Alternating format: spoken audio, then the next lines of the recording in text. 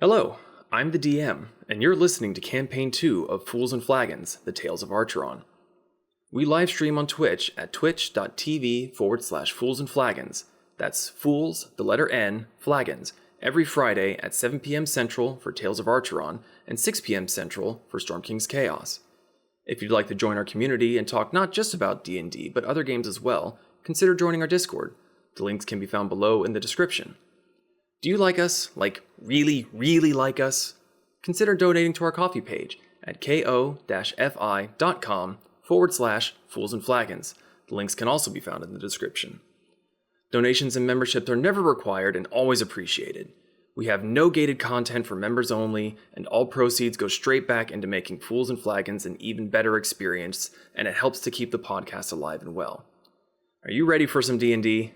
All right then. Grab your drinks and raise your glasses. It's time for the Fools and Flagons podcast.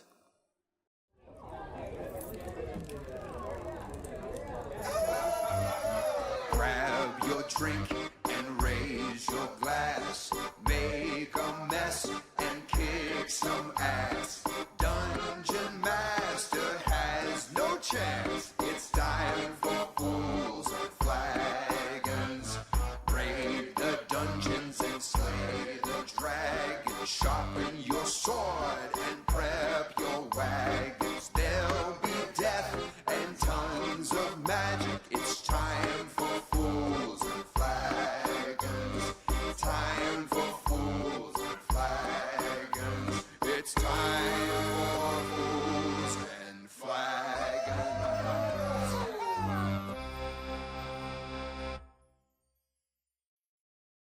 I thought you just got my prescription. Well, hello everyone. Zach apparently got his prescription. Hell yeah. You want to talk about it? Well, yeah, I'm gonna get eye things for my meta quest 3. Oh. Nice. So you're just like, they actually just go inside the visor. Yeah, you have to have a prescription, and you have to take a picture of it, and then when you put them in, you literally push them in, and they're designed to plug in. Huh. Cool shit. They're $50, and I'm just like, I'll spend $50 on that. Per? No, for the pair of them, Oh. and I think they're guaranteed for like 5 years or something. Wow. By that point, we'll have 2 new versions out. So, that's pretty sweet. Okay, well, hello everyone, and welcome to Fools and Flagons, where we talk about our shitty eyesight, which pretty much everyone here needs glasses, which I'm just now realizing. Except for you. Well, no, I still have them. I'm just probably the least impaired. Fair. He's a liar. No, I'm an imposter. I wear them for blue light purposes only. The farthest I can see is that far. I'm I think the word you were looking for is the liar. These are 100% blue light glasses. Yeah. Liar. I have shit vision. I'm just nearsighted enough that I have an O1 restriction on my license. Like, I can see everything perfectly, I just can't read everything perfectly. Like, if I'm coming up to a street sign, I can tell you exactly that's a street sign, but by the time I'm able to read it, I'd be going past it. I have no restrictions on my license at all. I'm wearing these to protect my 20/20 vision and keep it that way. I'm squinty. I didn't know I needed glasses until I got my driver's license, and I was in the DMV doing their little eye test thing, because my last name ends with a B, so I was always at the front of the class. I never struggled, because I was fucking right there. And then I get these glasses on, like, those trees have leaves. That's neat. That's kind of cool. Anyway, we're back on playing Tales of Archeron tonight, so yeah, we get to roll some dice. So, gonna give some quick thank yous real quick.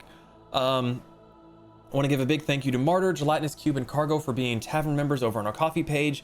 Your support of us is really, really appreciated. And if you like what we do and you would like to support us at all, consider our coffee page. It should be down in the description. It's in the chat right there. And yeah, anything that is given to us goes to Fools and Flagons and make sure that everything can stay up and functioning, because this is a hobby and it's 99% coming out of my pocket.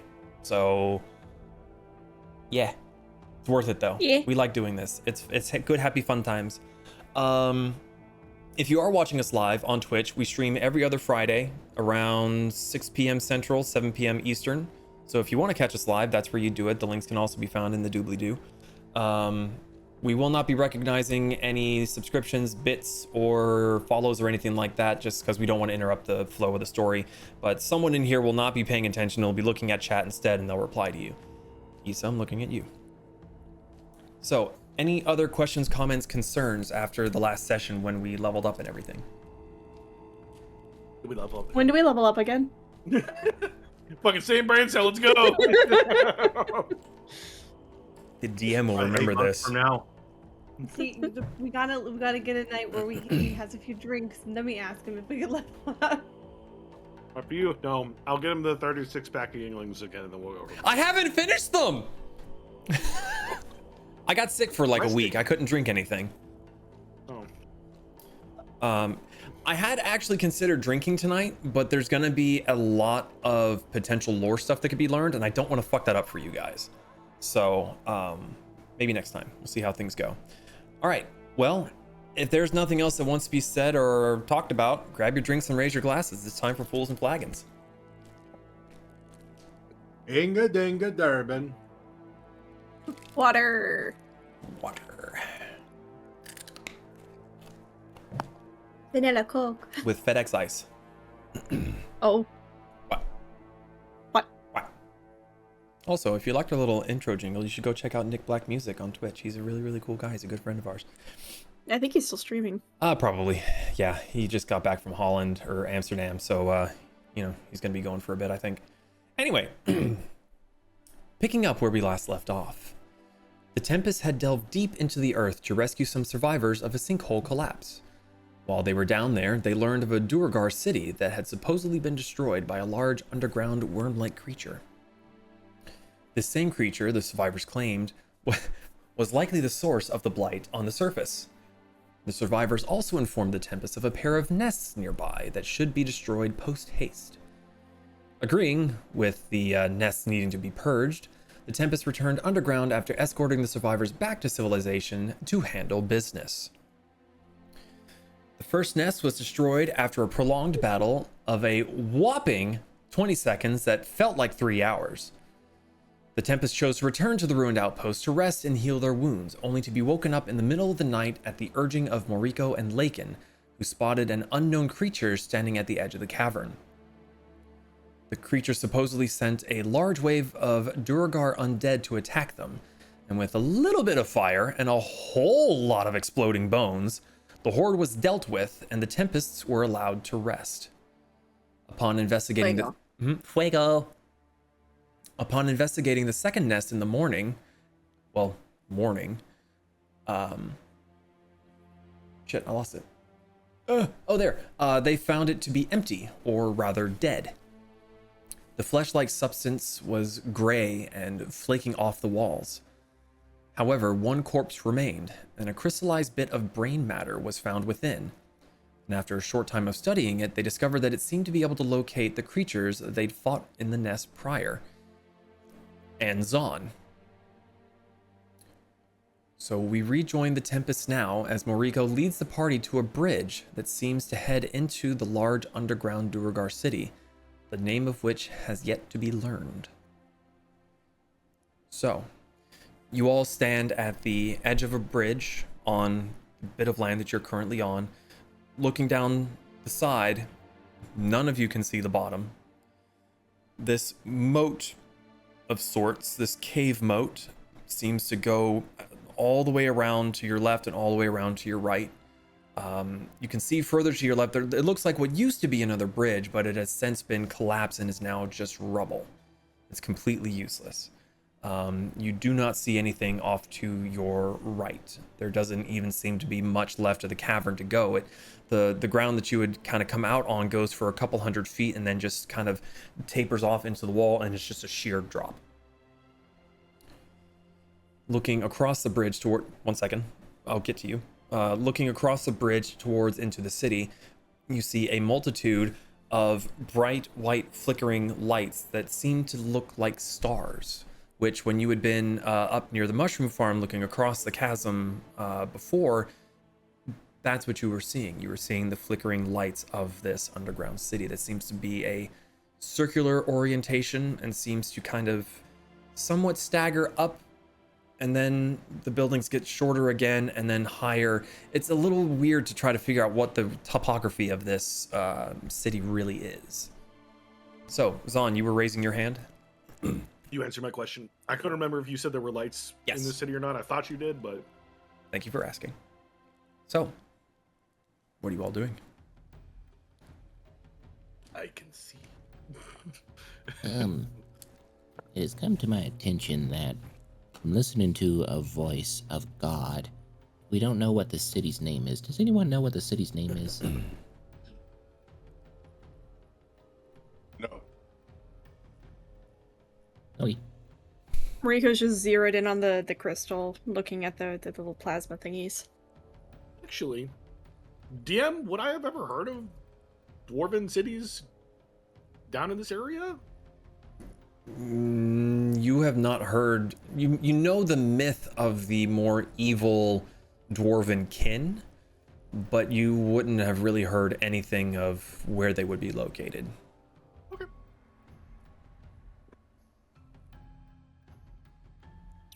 So is this bridge complete, or is Yes. there... It goes straight across the chasm.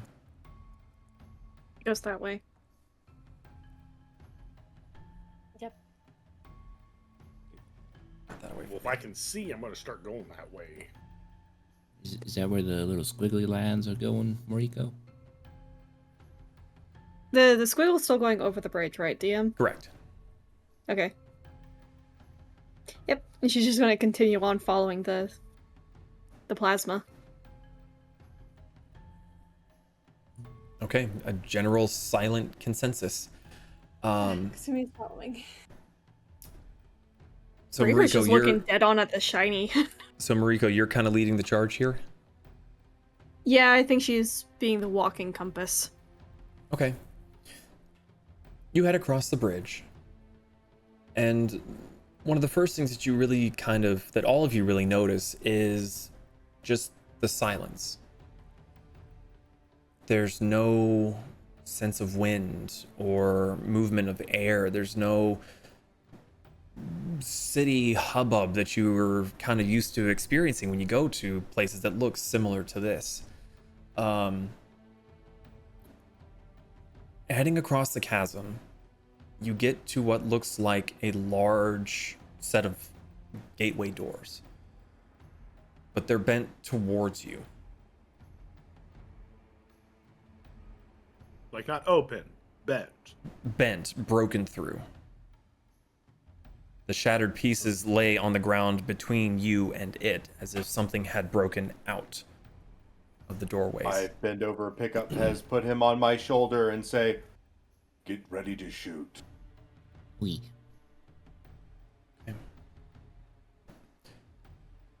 Heading further in. Carry on. And literally, even if I try really hard, I hear absolutely nothing. As you get closer to the hole in the doors, and your ears somehow widen to try to pick up even more sound than you normally would. Guess what? These Get more things fluffy. fold. Actually, 6 feet long. Yeah. It's fucking Dumbo. Surprise! Hey, if you drink from the jug of anything, that might just happen. Good thing I'm not going to do that. Does Brick still have that? Kasumi, do you have that? I do. You do? Okay. No, you don't. Oh, Actually, You gave it to me. yeah, I did. I gave it to Zaan. Ah. okay. I was just kind of I was curious. tired of- I I hadn't was seen tired of it in babysitting. like 6 months, so Well, it's because Brick was the main, yeah. Problem child. main person using it. Connoisseur, yeah. Enjoyer, partaker. Yep. Idiot. Not gonna argue that. Zaan, you keep your ears as wide as possible, listening. And you hear the occasional sound of what seems to be a pebble dislodging. Something small coming loose. Your heartbeats seem to be louder than anything that you're hearing right now. Your breaths are almost deafening just for how quiet everything else is. Stepping right through the collapsed gateway, you can see that it is bent, twisted, and parts of it seem to have almost even been melted slightly. Whether that be from some sort of a fire attack or just the sheer pressure heating up the metal bars to where they sheared off. It's a little difficult to say. It's been like this for a while. And right inside those doors, you see the you see strewn bodies of Duergar soldiers, fallen exactly where they were slain. All of them seem to be looking towards the center of the city. If these are been dead a long time, recently died. Make a medicine check. Oh boy! Actually, wasn't that bad. What's medicine? Plus Starts with 5, an M. Dirty 20. Dirty 20. You've killed things before. You've looted things before, and I know. Going. Oh my stars. It wasn't me. He was the three-eyed man. It was a three-eyed man. These corpses have definitely been dead for some time. The skin is stretched tight over the bones, and in most places you see just the bones. These have been dead to the point where it's not the foul, bloated corpse smell. It's the dusty, musty graveyard smell. But let's see. Peering around, the buildings here look like. It makes water come out. Sorry. You're fine. The buildings seem to be leaning at strange angles, whether the ground has shoved things around, dislodged them. A fair few of them look like they might be ready to come toppling down. Some of the taller ones. Doorways are smashed in, walls have fallen over. Some of them going inside the building, some of them littering the streets with bricks. Yes, you, sir. I go over to the closest body. Oh gosh. There's many. Entourage. Oh, just wait. I reach down and I grab the closest corpse around like its rough armor and kind of dilapidated flesh, and I pull it towards me to where it's like 6 inches away from my face. This green energy emits from my mouth hole and goes into its mouth hole and breathes life into it as I cast Speak with the Dead. That's a lot of mouth holes. Just wait till what happens next. I learned a new spell. Oh no. The energies that leak out of your mouth into its seem to go and gather around its throat, and there's no lungs to billow, but you hear the rattling of bones that seem to connect and like become the tendons and muscles to make the head crack forward and the jaw reseat itself enough to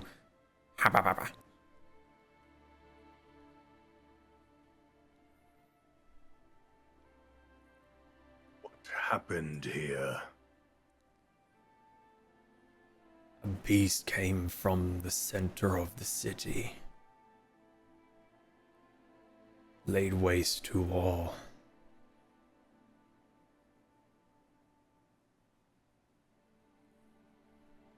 Is that it? Is that it finished? Okay. No, that's it. No, my next question, was that it? Oh. No, I shit myself too.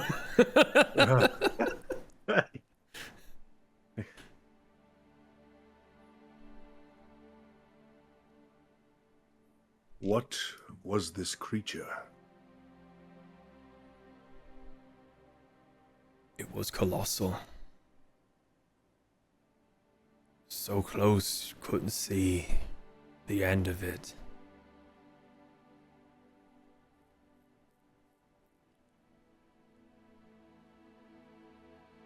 Pez, any questions? Hmm. I mean, I wasn't able to see the critter, right? It was too large. He could not That's see the end comforting. of it. I imagine your creeping death or leaping death or straight death or whatever the death was. Yeah, crawling. Crawling Kind. ones, yes. Yeah. I could ask how long he's been dead. Yeah. How long have you been beyond? Time loses meaning when you're dead. That was coming. What's right?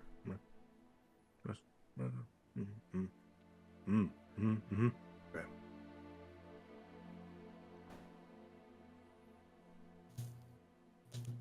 In which part of the city did this creature emerge from? The center. You can't miss it. Large hole, probably. Yes. Well, I don't have anything else. Anybody else have a question for this man? I mean, I'm a dwarf. What color is it? Well, I don't know if you know this, Moriko, but most Underdark creatures are colorblind. I did not know that. Did you know that lemmings also no aren't sun. birds? You learn something new every day. That's a deep cut joke right there. my only other question is if it was like followed by anything like a entourage of little berbers. My final question. Was this creature heralded or followed by any other creatures like it?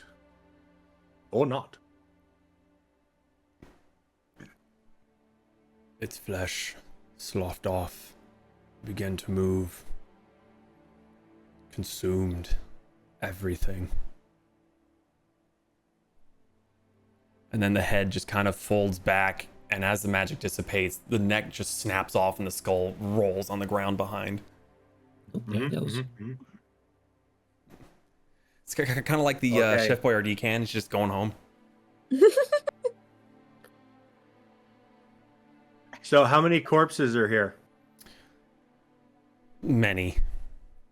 Many? No. DM, I need to know an exact number. For no reason at all. You Bone are man quite cometh. literally standing in what used to be a battlefield. Taking the time to look around, you see not just Duergar soldiers, but other bones and configurations that don't match any creature any of you have ever really seen before.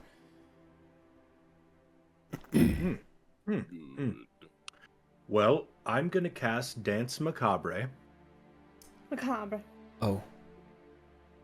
No, I like to say Macabre. It's kind of like when you're speaking with your diaphragm. And Shempagan. Shimpagan.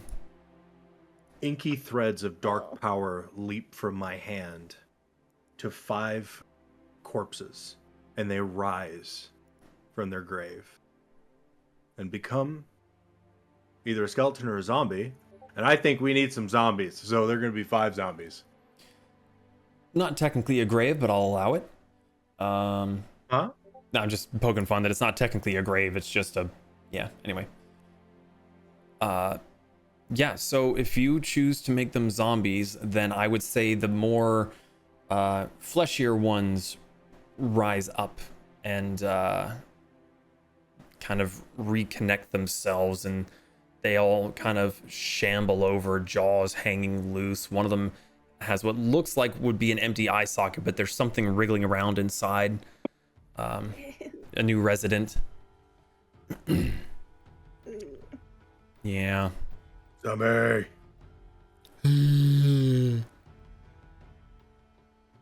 So that means I have a total of 9 followers right now. Yep.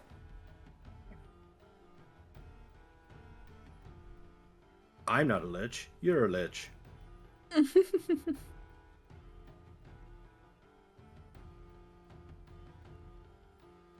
So, do we keep going to the center? What? DM, is the plasma thing still going towards the center, Yes. or has it moved? Okay. It's going towards the center. Moriko. Hmm? Having stepped inside the city, it had been quiet up until this point, but you swear you can hear whispers.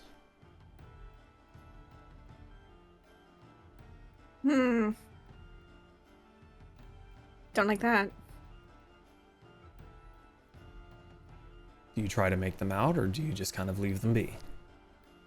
I'm gonna try to listen in, see if I can make any sense of anything. Make a perception check for me.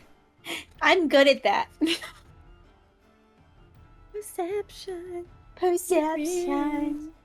Oh, that went up in number since we leveled up. Uh-oh. I guess it did. 18. 18? Yeah. You try really hard. You listen as intently as you can. But it's just barely outside of your range of hearing. Can I tell what direction it's coming from? It was a failed perception check, so unfortunately not at the moment. Damn it. If only you had somebody to make aware of you heard noises. It's good at hearing things. I mean, Zaan, you Would Zaan be able to hear it? You could say something and I could keep my ears on it. Zaan, as soon as you stepped through the door, you started to feel more than hear what's almost like a distant, heavy thumping heartbeat. It's more a presence than a sound. Oh, I hate that.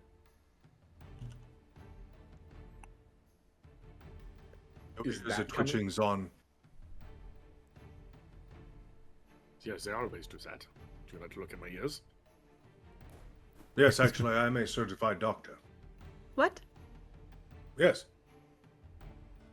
I've been alive. Well, I've been around for a very long time. Good save. DM, can I tell I where was- this... Sorry, go ahead. Nope, go ahead. I was being chatty. Can I tell where this... Is this thumping coming from the center of the town? It's not so much directional. It's just like you just feel a consistent force kind of pushing against you from all around. It's ever present. There's no directionality to it, but you started to feel it once you got into the city. Just gonna keep my ears at more of a attention than normal. But you don't hear whispers, and I don't think I know. Moriko said that she was not- hearing whispers. Not so. related. Not related. Okay. Just And Moriko, you didn't say anything about hearing things, correct? After getting frustrated that she hasn't been able to figure out where they're coming from, she's gonna stop and look at Zaan. Do you hear anything? yes. Because I hear whispering and it's annoying me. I don't hear whispering, but I hear the heartbeat of something. Well, Don't like that. You don't hear it, you're feeling it. I feel the heartbeat of something. Still don't like that. It's not me, I swear. No, I'm aware. haven't I heard still have anything my- from it. I still have mine. Just like Sometimes you breaks think ribs. you've lost it, you know? The corpse did say the creature came from the center. We should move. Why are you still standing here then? You guys can see better than me. Go. Listen, I am currently managing 9 creatures. Chitty chitty chat. Chitty chitty chat chat. The more you guys Undead talk, horde. Advance. the more you talk, the more I can figure out the whispers, and she's gonna keep walking towards the center. Meanwhile, Kasumi is just staring at the horde of dead bodies with a disgusted look on her face. Just like mumbling underneath her voice, it's so unnatural. Says the lady who's a fox from another realm. But do I look dead? Why are you being judgmental? Sounds a little racist to me. No, they're falling apart. They're not falling apart. Be nice. Lifeist. Herman only has an ear on his left side. That one doesn't have an eye. He doesn't need it. Oh. He makes up for it in You hurt his personality. Just oh. By the way, in case you want to know, Dungeon Master, I did name my 5 zombies. Please go ahead. Dom, Herman, Iggy, Oswald, and Yuri. What was the last one? Yuri. And he will have his revenge. Why URI? Yeah. Oh. Or Look at Russian. you. Um, Gonna get crazy here. When I get to higher levels, I'm gonna have like 30 of these motherfuckers following Oh us. God. Entourage. Groupies. Yeah. I'm following. I'm keeping my ears at fucking... Maximum radar. So sending out sonar pulses. you all walk for a ways. This city is fairly large. Some of the buildings are relatively short. Some of them go up what look to be 3, maybe 4 stories. Some of the structures have that flickering white light coming from within. Some of the remaining street lanterns also seem to be lit, casting odd, eerie shadows throughout the city.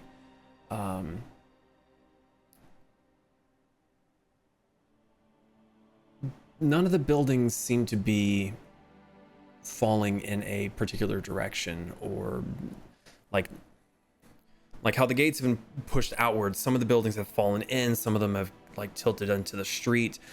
Some of them just look like they've been lifted slightly and they haven't yet crumbled under their own weight. And then there's a few structures that look like they're perfectly normal, perfectly sound. So who's actually in the front here? Because I know that Lakin sent his horde forward. So you are in front. So you're zombies and skeletons, then you, I'm assuming, or are you leading the charge? So the zombies are in front. We have Lakin and Pez, and then the skeletons are behind with their bows. Okay, so Moriko, where were you wanting to? You're wanting to be like right behind Lakin? Well, behind the skeletons. Skeletons, She's gonna okay. let that buffer be there. Sumi's in the back, Away from the skeletons. away from the dead things. What, where are you gonna have to stitch him up to? No. Damn, shots fired. say this, but everything in this city is dead. I can Zaan see. just smiles. I can't wait. Thanks Wait, so is there much any for- is there any plant life at all? Like moss, mushrooms? Big mushrooms. Not that you're able to see. Damn. Pez, what were you gonna say? No, someone said I moss. said it. Yeah. I No, said the say trigger there's word. something before that. Just tanks are in the front. Okay, there you go. I am a tank. Now. I'm a tank, I'm a tank, I'm a tank, I'm a tank, I'm a tank, I'm a tank, I'm a tank. I'm the tank and you're not. Wait till I take all my undead creatures and make a flesh mob. No. So, for how silent this part of the city is, every footstep seems to be echoing like a gong. Any kicked pebble, getting shunted down the street is just absurdly loud because there's no other sound. But I have no shoes on. They are my soft feet. Yeah, yours are just like shaking. Just pretending.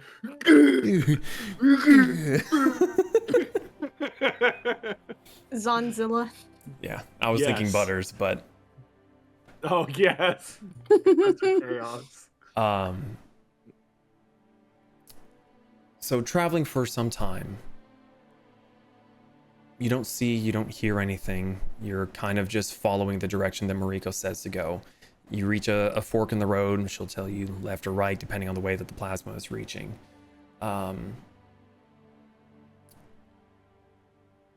Lakin, make an investigation check for me. Moriko, you too, since you're focused on the gem, aren't you? Not anymore. She's trying to like alternate looking up and around and then looking to make sure that they're going the right direction still.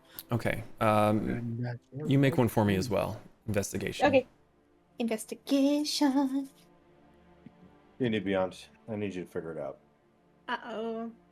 Spadoodios. Ready for this? Ready for this awesomeness? Sure.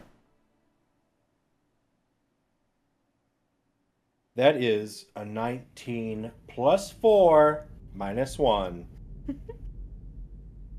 So 22. Yay, map. Yeah. Moriko. 30-20. Dirty 20. That was just enough. Yay. So the pair of you kind of leading the charge, looking around. I did kind of forget that Pez was up there as well, but these were successes, so I'll just say that he was there assisting. I help. All three of you see it relatively around the same time. Initially it looks like roots or vines, some sort of plant life is growing along the stonework as you get closer towards further into the center of the city. And it first kind of came to your notice as there's breaks in the brick, and you see what's almost like webbing going between the bricks, and it seems to be connecting to each side. And you're seeing it more and more and more as you continue further into the city. These strands, these roots are getting thicker.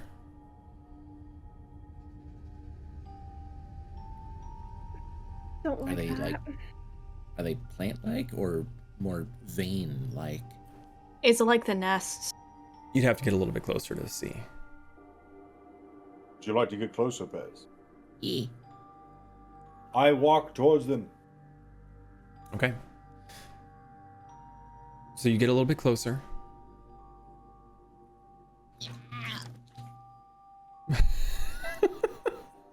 I will hold Pez out in front of me. Football style. Hamburger hold? Mom. Oh. Oh, Why did you lick it? Mom. I mean, For science. Pez, yeah. make a dexterity saving throw at disadvantage. Oh. Oh! Ooh. Ooh. I rolled a 4 and a 5. Oh no. So going with the 4, that would be 13. 13 is a failure. You get closer with Lakin's assistance, and you see that these look to be the fleshy tendrils that seem to be working their way through the stone. They are gently pulsing and burrowing, worming their way through the stone. And as you go to lick one, you come to find out that these are actually rather fragile. And that little gentle touch caused it to burst, and you take 8 points of acid damage as the inside sprays against your tongue. And it is worse than any other hot sauce that you've ever had ever. Oh, fit. No. Goodbye, taste buds. He's gonna have numb tongue. Num num! You're gonna have dead taste bud splotches. I can't taste sweet no more.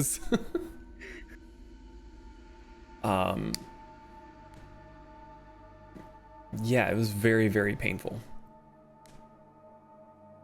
Don't do that. It's just very painful.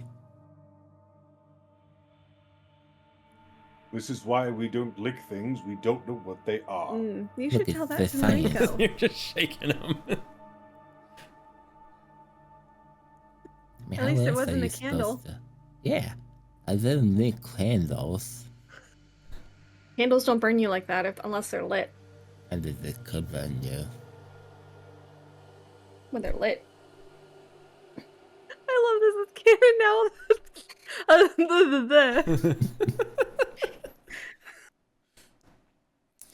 Well, it is the same stuff.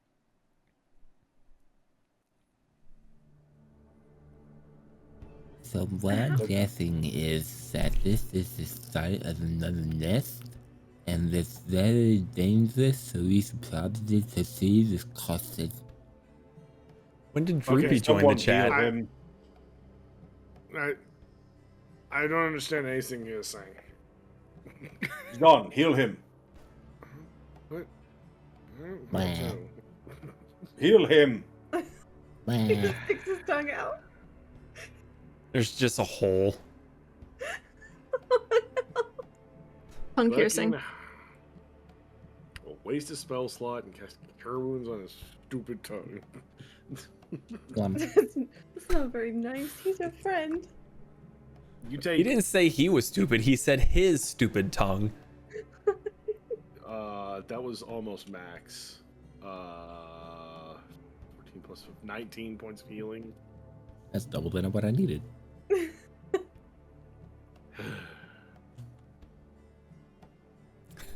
Shake his glowing hand. Ew.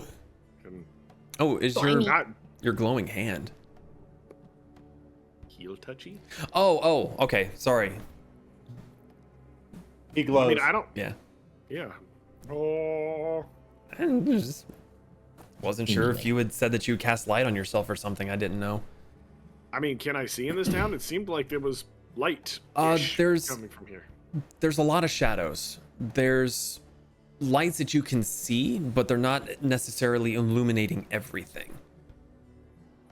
If I can see enough to stay with the group and at least make out my surroundings, I'm not going to worry about light just yet. Well enough. How tall is this cavern space? You cannot see the ceiling. Okay. So, like, it's a good clearing above any buildings Yes. or whatnot. Just Yes. any structures. Okay. This city seems to have been built inside of a colossal underground cavern. Okay. How tall are the buildings, like, next to us? So they are the height for Duergar, so dwarven style people.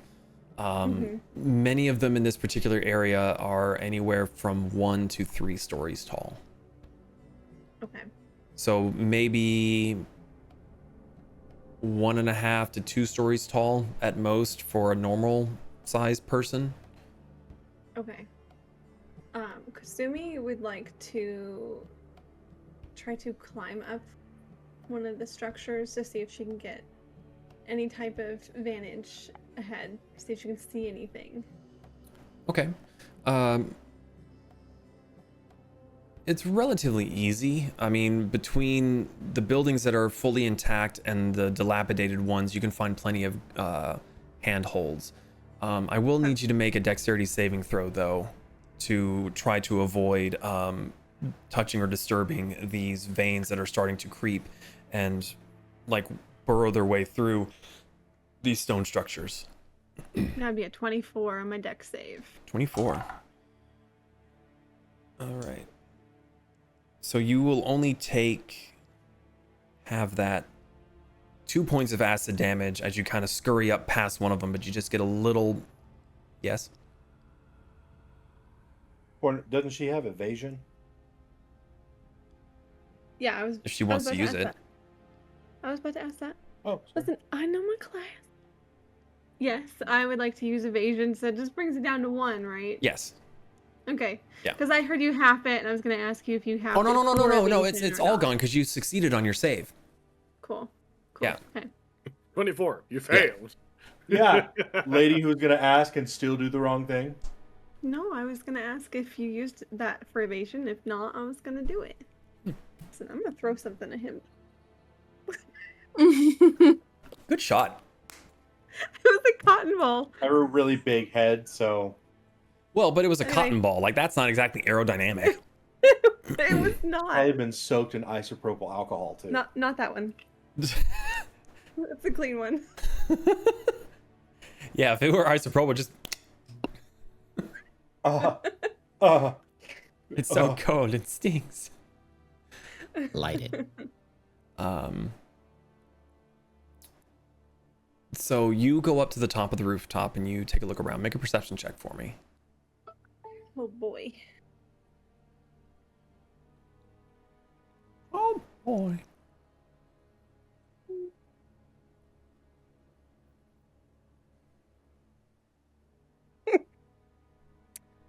Six.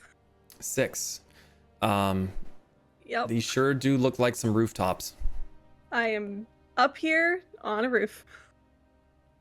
I'm on a roof. Cool. What Yep, do you she's- see? How close are the buildings? Like, is it almost like a downtown style where like the roofs are touching, or? This seems to be more residential than there's a few places that look like there might be businesses here, but being on the outskirts of the city, this is probably where the more middle class, lower class would live. It's cheaper, it's further away from the bigger hustle and bustle and the more lofty areas that would be. Plenty of alleyways. Most of these you'd probably be able to traverse very, very easily between with your acrobatics. Okay, so she's gonna continue kind of just like following alongside them, but just kind of like hopping and doing her little rug flips and whatnot. Not flips. She's not being that fancy right now, but Should still, be very she's... easy for you to do. I'm not even gonna have you roll for this. Okay. But when Zaan asks, I don't see anything yet, but there's so many buildings. I'm gonna keep looking. So she's gonna keep going. Okay. Moriko. The whispering gets louder, where you can start to make out certain words without having to strain very hard. The voice you hear seems angry and is kind of resonating inside of your skull slightly. What are the words I can make out? Intrusion. They slay the brood. They must break. Feed them to the void. Unworthy things they will burn. The Maw Shroud watches. Strike soon.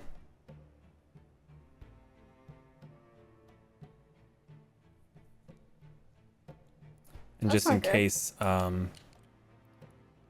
Pez's interludes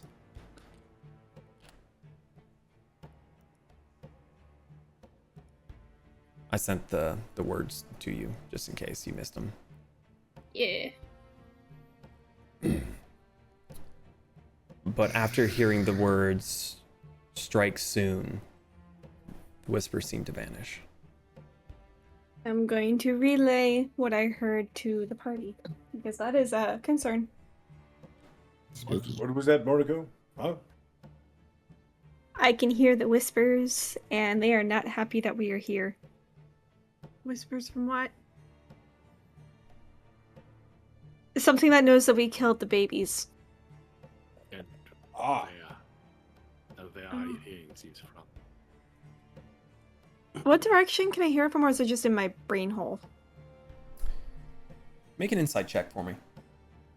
Insight. Ooh.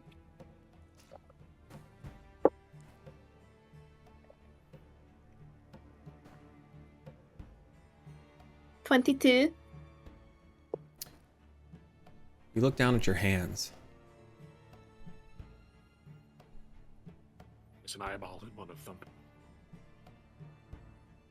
I'm hearing it from the crystal. Well, that's normal. So, is it tracking us through the crystal too? I don't know, but I think with the crystal I can tap into what the general hive mind is saying. Oh. The hive mind? This sounds like a hive mind. You know what a hive mind is. You remember the mushrooms under Dry Bell? Sure, yes. Do I still hear the pulsing and pushing against my being? You're still feeling that steady thump, as if it's matching your own heartbeat now. You know how when you've been running or doing a lot of heavy lifting in the summer, and you can, like, once you get into the cold, you can just kind of feel like the pumping of blood? You're far more aware of that sensation now than you've ever felt.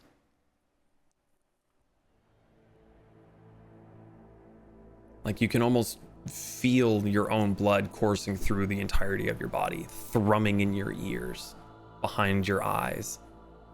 I feel everything. So DM, is the crystal still only tracking one point, or are there multiples now?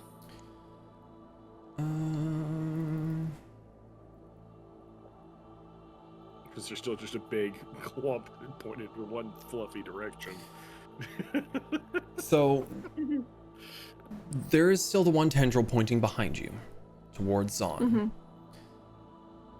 The other tendrils that you have been following into the city are now gaining more color.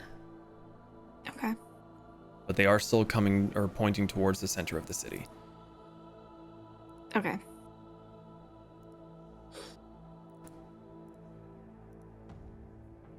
So I'm just saying, be prepared for an ambush in any possibility. All right. Ah, I okay. presume he's going to stay on the roof. Let's get ready to start blasting. Oh, Archers, knock arrows. I don't have any. Oh, yeah, undead people. I forgot about that.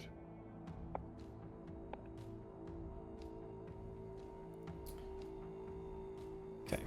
So you're heading further in? Yeah. Si, senor. I'll have my sword drawn as well, just in case.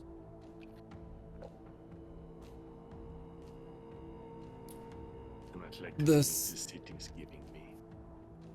The sounds of the city change slightly. Where before there was dead silence and everything you did seemed to echo and amplify in the darkness and the gloom, the sounds start to become more muffled. The brick and stonework surrounding you are becoming more patchy. The tendrils are thicker, and it seems that the corruption, like what you had seen in the nests, is starting to take over and is essentially starting to fuse with the structures around you. Kasumi, you're having to be a little bit more careful where you step so you don't, get your sandals dirty and gunky by stepping on any of this that is starting to appear on the rooftops.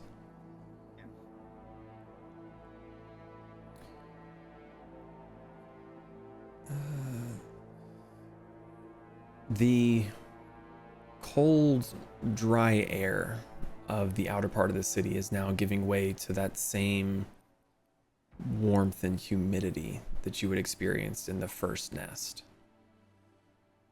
the lights that you had seen before that had been very steady and white now seem to be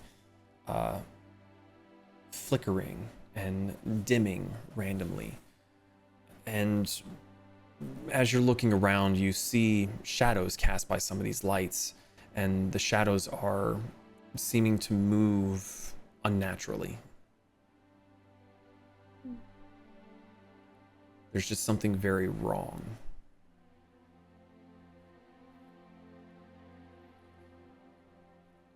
Soon enough, after a little bit of travel, the stone flooring starts to give way to more of the fleshy substance. It seems relatively fresh, like slowly creeping lava. And standing there and watching it long enough, you can almost see it moving further and further towards the outskirts of the city. But it's going to get to the point very soon where you're not going to have anywhere to step but onto this surface. Including Kasumi? Or is she kind of... Kasumi seems to have a little bit more leeway up on the rooftops. This stuff seems to be starting on the ground and is working its way up the buildings. So for Kasumi, you would at the least have maybe another couple of buildings or so before you would as well start having to traverse this same substance. Do you want me to start clearing a path?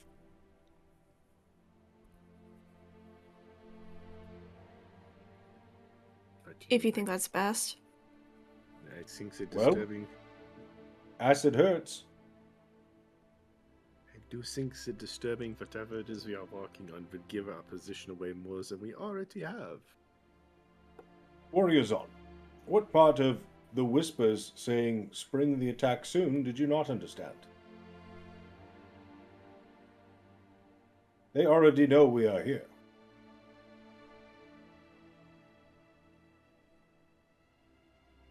Whatever they is.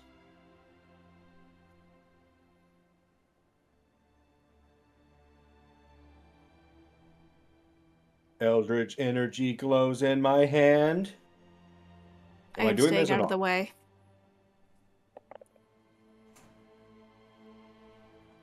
Right, fine. I can cast Go for 3 it. beams for 1 blast. Mm-hmm. And it being cantrip, I can just do it instantaneously. So it's going to sound like machine gun fire coming from my hands as I'm just kind of... Daka, daka, daka, daka, daka, daka. Need more daka. Okay. So you fire... I'll do that for about 10 beams. Okay. You're shooting the floor, so I'm not going to have you roll to hit or anything. I mean, it's the floor. You're going to hit. Your Eldritch Blasts leave pockmarks, divots. Unlike the cocoons or the sacks that you've been breaking in the nest, this doesn't seem to have the same heated blood material. What comes out instead is a thicker black ichor-like substance that kind of oozes and smells like dead fish. Ew. Your Low tide. Yeah. Your Eldritch Blast is able to cook some of it, but it's not really clearing the way. You've definitely dealt damage. Is this the same discharge that got onto Pez's tongue? No. Okay. And even looking around these patchy areas, the root veins are much thicker and seem to be more solid. Substantial. Herman, go touch that black stuff with your hand. Is this a zombie? That was a zombie. Okay. The zombie goes over and just goes, and just shoves his hand into it. Leaves it there for a second. It comes back out. It's dripping a little bit, but it's still attached. I will approach where Herman is. And I will say, hearty handshake, Herman. I grab onto his hand. Anything happened to me? It's sticky and kind of gross. A little warm. Limey. Warm for a zombie. It's okay. Do you need me to lick it? No. No. I am No. teaming you again.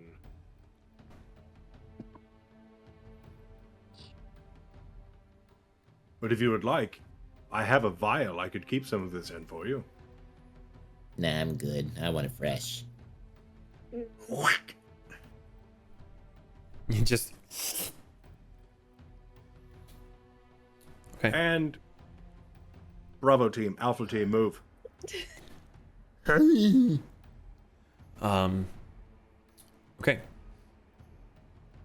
Do you all follow after?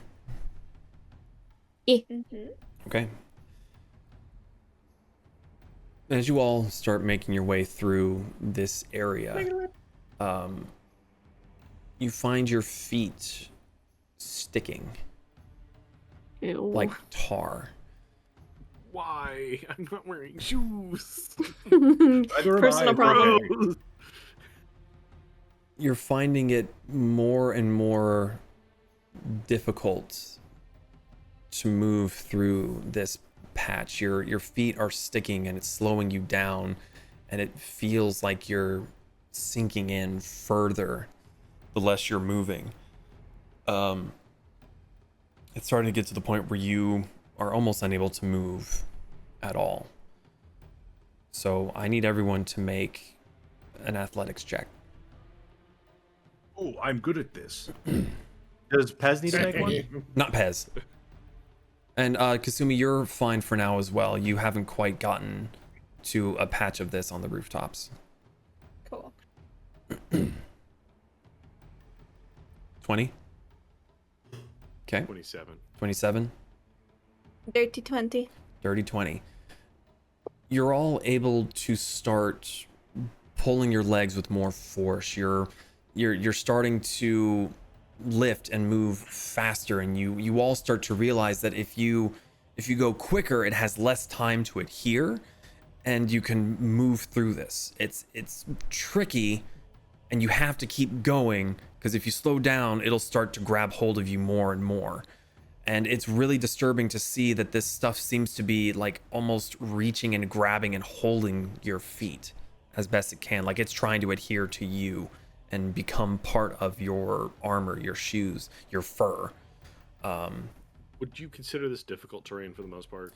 With those checks, no. So long as you keep moving. Can I get a sample of it? Not from Lakin's shoulder. Can you get a sample for me? Yes. I grab a vial, and I scoop up some of the goopy goo, put a cork on it, and hand it to my Pez. Okay. Can you make 2 other strength or athletics checks for me? One for each of the skeletons and then one for the zombie group. Sure.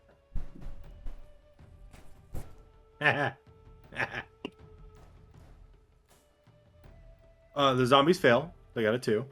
Okay. And the skeletons got a 2. Cool.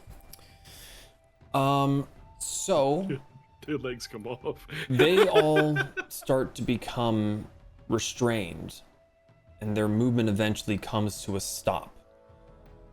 They don't seem to be in pain.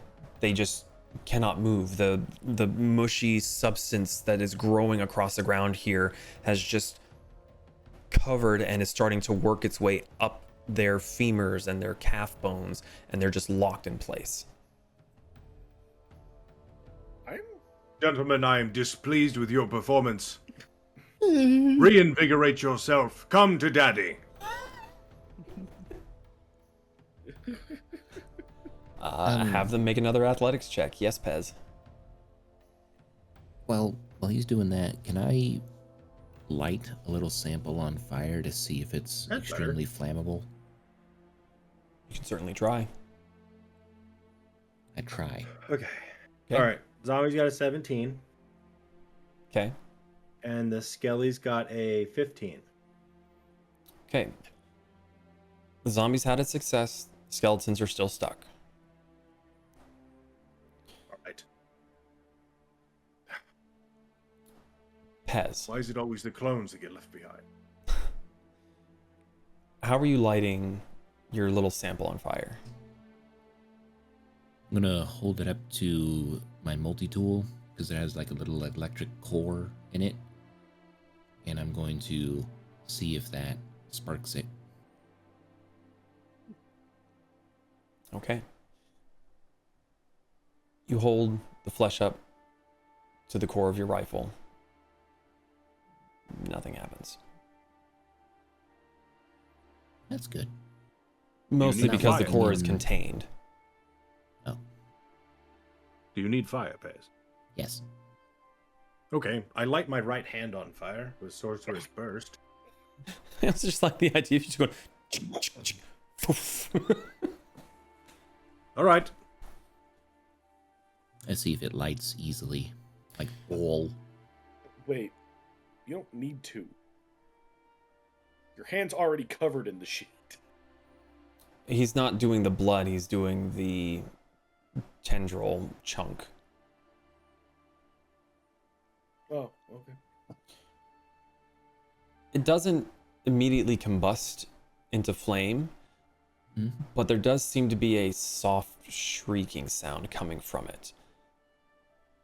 And it begins to echo and travel, and the floor beneath your feet begins to quiver slightly as it seems to join into the screaming as well.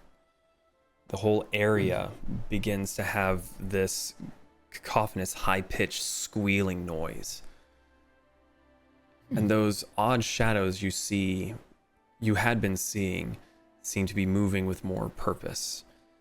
You see little wriggling things coming from the side alleyways. And you've seen these before in the previous nests, the small worm-like things that came from the ground cocoons, and they are coming very quickly towards you. What are you all doing? I'm jumping on Fire. Fire, boom. That was one person. Bonus action activating my aggressive defense. That's what I'm doing. Okay, I'm jumping up on a building. you're jumping on a building.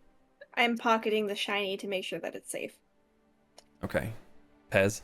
Keep it secret. Keep it safe. My multi-tool has been configured into shotgun formation. Shotgun formation. Kerpow. We're about to have a Groot and Rocket situation down here. Pez is Rocket. What are you talking about? He sees someone with a prosthetic leg. He wants that leg. And I need that guy's leg. Because we actually do it. Okay. So, Lakin, you shoot a burst of fire out. Roll an attack, please. That's a 30. That hits.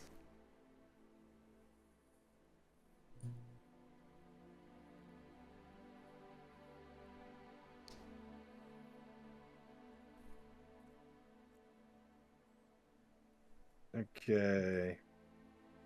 Because I've got my little buddy on my side here.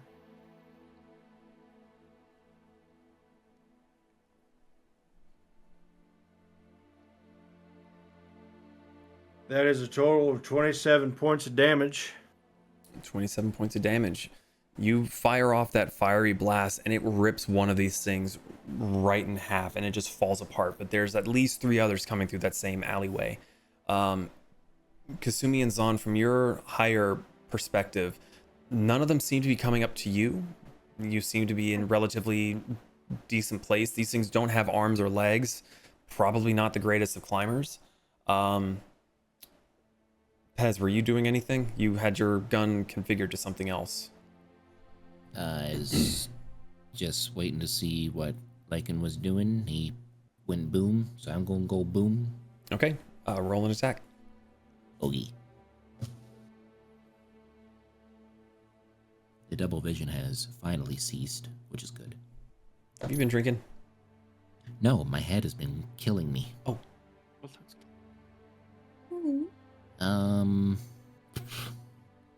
What's 17 plus 13?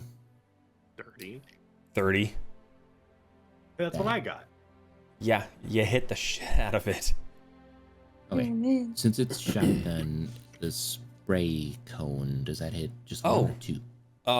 That's actually gonna hit like 3 or 4 of them. Oh, So, cool. yeah, Awesome. what's the damage? The damage is damage. Oh, okay. All right. Look, I'm just letting you know. Wow. This guy.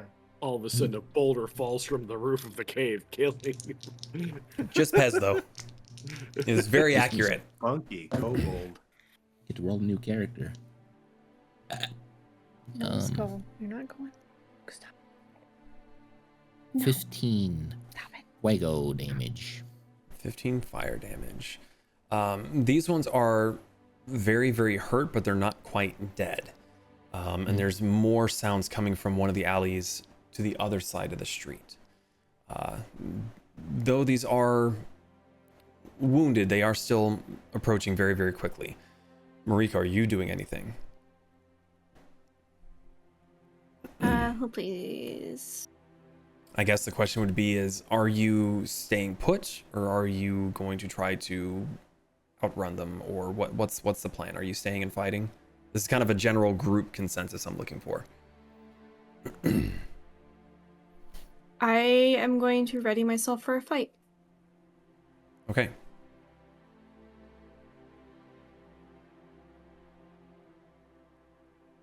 Moriko's not the only one here.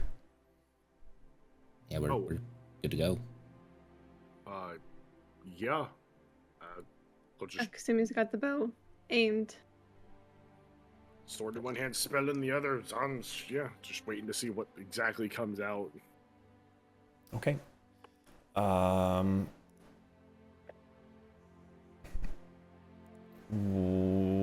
Well, that's unfortunate.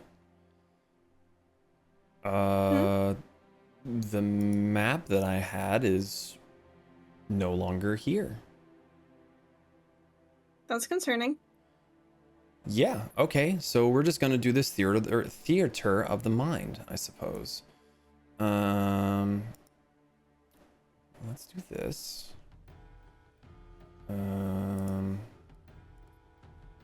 Hello, Merlin.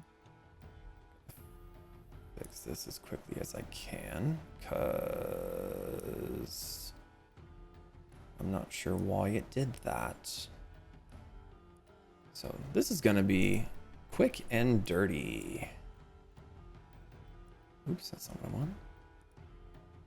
Sir, will you lay down? Our box. Dude. Another box. Dude.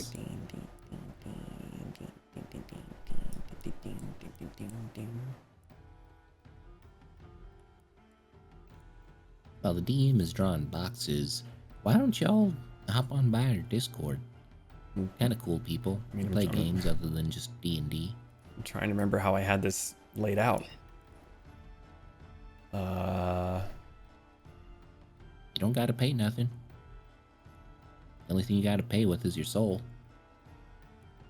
We also accept payments in firstborns. Just saying. Mm-hmm. In blood. Blood. Does this firstborn count? Sure. Yes. My boy. He's like, I didn't like that. I'm out. Fuck this shit. I'm out. Skull. Let's get a I miss my boy. little bit of change in combat. He needs to be accosted. Can I see him tomorrow? That is up to you. You're the one that's been deciding to go to your house and not mine. I wanna go see him. I miss him. Thinking I go to, I'll also get to see him next weekend as well. Gonna cost him. Gonna go against the grain.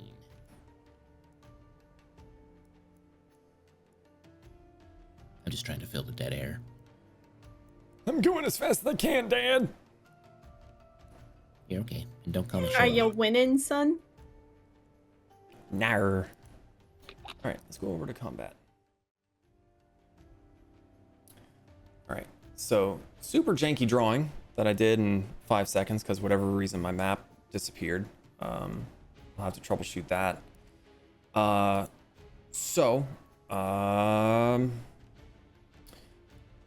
see, there's actually should be more here. So these ones here in this alleyway, these ones were damaged quite a bit by your shotgun.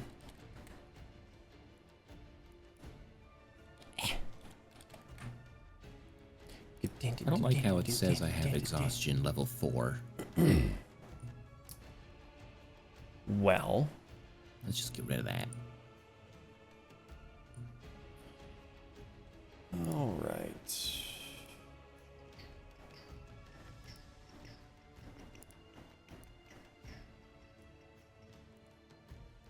Combat.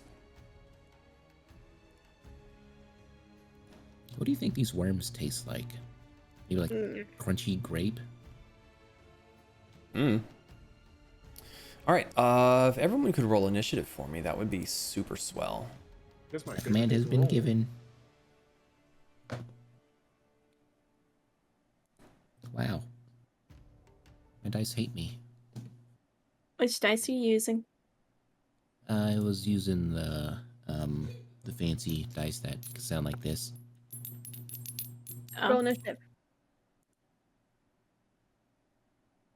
11. 12. Perfect.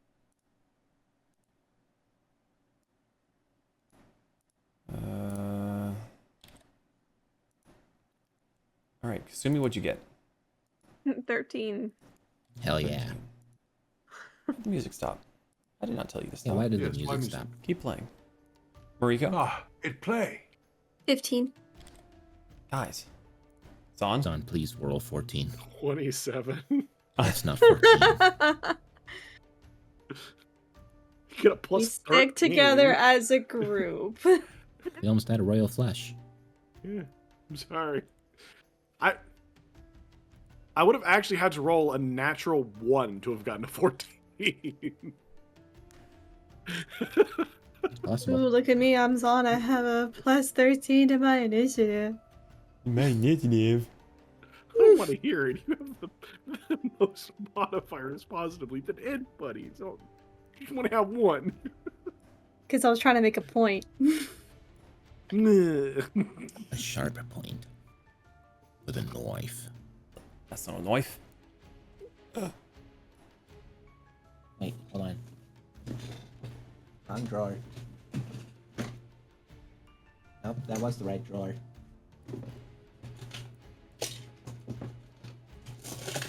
I love just the sound of chaos from Nim is great. I don't know where it is. All right. Well, Zaan, you were up first, sir, with Moriko on deck. What would you like to do? As I'm creating these walls for vision purposes. You're on the rooftop with Kasumi there. Yes, I see that. Kasumi is gray as fuck.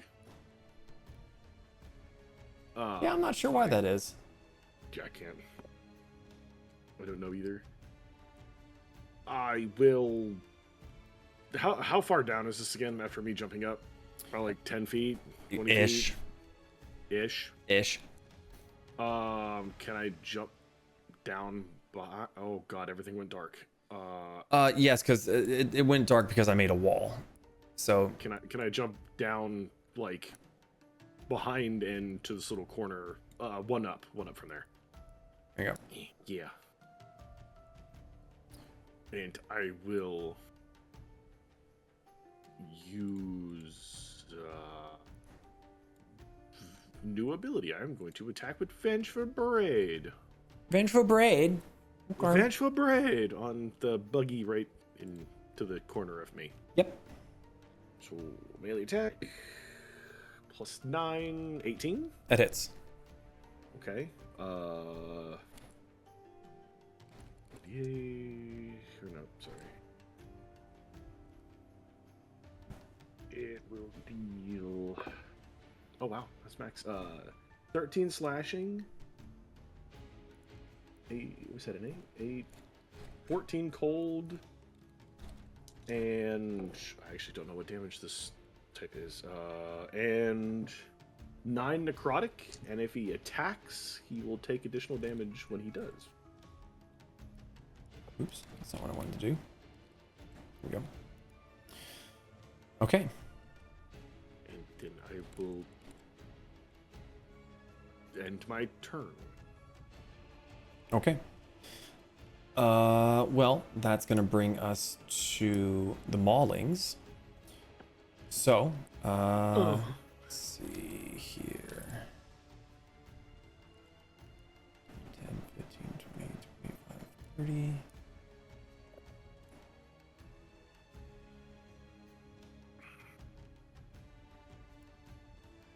Okay.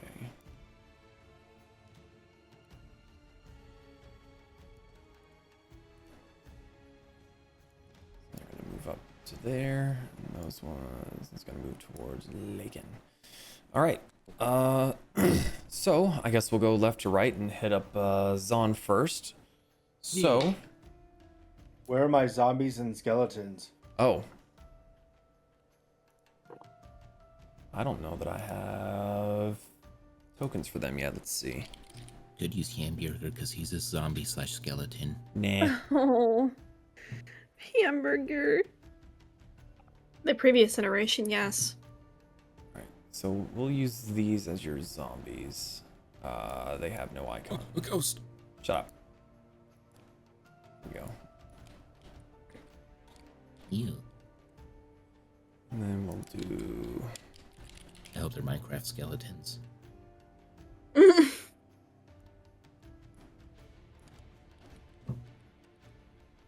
There was only 4 of them, so we'll say that these ones are back here and they're stuck in the goo. In the goo. Okay. Thank you for the reminder, sir. Again.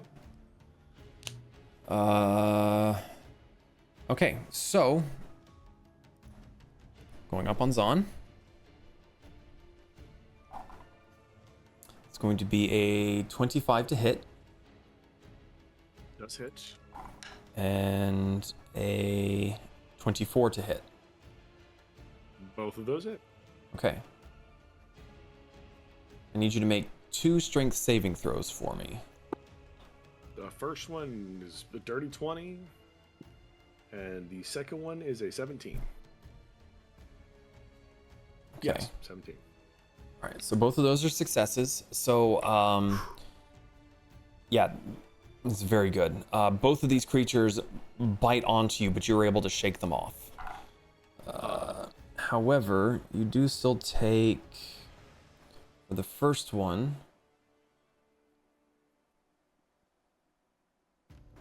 10 points of piercing damage.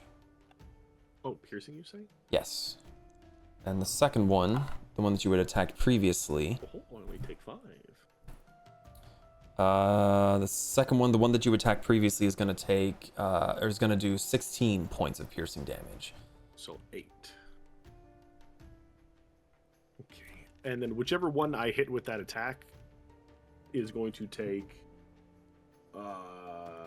18 points of necrotic damage. Okay, you said 18? Mm-hmm. Cool. As the spell erupts on him, dealing damage. Cool. That's why that one didn't latch on before. It bit onto you and just went... Okay. And that being said, I'm going to need one of them to make a dexterity saving throw. Let's go for the one that you just popped in the face. Sure. 22.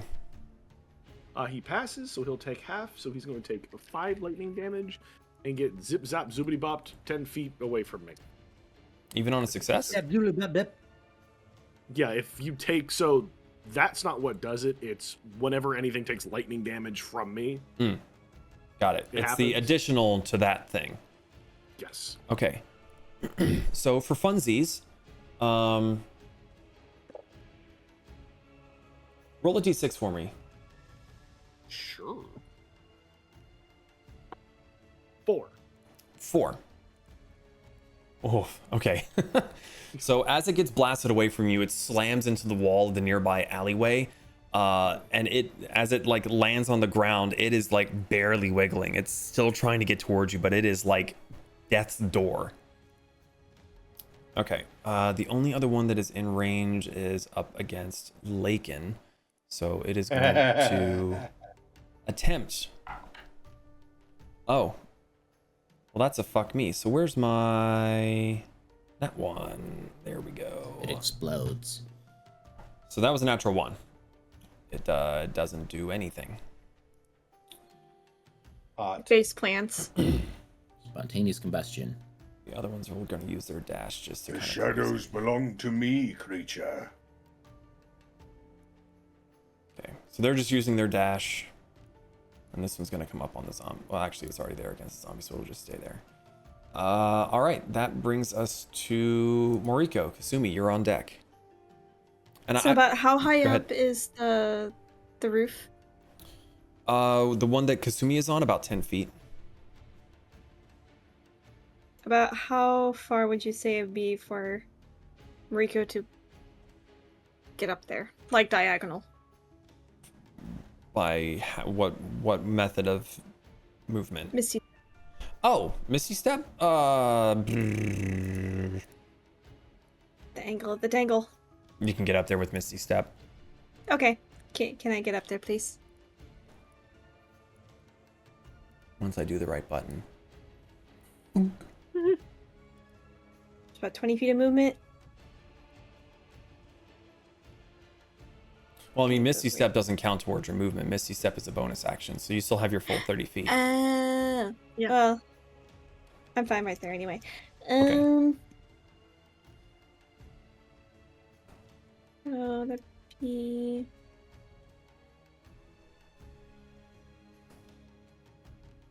I am going to frostbite that bitch. Okay. What's the save I need to do? Constitution saving throw, please. I swear I'm gonna memorize this by the end of the campaign. 16. Nope. Well, That... How much damage is that? Okay.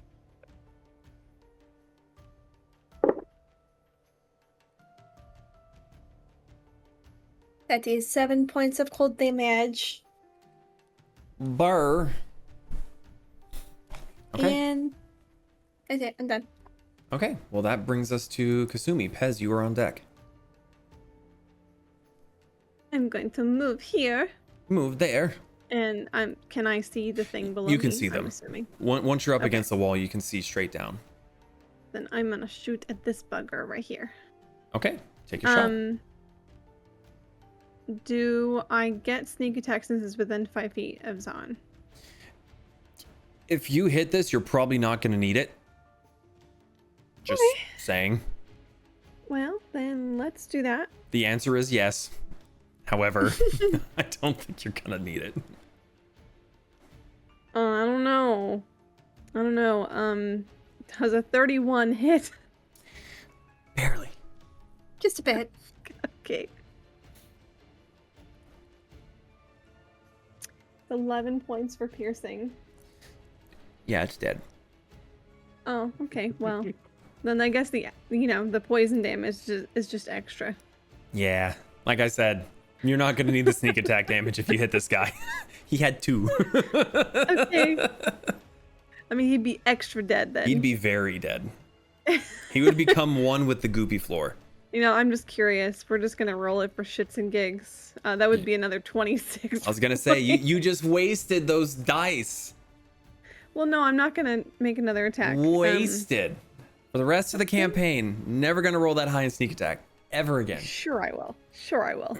Anything else you Sure would I like will. to do? I'm gonna bonus action hide. Okay, make a stealth.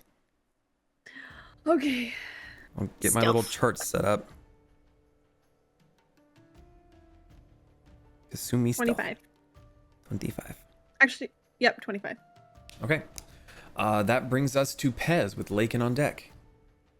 It is me, Pez, the destroyer of worms, as I shoot it with a shotgun. Which one are you shooting? The one that's nibbling at Lakin. Okay.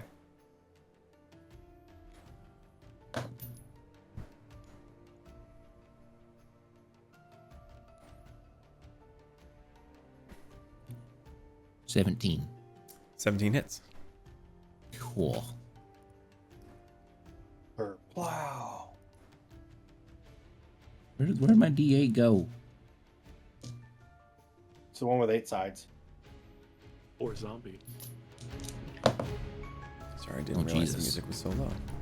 There's 2 6s, so 35,000.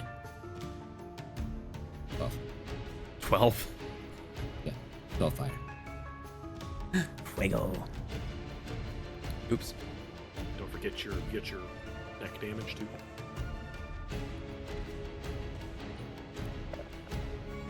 Does that affect being point blank? What? What was the question? Is Thorns thing with Lakin? Yeah, you're within range of Lakin. No. Oh, yeah. 3d6 go rolled. You don't have to if you don't want to. No, I can because it's still alive, unfortunately. Like me. Wow, that 4 decided to just barely be a 4. 9 extra. Pokey pokey. Okay. Anything else you would like to do, sir?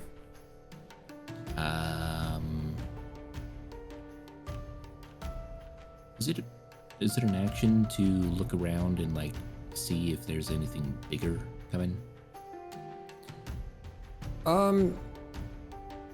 If you wanted to take an intensive look, I would say you would need a perception check. So at the moment, just at a quick glance, you don't see anything else. Okay. That's it. I'm just gonna chill. All right, that brings us to Lakin with Zaan on deck. What would you like to do, sir? Okay, these guys. Yes, those dudes.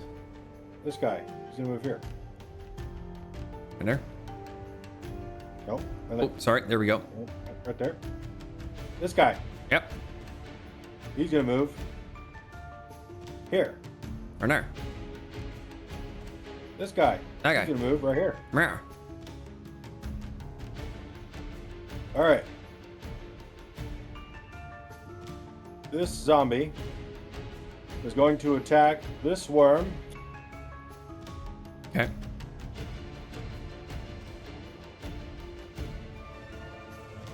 I'm assuming they have flanking. Oh, yeah. That is a natural 20 for the first zombie. Kind of wish I had that, but you know, here we are. Should have thought of that before you went and raised a family. Well, they get bonuses from me to their damage, so it won't be crazy. So that would be 8 plus 6 is 14 plus that's 19 points of bludgeoning damage. Nice. Alright, so that's his attack, and then I'm gonna go to this guy. He's gonna attack the same worm. Okay. Non-crit, but I believe this will hit. With a 23. That hits. So crazy. I have zombies that have a +8 to hit. That dude takes 6 points of bludgeoning. Oh, excuse me. My apologies. 12 points of bludgeoning damage. Cool. this zombie is going to attack this worm. Right. Also flanking. That is an 18 plus 8 to hit. That hits. That's 8 points of bludgeoning damage. Okay. Now, these two skellies are going to short sword attack this one. Okay. Flanking as well. Okay. These guys have plus 10 to hit. Let's see if I crit. I do not. That's a 29 to hit with a short sword from a skeleton. Yeah.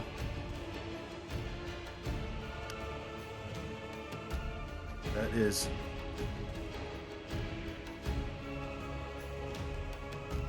12 points of piercing damage. And then the last short sword attack is a 27 to hit. That hits. The 17 plus 10.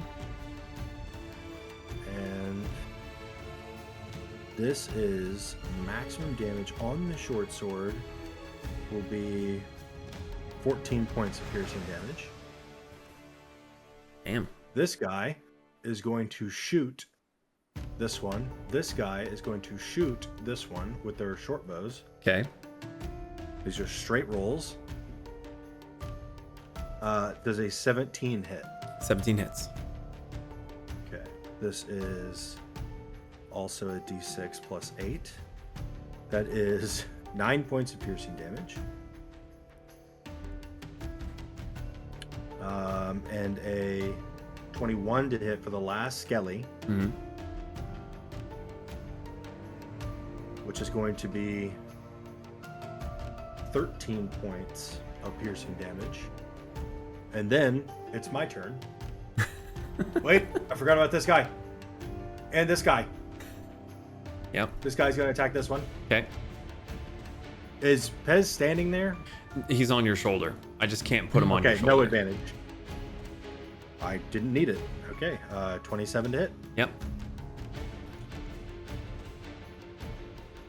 Okay, this is 14 points of bludgeoning damage from that zombie. This little guy up here is going to attack this guy. Yep.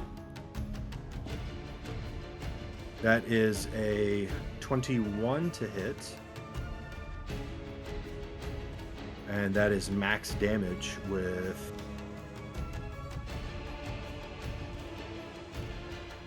14 points of bludgeoning damage. Now it's my turn. Yes. Finally. Okay. Okay. This dude's catching 3 Eldritch Blasts at point blank. Okay. Do you have the thing that makes it so you don't have disadvantage on it? It doesn't matter. I'll roll at disadvantage. Okay. Because you are within melee range. Oh, yeah. Perfectly fine, sir. That is a 28 to hit at disadvantage. Yep, that hits.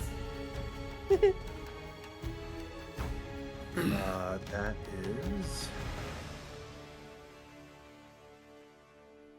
That is 10 points of force damage with 14 points of piercing. So, save your other 2, because you just killed that one. Okay. I'm going to share the love. Yep. We're going to go over here to this guy. Yep. The one on the other side of me. At disadvantage. Yep. That is a 17 to hit. 17 hits. This is 12 points of force damage. 7 points of piercing. Last blast is 21 to hit. Okay. And that is going to be 9 points of force damage and 6 points of piercing damage. And that's my turn. All right. Fun. Sorry, I have an army. No, it do be like that sometimes. Okay. Well, that brings us back to the top of the round with Zaan. I'm gonna smack Duber in front of the deal. Okay. Vengeful Blade as well. Also, Zaan, you take 3 points of necrotic damage as your feet start to meld with the floor underneath your feet. You had not moved, so it is starting to adhere to your skin. But I did move. You haven't moved. You just went straight to attack. Oh, okay. You ended your turn in that space, and you're still there. Gotcha. Okay.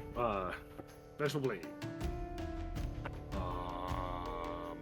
Does a 24 hit?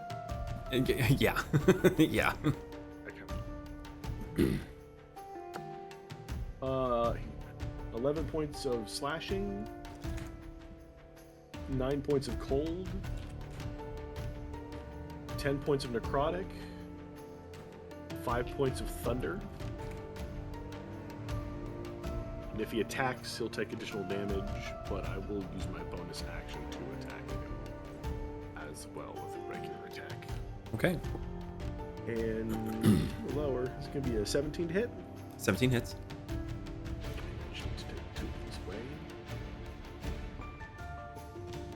And there's going to be 8 points of slashing, 11 points of cold, 4 points of thunder. You killed it. Yay. Now I'm going to pretend I'm Speedy Gonzalez. Oh, that is certainly not the button I want. It might be blocking you because the walls are very, very badly drawn. It's not selecting my character. No, you're kind of halfway in a wall. Let me... Oh, never mind. You got it. My mistake. Oh, I can't see anything Hold... hang on. My character No, that's on me. Give me just a second here. Configure, lighting... How about now? Oh, perfect. Okay, yep. My bad. 10 more feet there. Okay. They still have 10 feet, but me. But me? I think that would end my movement there. Okay. That's gonna bring us back to the goobers, which I don't know why it's doing. Stop it. Go back. Go back. Oh, I see. Because it's grouped them. Okay. Weird. Okay, so it is their turn. That one in the back is going to...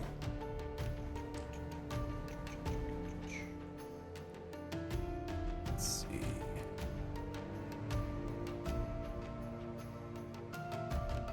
Okay, I need Lakin. Hello. I need you. Those two. Hold on, I need a better ruler thing. This is what I want. Okay, so I need that zombie. I need you. Well, I guess. Hold on. Let me redo that because I think I can hit.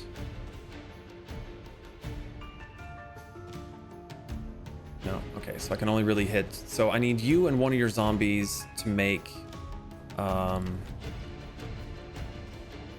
Dexterity saving throw. You as well, Pez. Yeah. So Lakin and a skeleton and Pez to make a dexterity saving throw.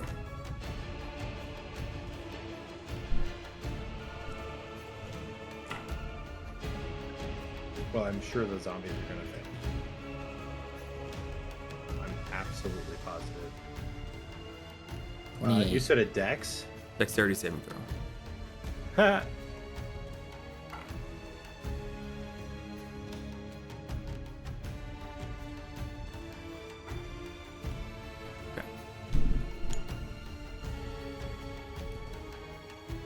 For me, that is a 17. 17 is a success. What was the zombies? Oh, it was a 7. 7? Okay, so yeah. The zombie will take 7 points of... No. Sorry. The zombie is going to take 25 points of acid damage. You two take half that.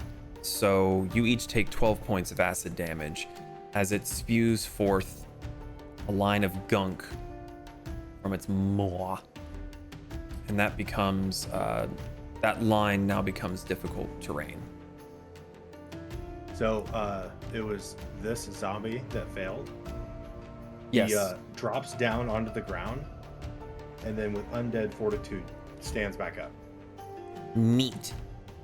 It's exactly the kind of shit that I like to see. Did I take damage, sir?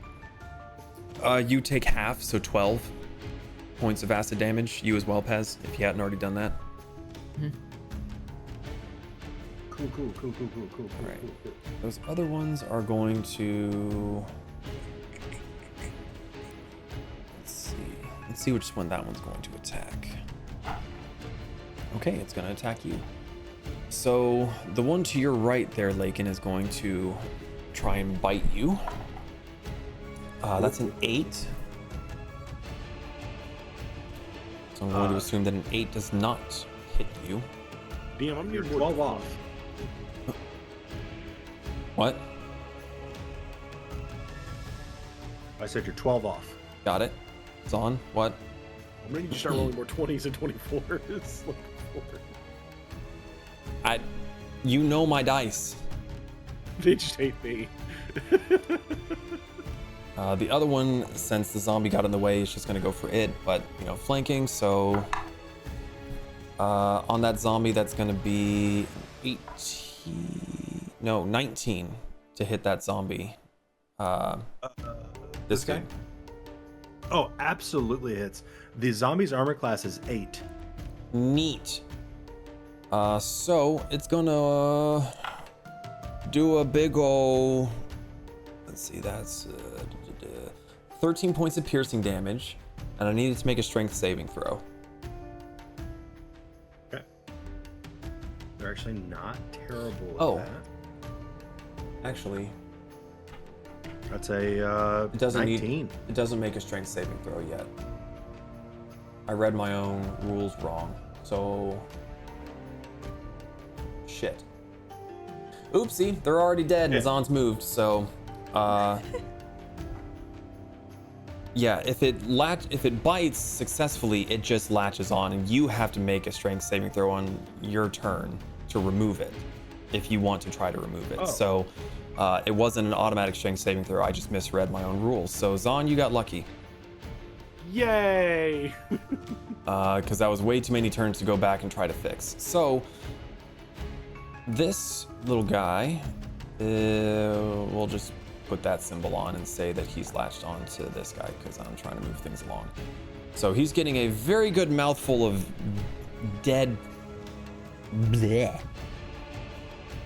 He's got a Moldy mouthful of jerky. Herman. What'd you say, Moriko? Moldy jerky. Moldy jerky? Why? No, Don't like.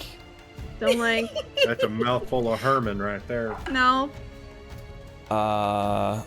So a 9 to attack this zombie. Yeah, You said its AC is 8. Sweet. yeah. Go Go ahead. so Look him up. it's now also latched on and does 11 points of piercing damage. Okay. So this guy, we'll just grab a random icon and say, hey, you're attached to that guy. Okay, so 2 of the maulings have attached themselves to zombies, just going for the initial threat that they can manage to grab onto. And that one spat, that one missed, those are dead. That's latched on, that one's dead. Cool! Moriko, it's your turn. Kasumi, you're up next. Okay. So I have a question. I have answers. Would I be able to attack this one without damaging the zombie?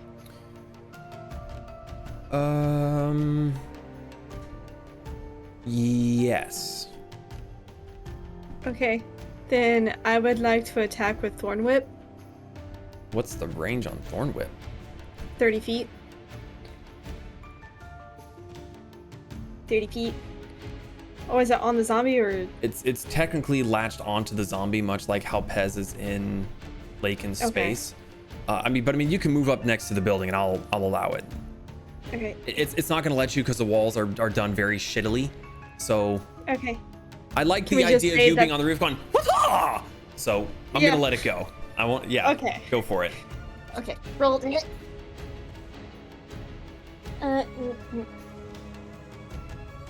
Does a 30 hit? With a 30, you fucking can whip the wings off a fly from 60 paces. Yeah, it hits. Fuck. Why did I let you guys level up again? I rolled a 17 plus 13, that equals 30. Oh, maybe I should have been drinking. Okay. Okay, so that's 11 points of piercing, and I pull the creature up to 10 feet closer to me. Interesting. Yeah, I wonder how that worked. It's lashed. Would it rip it off? Make a strength. Contested strength? No, hang on. Let me ponder this for about 5 seconds. Yeah. Because it's a strength saving throw to remove it yourself, but you're not saving. So let's go with a regular strength check. So roll a d20 and add your strength modifier. Okay.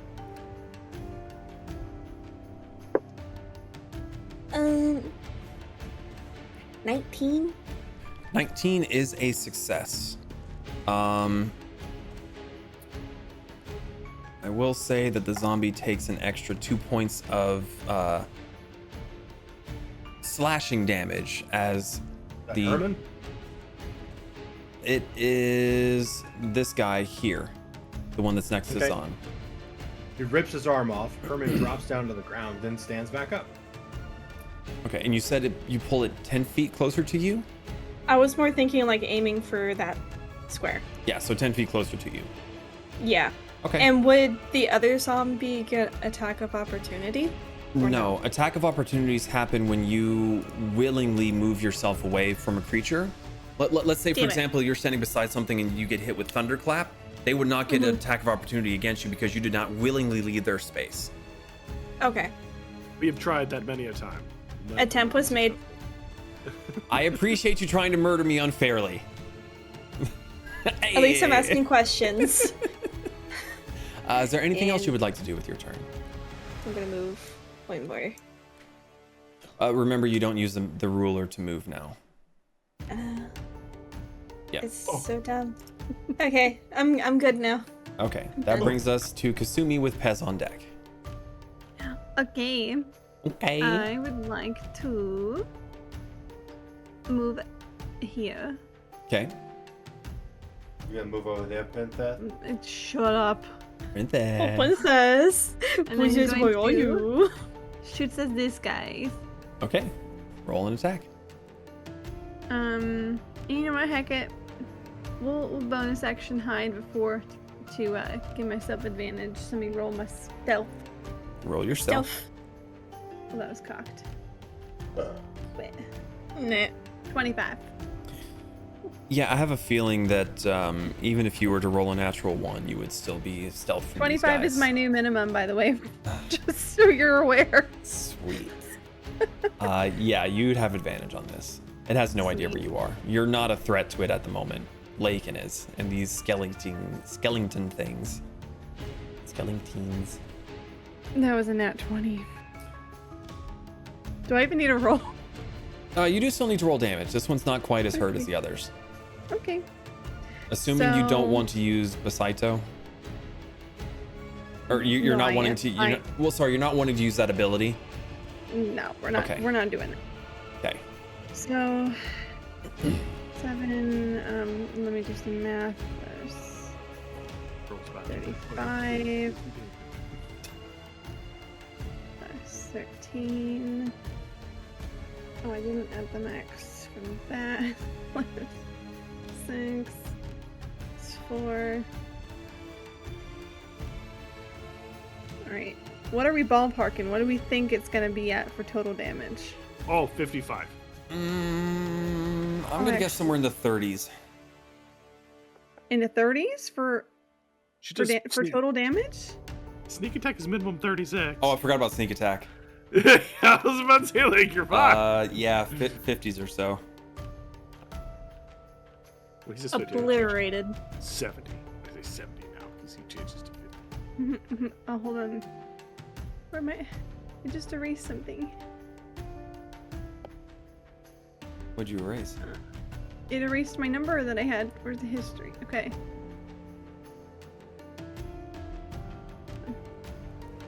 Stupid calculator. That was actually exactly 100 points of damage, sir. Yeah. You doubled, more than doubled what it had left. Cool. So that one gets turbo splat. So Moriko goes to the edge, whips it. As it's coming through the air, she goes, ooh! And just splatters it. It is now a part of the ground ecosystem. It did like the cartoon splat sound. Yeah. Okay. That's my turn. Okay, sure. Yeah. Teamwork. Yay. That brings us to Pez. Lakin, you and your army are on deck. I don't like this one. Okay. It squirted at me. Make it go away, Pez. I'm gonna make it go away.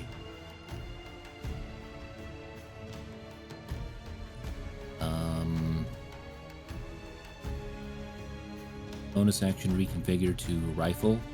Okay. So I can. What element? Kill it. Fuego. Okay.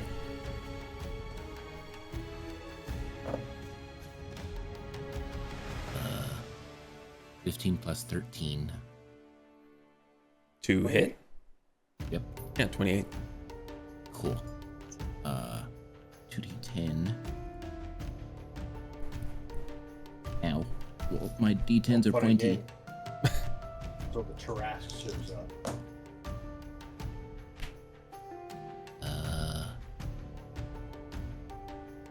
16 fuego plus 3d6. 6. Ooh, 5. Almost double. Damn. So that's 17. Hmm. Nice.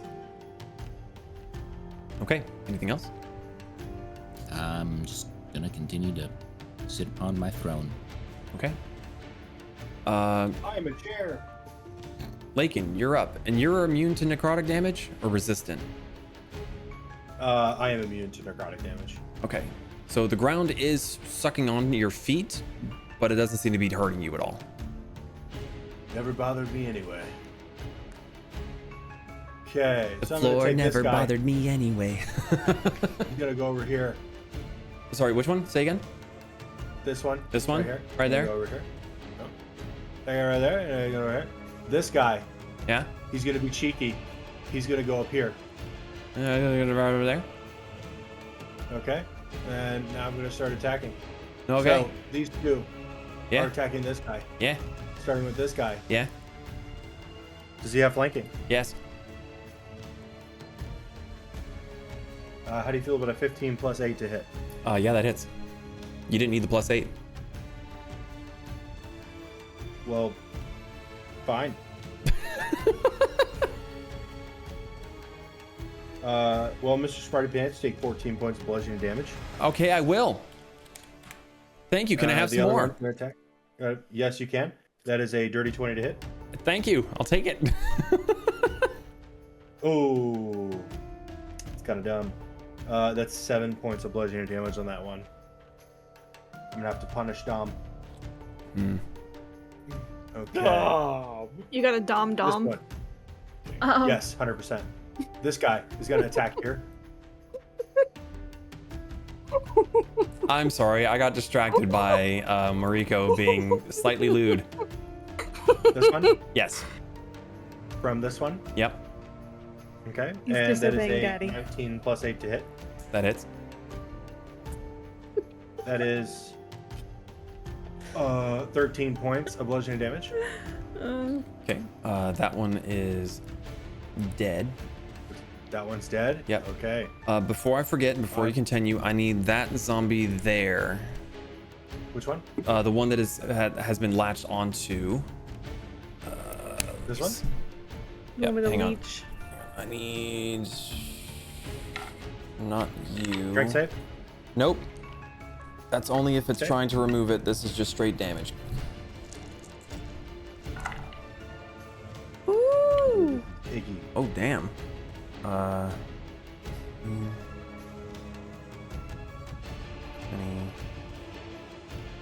31 points of acid damage as the mauling that is attached to it just starts secreting acid and just begins melting it.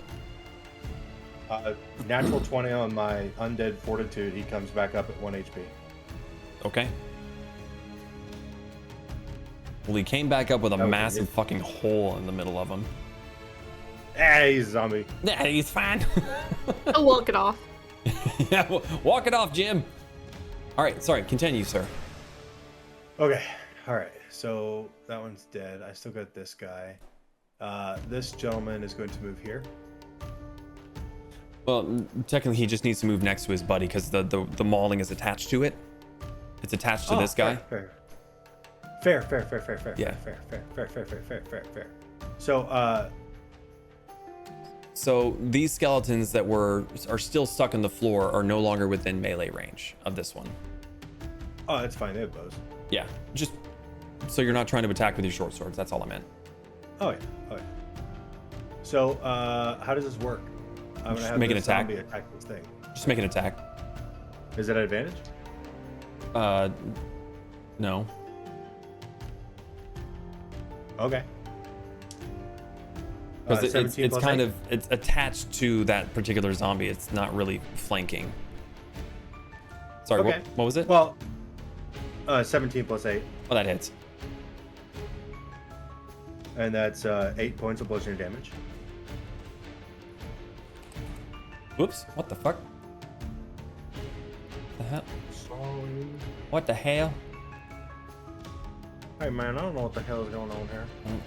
I don't really know what Alright, and happened. then this zomboid is going to make an attack on the thing that's on it.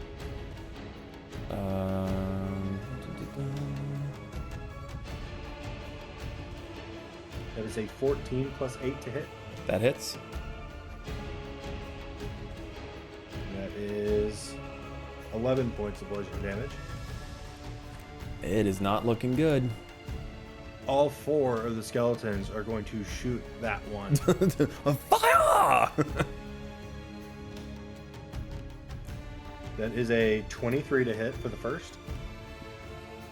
I'm tempted to and have 28 you for the second. make this a disadvantage so you don't hit the zombie, but I have a feeling that they're gonna kill I it don't care. regardless. I don't care if I hit the zombie. You'll be fine. It's pretty much on death's door anyway. The third one is an 18 to hit, Yep. and then the fourth one is a 24 to hit. Yeah, so even if you rolled just regular ones, they would all pin cushion the shit out of this thing.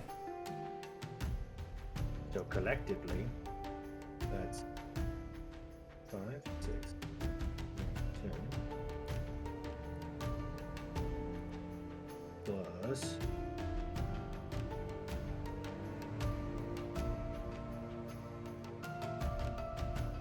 plus 8 times 4? 32. 32. Yeah. So it's altogether 42 points of piercing damage. You need like 4, didn't you? It needed a little bit more than 4, but yeah, just with like even if you rolled ones for all of them, their modifiers to their attacks would be more than enough to take it out. All right, Yeah, that's so that one's pin cushioned. Yeah. And then it's my turn. There's And this guy that still one up left. there is getting 3 Eldritch Blasts. To the face. What counts for a face? That is a 27. That hits. A Let, 24 to hit. roll the damage on the first one and see if you even need to. Oh. Okay. That is 8 points of force damage. Yeah, it's dead. How do you want to do this? Well, I kind of want my zombies to have their time in the sun here, so they're gonna do the whole zombie thing, and like Just they're start trying to, like, ripping it rip apart. Start ripping it apart, and as its head's like squirming up, and it's going, I'm gonna blast its head off. Hold it steady, lads. Good boys. Okay.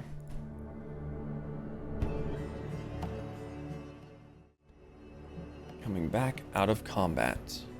The area falls quiet again. Lake and the ground is sucking your feet in, but you're able to ignore any damage that it would deal. Zaan, you would need to start moving again before you start to take more damage as the ground starts to try to fuse with your feet. I explode, killing everything within 50 meters. And yeah, I will definitely be, All right. moving. So, as the maulings are all dealt with rather quickly, what would you all like to do? Not standing on this shit. Let's go. I'm gonna get the shiny back out and see if it's whispering anymore, or just keep going. The whispers seem to be silent. You are starting to see other smaller, fainter arcs of plasma here and there, kind of pointing off in random directions. But there seems to be a more central core of a beam that is what you've been following. Okay. So Moriko, were you hearing the whispers from the crystal? Yes. Zaan doesn't think anything at all. That's normal. Mariko's gonna keep following the plasma, make sure that, the ground doesn't try to fuse to her feet. So, Moriko, you're up on the rooftop when Zaan is saying this. You see him. So you were hearing from it the words from the crystals, right? And you're like, yes. His eyes just slowly start to drift apart. And you're like, yeah, okay. Anyway, let's move on. Empty. Head empty. I snap my fingers in front of Zaan's face. I'm just like, hey, bring it together. Come on. Alright, fine. What? No. You're going to get stuck to the ground. Let's keep moving. Like, Zaan's gonna go, like, last in line and just start experimenting. He's gonna start thinking stuff really hard. You're gonna have a nosebleed. You better calm down. Fuck you. You don't coming you from don't the ears. see the fire, but you smell the smoke. You guys are all assholes. Zaan's not retarded. Never said he was Much. retarded. There's a difference between retardation and being stupid. You're just special. It's okay. A special boy. Sorcerer burst at my around my skeletons to free them of their malaise. With your assistance, you'd be able to get them loose. And then they're going to get on the backs of the zombies Oh. and emulate a hybrid horror. Could they go around the zombies and be like armor? Yeah, technically they could if you would allow it. I mean, the magic would make sense to me. Piggyback ride. Zombie jockey? Tempting. I might have to Zombie Play with that. We'll workshop that one. yeah, we'll work on that. I think we're onto something here. So Moriko, are you staying up rooftops with Kasumi, or are you gonna go back down ground level? She's gonna stay up with Kasumi for the time being. Okay. Zaan, are you staying ground level? I'm saying ground level and thinking. Like, staring at the crystal, just thinking at it.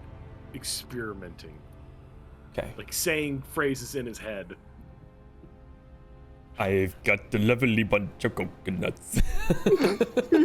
What? It's the first song that came to my mind. Get off me. Every...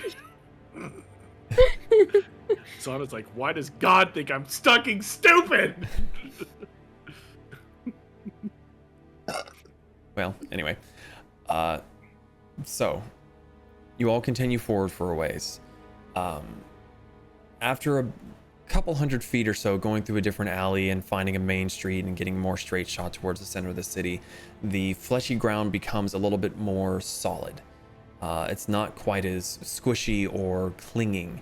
It seems to be that stretch of flesh that you had been stepping on is the leading forefront, the stuff that is trying to progress and consume and adhere to everything. But as you get further in and the walls become more flesh than stone now, it's more solidified. Those of you on the rooftops, you are also finding less and less space to stand that's not going to be the squishy, consuming organic matter.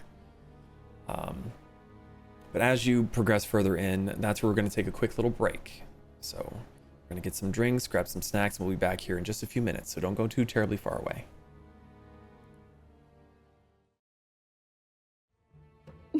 Wow, unreciprocated.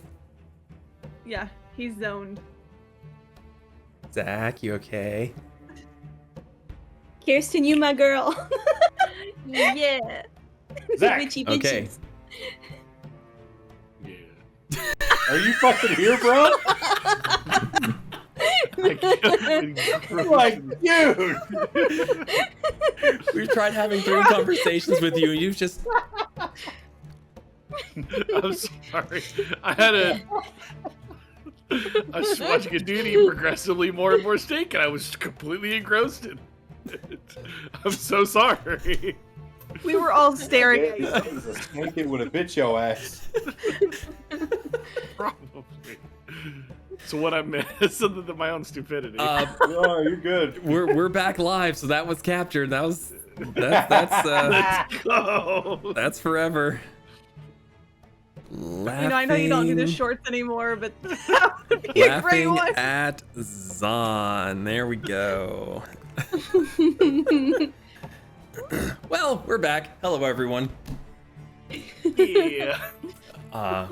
So. God damn it. We can't help it. Be professional. Come on. I was professionally watching something really hard. So, you continue your way through the city, of which you have no idea what the name is. The ground has become more firm and doesn't seem to be cloying and sticking to your feet like it was previously. Further along through one of the larger streets, there seems to be a little bit of a dip in the roadway,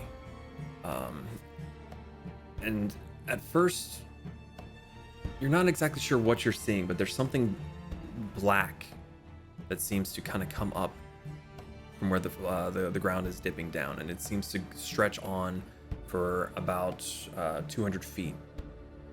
You don't see the ground anymore. It's just this black, liquidy ichor substance.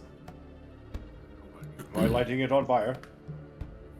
You shoot fire into it, and it splooshes, but nothing happens.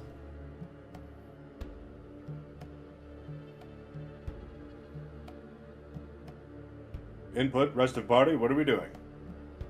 I don't want to walk on that. Test fire. He did. Nothing happened. It hit the liquid and kind of splooshed it, but... Is there a way around it, or is it all just that? Looking around, the walls and even the fleshy substance on the rooftop seems to be leaking this substance. Hmm. And it all Looks like we seems to have just go be into it. pooling into this little indentation. You say little, like we can. You can see about 200 feet away down the road, it ends. So in the grand scheme of the city, it's a little pocket. Okay.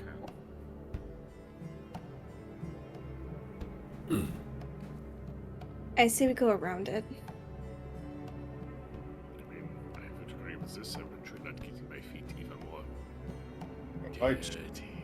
Alpha team, follow up on a right flank. Bravo team, on the left flank. What are these team names? These are my zombies and my skeletons. Zaan, but where did you get the Alpha and the Bravo from? What was those? I actually really hit my forehead there. I am very old and know many things. Let's go. Okay. Come on, little bunny, keep up. I am not little. I am just. You are pocket size. Let's go.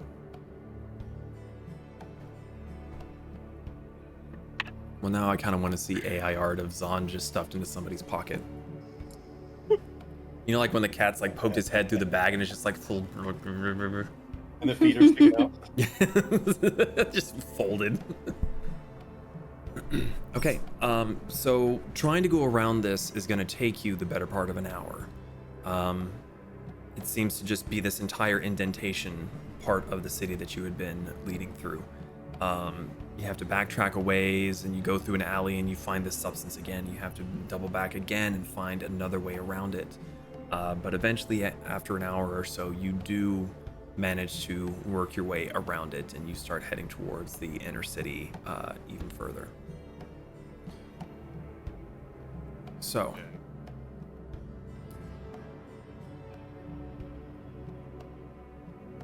you travel for a ways, and then let's see.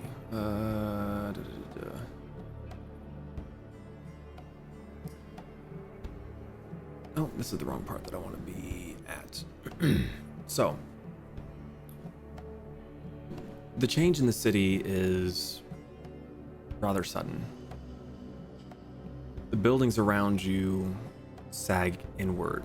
Those of you that were attempting to traverse the rooftops are finding it a bit more difficult to move as each step feels like the flesh itself is moving, like a giant muscle is reflexively tightening beneath your weight.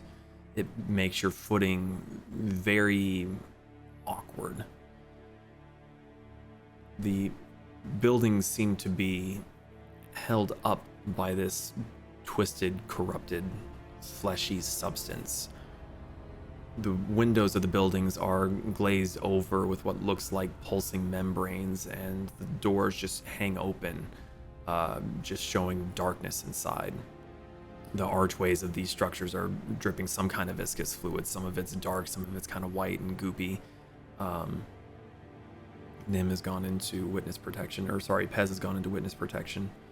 Every now and then you can kind of see hints of Duergar architecture, or that is kind of seen underneath all this stuff. There's a weirdly humanoid shaped lump with something pointy coming out of its arm. Likely it was a statue that was covered over by this corruption. The street eventually opens up into what looks like may have been a marketplace. It's a wide street flanked by broken buildings, different archways of muscle fused stone. The buildings here feel wrong, much like the rest of the city. It feels alive, but in not a good way. There's no wind, yet you can almost hear the sighing of wind blowing through the area, as if the city itself is breathing around you. Moriko, you hear much sharper in your mind, not so much a whisper. It's still soft, but it's not a whisper, and the words are more urgent and angry, and it seems to be almost a cacophony of voices that and commands that ring in your ears. Do not kill. I will unravel their life myself. Bind the one born of the master. Break their hope, not their bones. The scourge returns soon.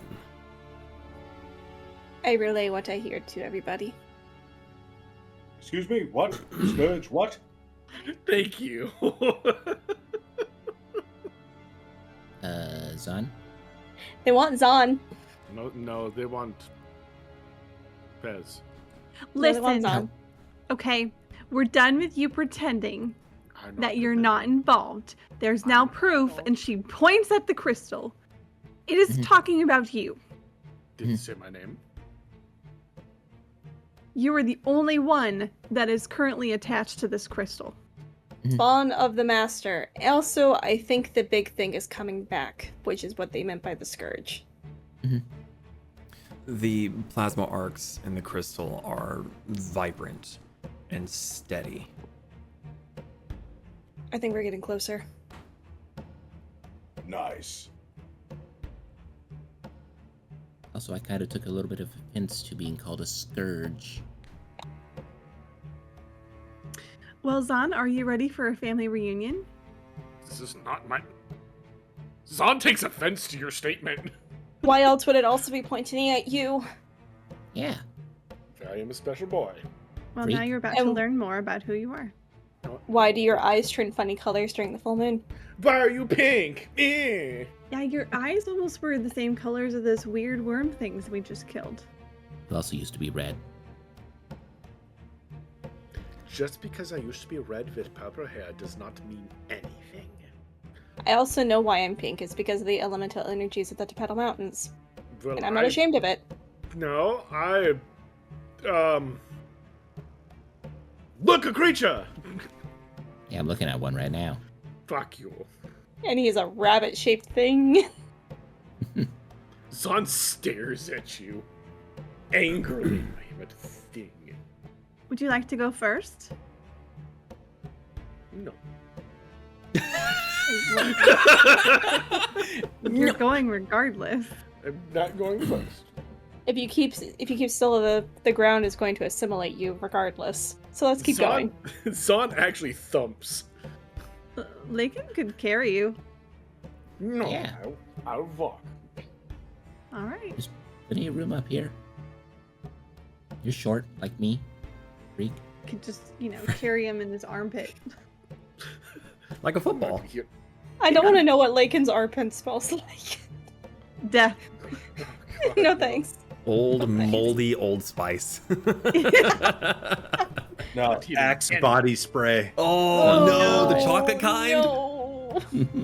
Oh yeah. You mean the kind that had to be banned from my middle and high school? You're spraying too much of this shit. Dude, it literally sent kids into asthmatic attacks. Yeah, I was one of them, and I don't have asthma. We used to have guys that would tape down the little trigger and chuck it down the hallway. Grenade. All I'm gonna say, Chemical warfare. It was an they all make boys very high school. spicy If you shoot 'em. flamethrowers. Spicy They do. flamethrowers. Oh, they do. And we're walking. And we're As walking. As we're walking, you can audibly hear Zaan talking to himself. I'm not a... What's the order here? What are we looking at for traversing? I'm behind Lakin and his army. Okay. I'm behind Zaan. Zaan's having a conversation, not really paying attention to much of anything, like what happened when we came back. He's in his own little world right now, convincing himself he is just normal like everybody else. Yeah, Kasumi is watching him. So pretty much like every day for you.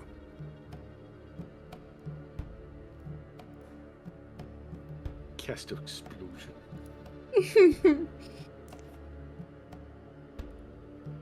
And you think Pretty I'm sure. the weirdest thing in this party? I'm Yeah, not weird. Hez is like Yes, the you are. most normal out of everyone here. He really is. He's just a kobold. For now. Which, yeah, Zaan continues to have a conversation with himself. Many Okay. conversations with himself. You should talk with Herman. He's a very good listener. He is in his own world. He's not even listening to you. Okay. Zaan. He is not listening to you. He's having a conversation with us. Okay, well, then that's just going to be an automatic thing that happens then. No, I was just joking. No. You never sass the DM. Yeah, I never sass the DM. So, Go ahead, Ian. Look him up. Kasumi. Oh. No. You witnessed this. Uh-huh. Oh, damn it. As you are all walking through this area, this street, Zaan is kind of grumbling and mumbling to himself. And you're following behind him, and he stops so abruptly that you almost run into him. And you see a darkness creeping up his legs and into his arms. He's becoming more and more rigid, and his whole body seems to lock up slightly. And you see what looks like a big lump of blackness coming up towards the top. And it's not looking towards him, it looks towards you, and it forms into a head that is filled with rows of teeth. Guys. I need everyone to roll initiative. Fuck yeah, boy. Am I the baddie? Am I drama? I'm gonna have to nuke you. I'm sorry. Okay, let me get. Oh. I was gonna say something very bad, but I'm not So going you are there. You are Say the there. thing. Say to. I the don't think thing. I'm allowed to on stream. Oh, can you say it after? Yeah. Just remember what you're gonna say, baby. Write it I will down. forget it instantly. Write it down. Okay. Message it to me.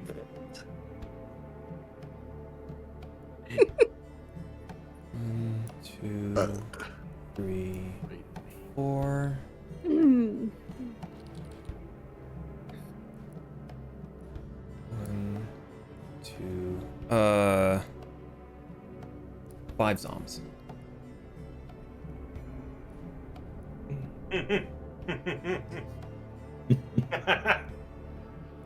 Baby, I wanna know. It's pretty bad. I wanna know. Please? I wanna know. Can you show me? So this thing is on me? This thing is on It's you. inside you. Okay, it's on me, so it's not me. Okay, we're good. That's all I needed to Yep. know. Sure. Mitchell, I love you.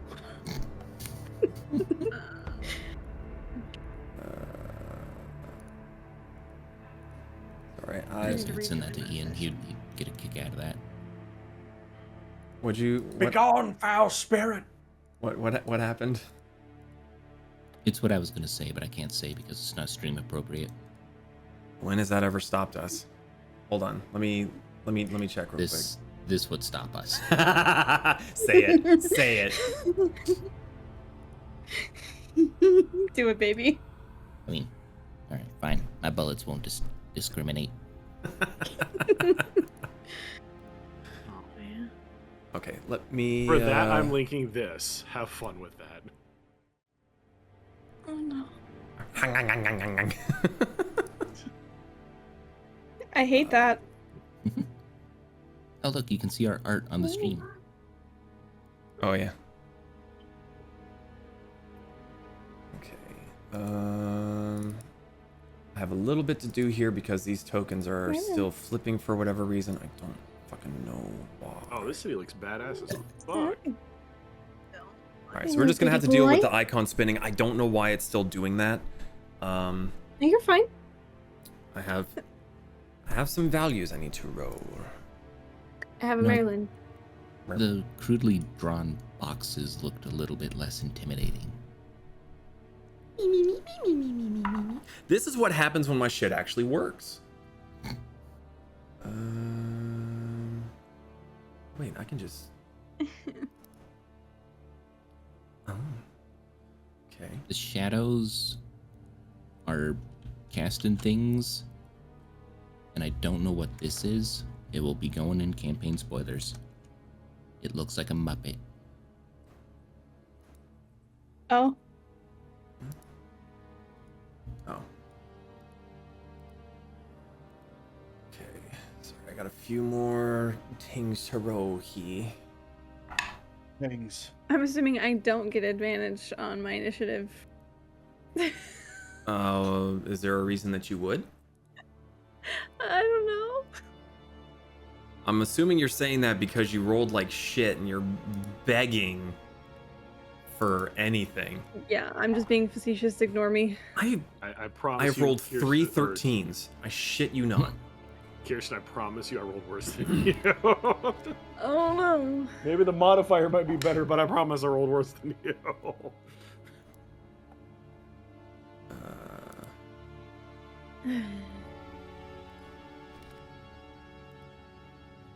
Okay, where this one?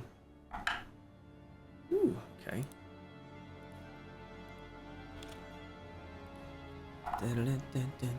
Ooh.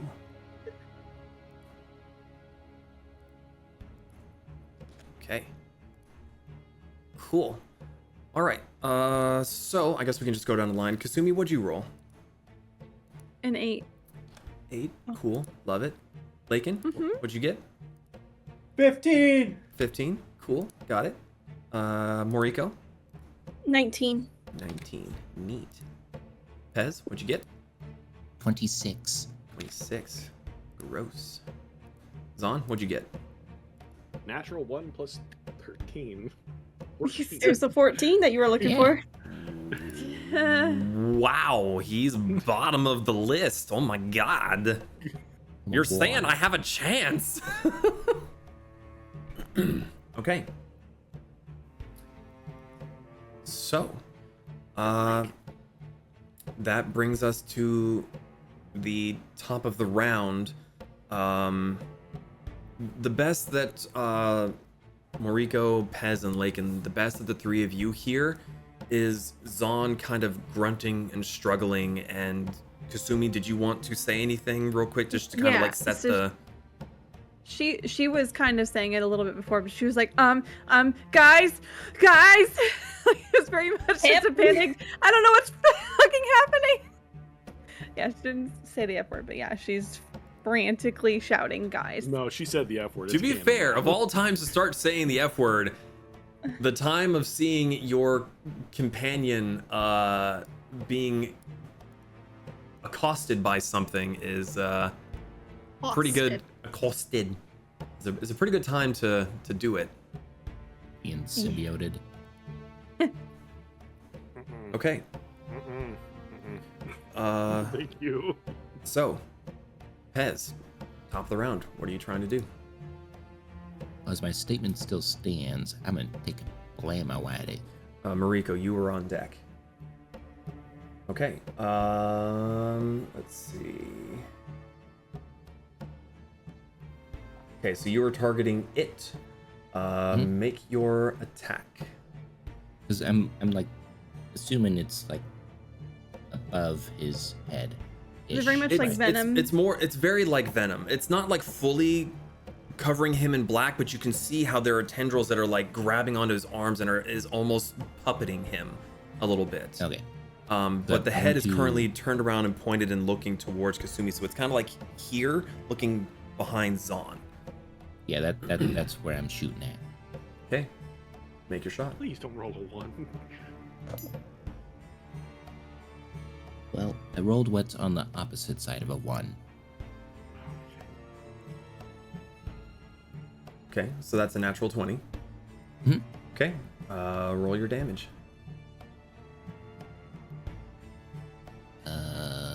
A blue rifle. So 2d10 base, so there's 20.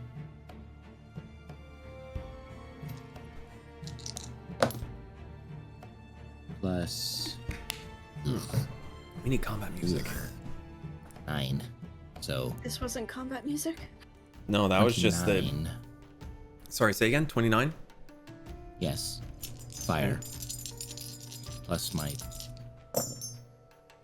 1, 2, 3. So... That was shite.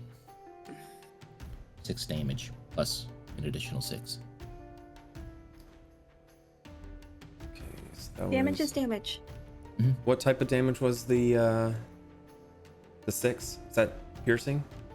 Yeah. Okay, got it. Okay. So you dealt enough damage. Zaan, I need you to make a dexterity saving throw with advantage. You're welcome.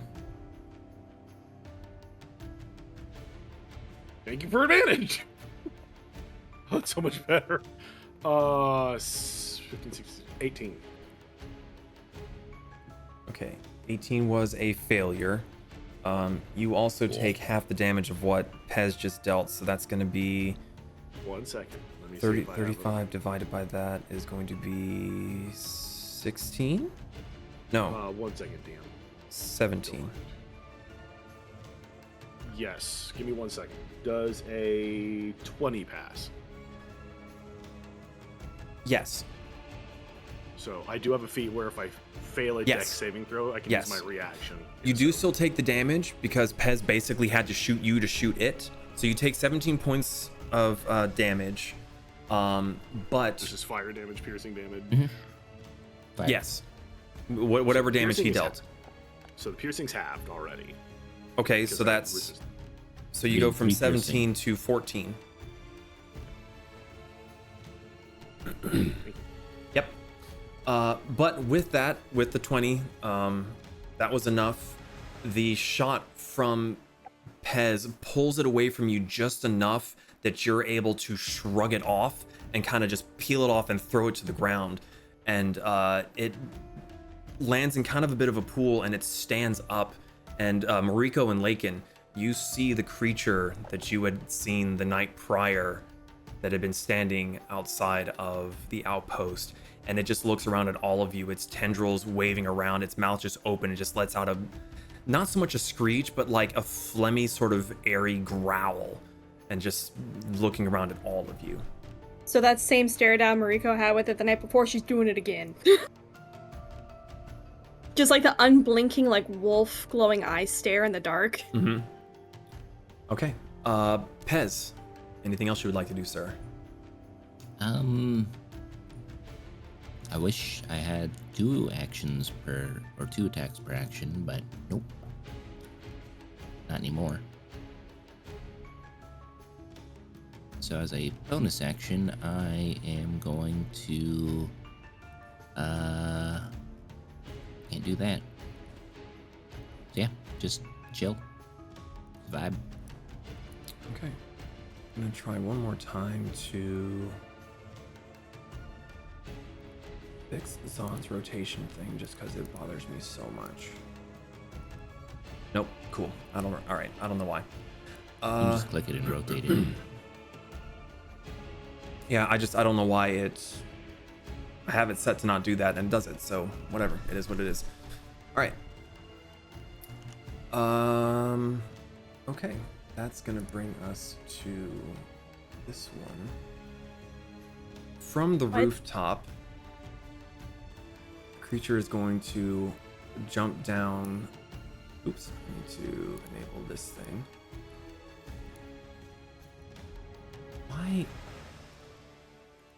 Why are you gay? Why are you gay? Lock. Thank you. Lock. A creature jumps down from one of the nearby rooftops, landing very, very close to Moriko. It's very lithe, humanoid shape. Seems to have empty eye sockets, no mouth, and it has these spined limbs growing from its back. And when it lands, it extends these arms, and its own muscled arms, claws extended, and it just spins around in a circle.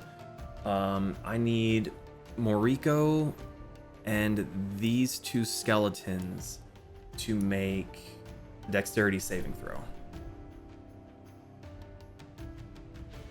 Bless. Bonk. 30, 20 for both skellies. Successes. Moriko? 19. 19 is a failure. Shit. Okay.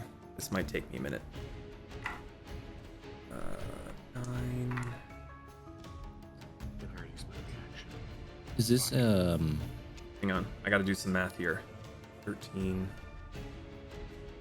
Ah, screw it, I'll just do it here. I thought you already used your reaction, Zach. Oops. I did. That's what I said. I already used my reaction. what was this a saving throw? This was a saving throw. For my Moriko. reaction, I could do Flash Genius.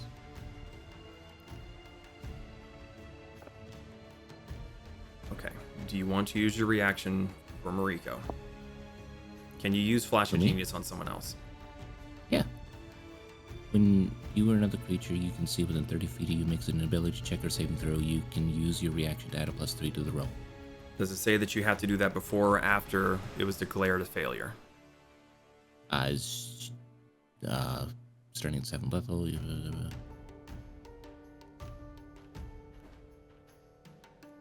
It doesn't say. Just one reaction.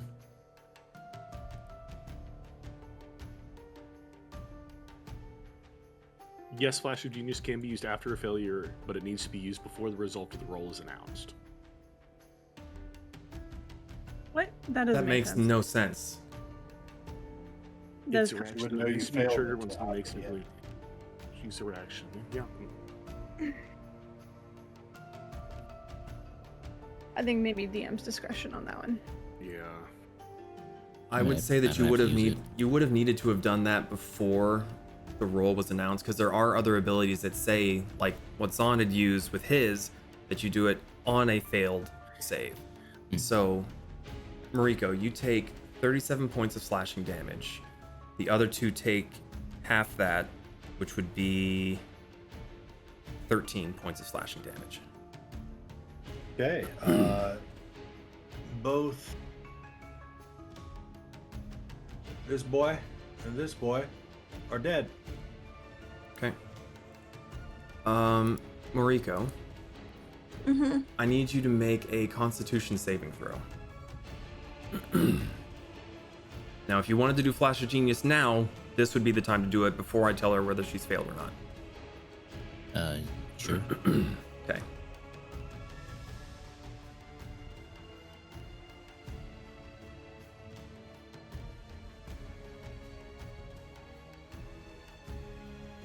You said Constitution, right? Yes.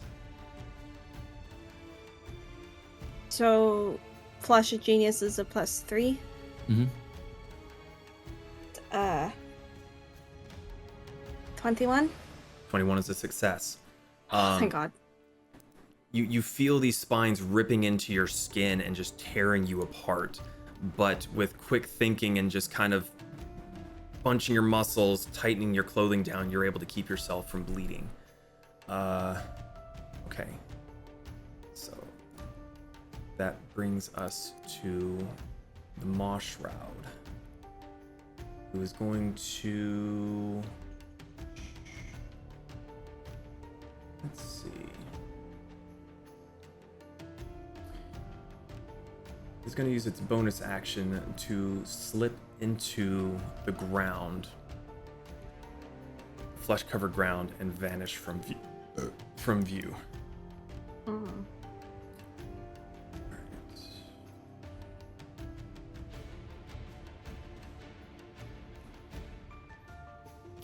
Okay.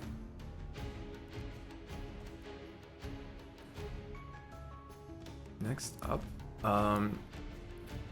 from behind you, Kasumi, you hear a thunderous crack as a wall or doors or something behind you just explodes and just splinters go everywhere.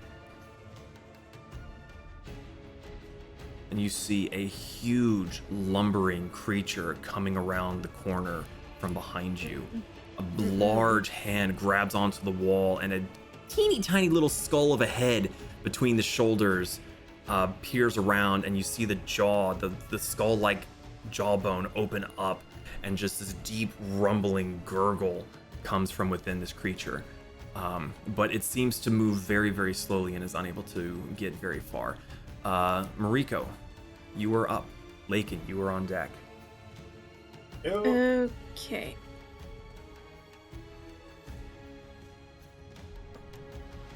Sorry about that. So bonus action.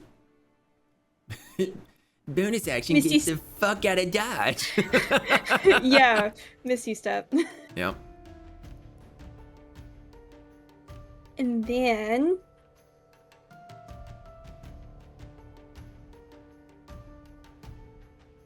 I don't like that thing hurt me. So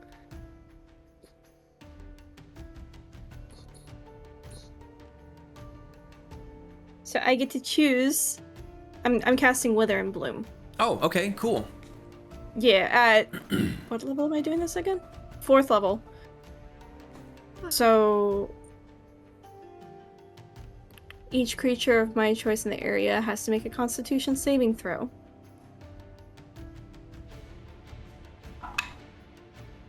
That is going to be a 26. Wait. Hold on. I did not put this properly. I'm sorry. Mm-hmm. There. So you said it was a 26? 26. That passes. Okay. It still takes damage, but it's half. Okay. Um, Hurt me. that is 46.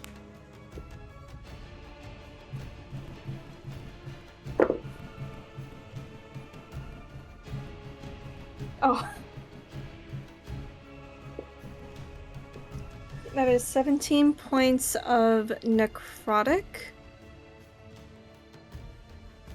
Okay. And in addition, one creature of my choice in that area can spend and roll one of its unspent hit dice and regain a number of hit points equal to the roll, plus my spellcasting ability modifier, so I choose on. Because he took a blow to the face. I don't remember what my hit dice are. 1 second. It's a D10. Yeah, you're a cleric. Cleric's a D8. Oh, D8? Me? Huh. Well, it's good. What's your spellcasting modifier there? Mariko? Plus 5. 5, so 6. So I get a I'm 11. thinking a paladin. Oh, yeah. Oh yeah. I'll take it Oh, yeah. regardless. I keep forgetting he's a cleric and not a paladin. He would be an Oathbreaker so fucking fast. Oh yeah, immediately. You become a paladin, day 2. You've broken your oath. Well, shit. Well, shit.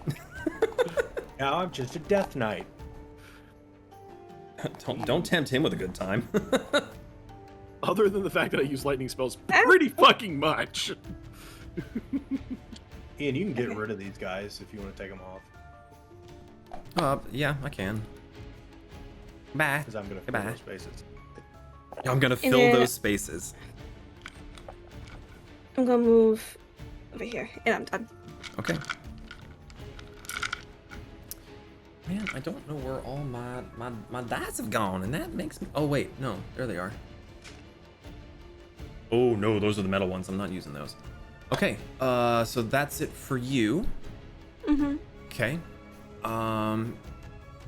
You all hear more splintering and shattering and ripping of flesh-covered walls as another beast lumbers through one of the structures and appears in the alleyway here. It is also quite large. 10, 20. Peer around.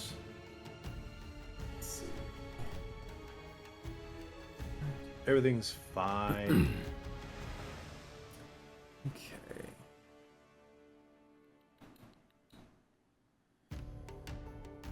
All right, it is going to try to hit Zaan with a whip tendril. That is going to be a 29 to hit. Definitely, kind of, maybe hits. Only slightly. Yes. Okay, I'm about to make some noise. Oh no. No, I'm just looking for more dice. That wasn't the roll. Okay. I don't know where my other dice have gone, so I had to pull out my backups. Just the panic to give your players. I don't like that sound. Finally, he's unleashing the hate. So that's gonna be 21 points of slashing damage, and I need you to make a strength saving throw, Zaan. 21 slashing, just so I don't forget. Yep. You say strength? Strength saving throw. Alright, well, decently. 17? 17 is a failure. Ooh, You were that's not pulled 15 feet closer to the creature, and you were knocked prone. And because it was able to hit you with that, it is going to use its bonus action to slam you. Before he does that, he needs to make a dexterity saving throw, though. Because he may not be able to do that. A dexterity saving throw for what? I'm going to shock his ass and throw him 10 feet away from me, hopefully. Does that throwaway have a size limit? Let's find out. Because this creature is large. I'm pretty sure it affects large, but let me just double check. Is that a free action Damage. or a reaction? It's a reaction. Oh, I haven't had my turn yet, have I? Nope. Well, Nope, yeah, hold on. I You can't said do it, you never used your mind. reaction. What was your reaction? The foot thing was my reaction. The foot never thing? mind, I can't do it. The additional to the dexterity thing. The save that I made, that I passed after failing. Oh, that got counts as a reaction. Okay. I've just not used that in such a hot minute. Gotcha. So I can't, never mind. So that's going to be a natural 20. Silvery barbs. All right. Oh, okay. Okay. Ooh.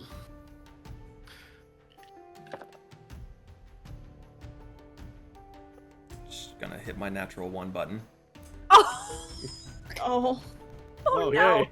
So does my fat ass kill him from the attack? Zaan, you can get advantage. Oh, yay. Don't like this game sometimes. I'm sorry, it was a 20. No, but that he needed that. That was going to hurt really, really bad. Yeah. I was like, Zaan, you already used your reaction. Let me use mine. Yeah, I was about to say, like, as soon as you said it's on to use your reaction, I'm like, shit. All right. Well, that brings us to Lakin. Zaan, you were on deck. All right, I need this guy. Yep. Over here. Oh wait, no. I need this guy over here. Right there. I need this guy over here. Sorry, right here. Oh, Yep, sorry, right here. right there. Okay. Then this guy over here. Right there. This guy over here. Right there. This guy over here. Right there. The bone cage. And that guy over here. Right there. They're all going to attack him. Okay. Do you want to just do all the rolls at once, or how do you want to do this? I can, sir. Whichever's going to make it let's easier see. for you, because you've got a lot of dice to roll right now. So it looks like I'm going to have 6 attacks that are at advantage and 1 attack that is a straight roll. Do you concur with that? Yes, this one guy doesn't technically have anybody flanking. Yes. Yes. So 6 at All right, advantage, all right. 1 at regular. Okay. That is a 20 to hit. Hits. For the first bone man. Hits. Okay. And then we go to the Zamboni. That is a 19 to hit. Hits. Zamboni. Dirty 20 to hit. Hits. This guy, straight roll. Yep. That's a 2 on the dice. That's going to miss. Does not hit. This guy. That is a 23 to hit. That hits. This guy. 17 to hit. Does not hit. Okay, so I've got miss, and then last bone man. And that is a 26 to hit. That hits. Okay. So 2 zombies missed. Everything else hit. Yep. Going skelly here. That's going to be 14 points of piercing. Question. Are these Yes. magic attacks? I would say probably not. Okay, so how much was that? 14. Okay, so that gets dumped down to 7. Got it. Okay, and then do another bone man. That is also 14, down to 7. Okay. Zamboni.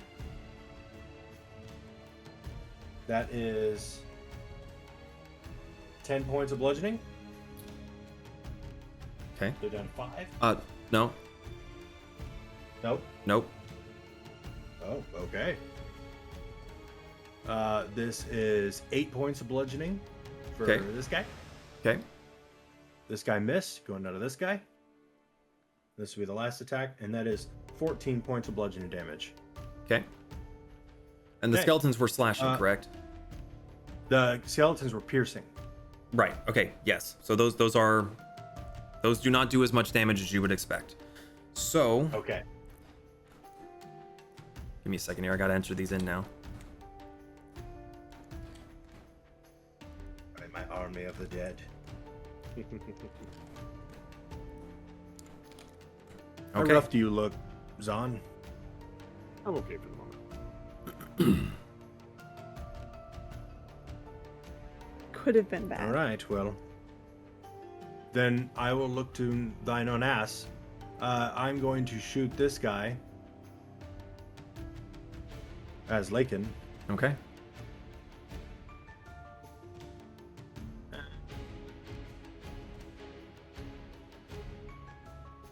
Do Eldritch Blast. Eldritch Blaster. Eldritch Blaster. That is a ridiculous roll. That's a 32 to hit. Yeah, that hits. God damn. That is a 23 to hit. That hits. And a natural 20. Ooh. I'll do the 21st. Probably should have used that reaction earlier, but it's too fucking late. It's gonna hurt. That's 21 points of force damage. Okay.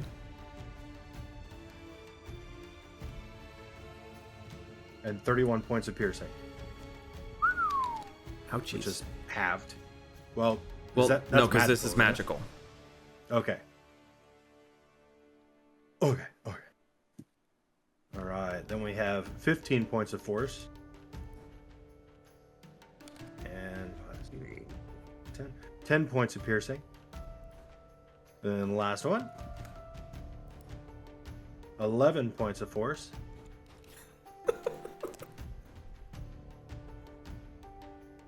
$13 points of piercing.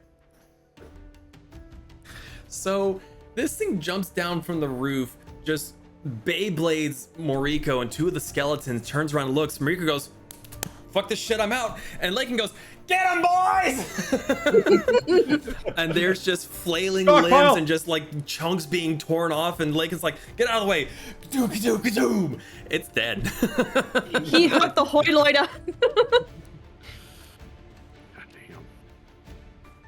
Yeah, Well, that was kind of awesome. Smoking hands. That is my turn. Lakin just goes, And I'm spent. Refractory period. I look over the big one and I'm like, do I use the big finger? all right. Another creature Oh no. from the rooftop Let's across fucking the go. way Go away. jumps. Oops. Need the thingy. Oh, kill me now. Jumps down. Incredibly hard to kill. No. Stop. Stay away. Has nuclear protocol. This What one is that, as DEFCON well 5? jumps down, and as it is jumping towards you, it is just rotating in the air. I need you and Pez to make dexterity saving throws. While I look for dice.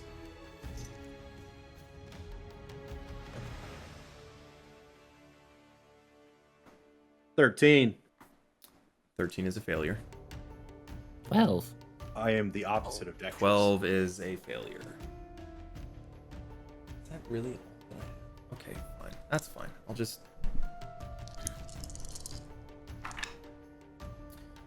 8, 10, 13. Ooh, that's much better. Okay.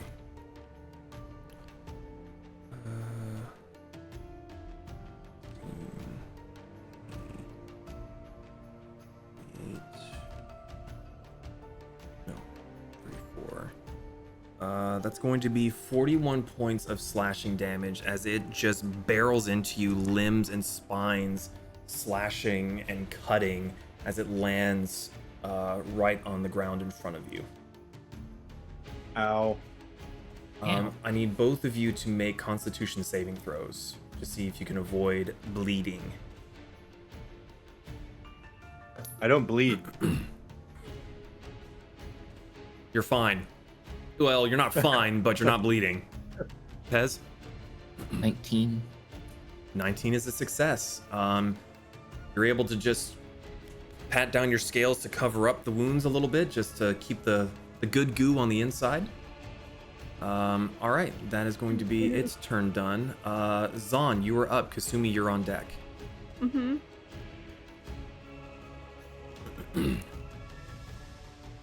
Great feet this way. We have a rabbit hop. Yeah, my bonus action. Keeping in mind that you were prone, so half of your normal movement is gone. So I only have. You have 20. You have 25 feet to move after. Well, you move the 5 feet, so you have 20 feet left after your rabbit hop. Rabbit hop doesn't consume my regular movement. No, but you had to move to rabbit hop. Yeah. Yeah. So I moved 5 feet. Yeah, Which, so if you I used half my movement, would put me down to 25. So you're now got 20 feet of movement left after your rabbit hop. Oh yeah. Sorry, Yeah. I'm sitting right here next to Kasumi. I'm gonna right myself here because that's driving me nuts. Hit her, not me. And I'm gonna use a spell I haven't gotten to use yet. And I'm actually very excited to use. Zaan's casting Chain Lightning. Ooh, On okay. all 3 of them. It's gonna start on the left and move right. I've been measuring. Oh god damn it! So they have to be within 30 feet. You got 15, and these guys are exactly 30 feet apart. Okay, so that is what? Dexterity Dex saving throw, saves? please, Dean. So it's the Flay Stitch, the Limb Lash, and the Bone Hammer. So this guy, and this guy. Yes. Okay, cool. And just for a heads up before you roll, I am going to use my Channel Divinity on this, so the first one it hits is going to be max damage. Everything after Which that's one gonna are you hitting first?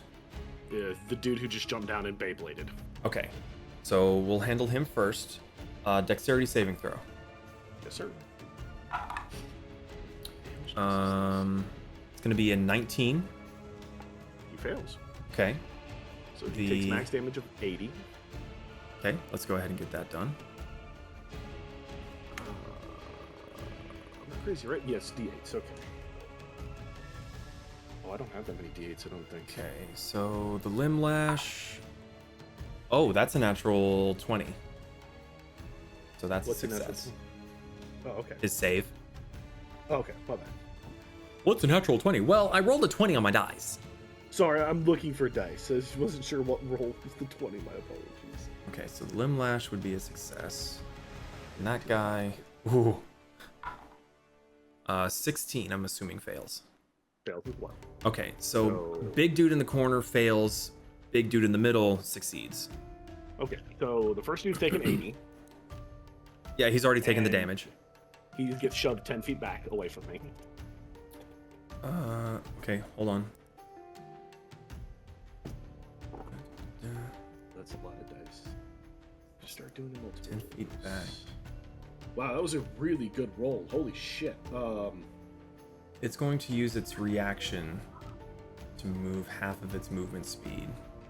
5, 10, 15, 20, 25. It's going to rush back. Okay. So how much damage is the damage roll that you do like per creature? Or is it just kind of a It's technically one roll. Like, I make one roll, all of them take it, but because of the first one. We discussed the Channel Divinity will only deal damage, do that effect to the first person if it's multiple targets. So okay, it's doing 46%, 50, 51, 52, 55 points of lightning damage. Okay. Any who pass will be failed, or anybody who passed will be halved, Okay, and so both of them 55 will on also get him, and so half of 54 would be 27. 27. Thank you. Yes. and then they both get shoved 10 feet backwards. And this does work on large creatures.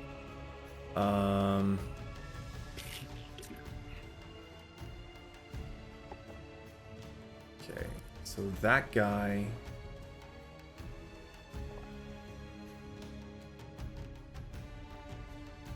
Okay, so he gets shoved 10 feet back. But he's also going to use his unstable reflexes to move 10 feet again.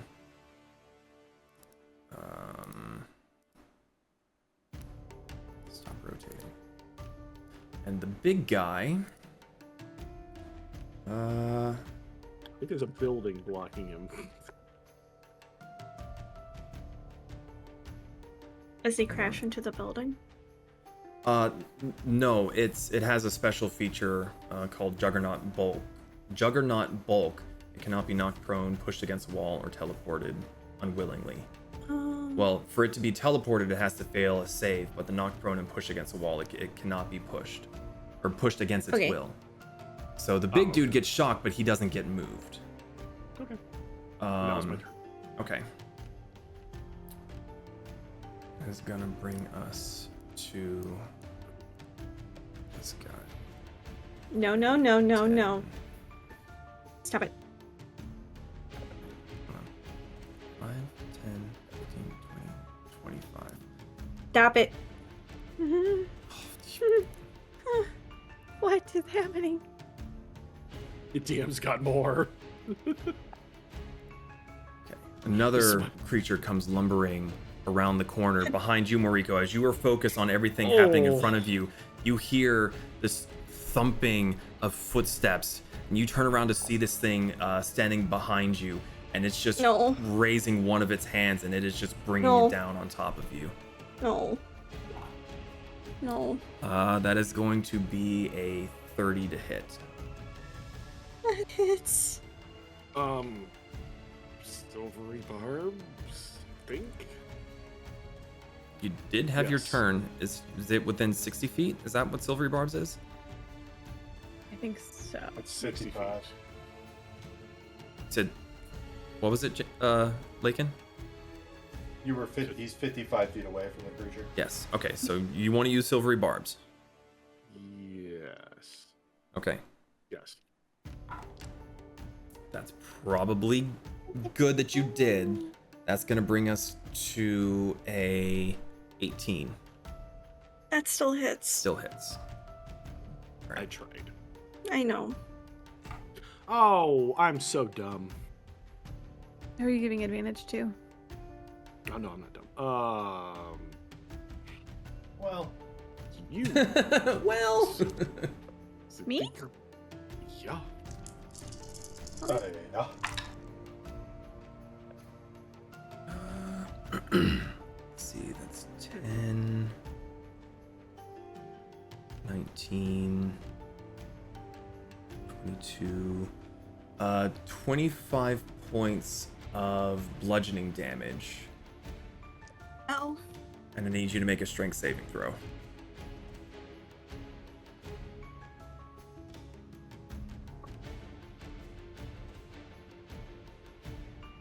$14.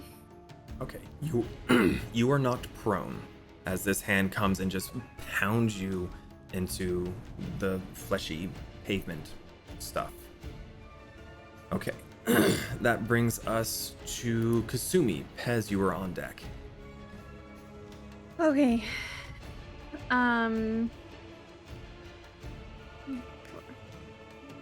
Okay. So she's gonna do a thing. She is going to count really quick.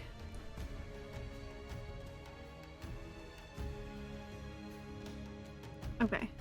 I don't know how to do these tool things. What you trying to do?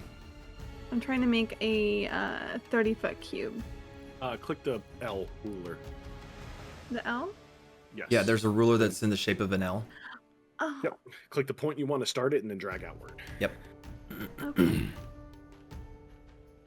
Oh, that's a circle. Hold on. Hold on. Let me click the right tool.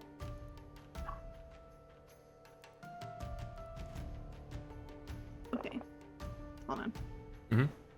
I'm struggle busting. It's all right. You've never used it before, so I have never used it. I can only partially blame you.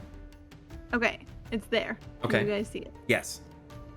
No. I'm going to cast hypnotic pattern. Oh. Okay. Okay. So with that, creates a twisting pattern of colors that weaves through the air inside a 30-foot cube. The pattern appears for a moment and vanishes, but each creature in the area you see must make a wisdom saving throw. Oh, he big stupid. 5. Okay, yeah, he fails. Yeah. So on a failed save, the creature becomes charmed for the duration, which is up to a minute.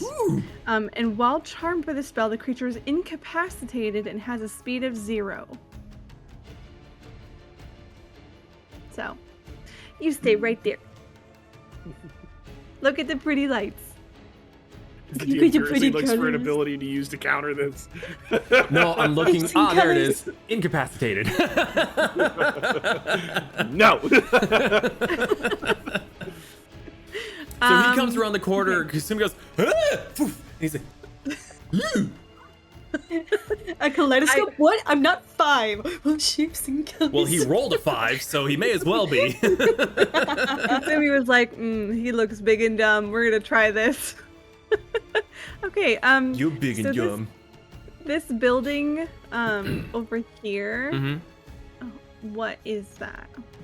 It's a building. Like how tall is it? I mean, sorry, I was multitasking. This building it's a bit oddly shaped.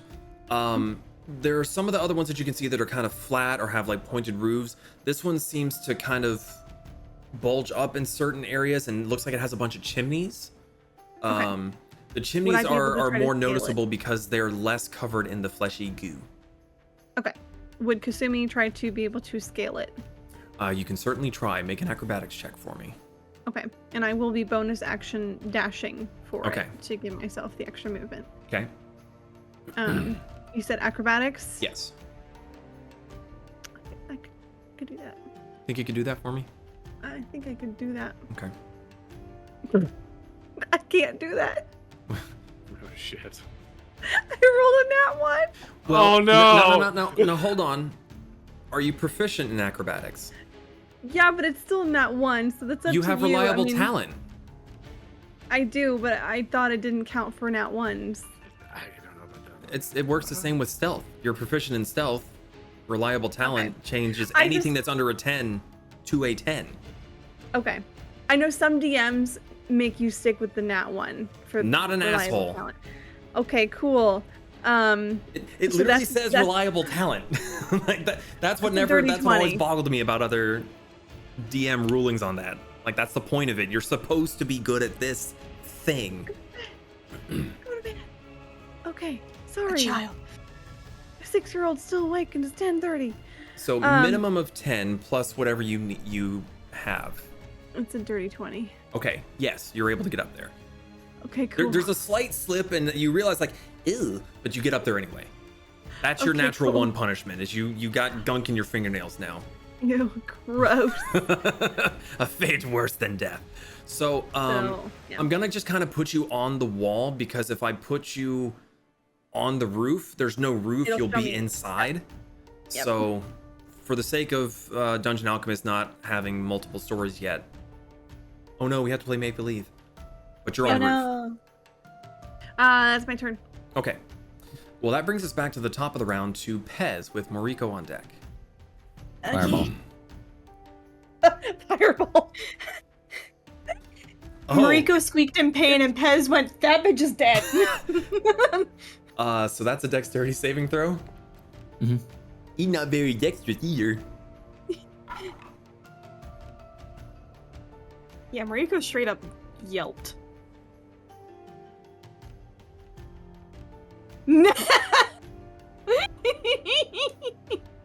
Not one. Oh no. So, what's the damage on a natural one for Fireball?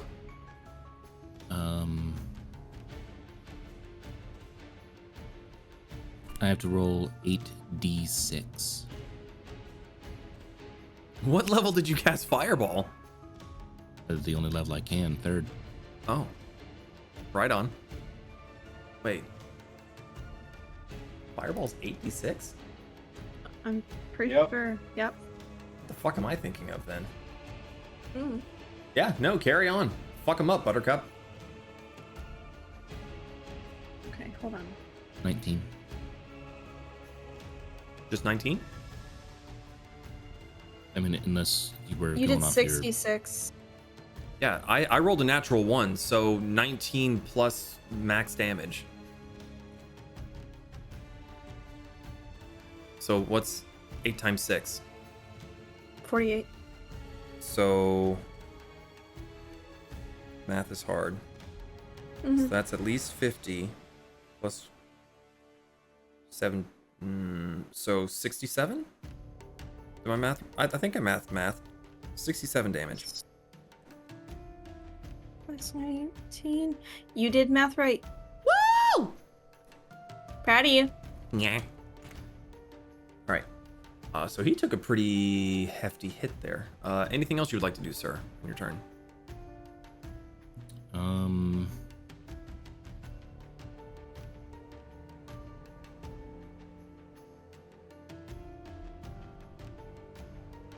I don't get to roll my 3d6 for the thorn thing, right? I do? Yeah. Okay. You're still within range of Lakin.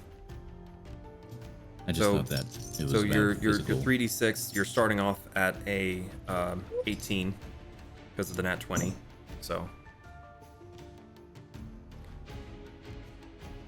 15. So 15 and 18. That's gonna be 33. Yeah, 33. So another 33 points of damage. Cool. Good hit. You did over 100 damage with one spell.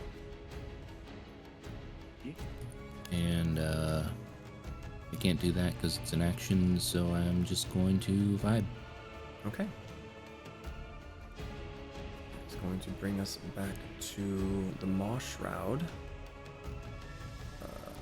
Oh, that's right. That thing still exists. Venom is still alive.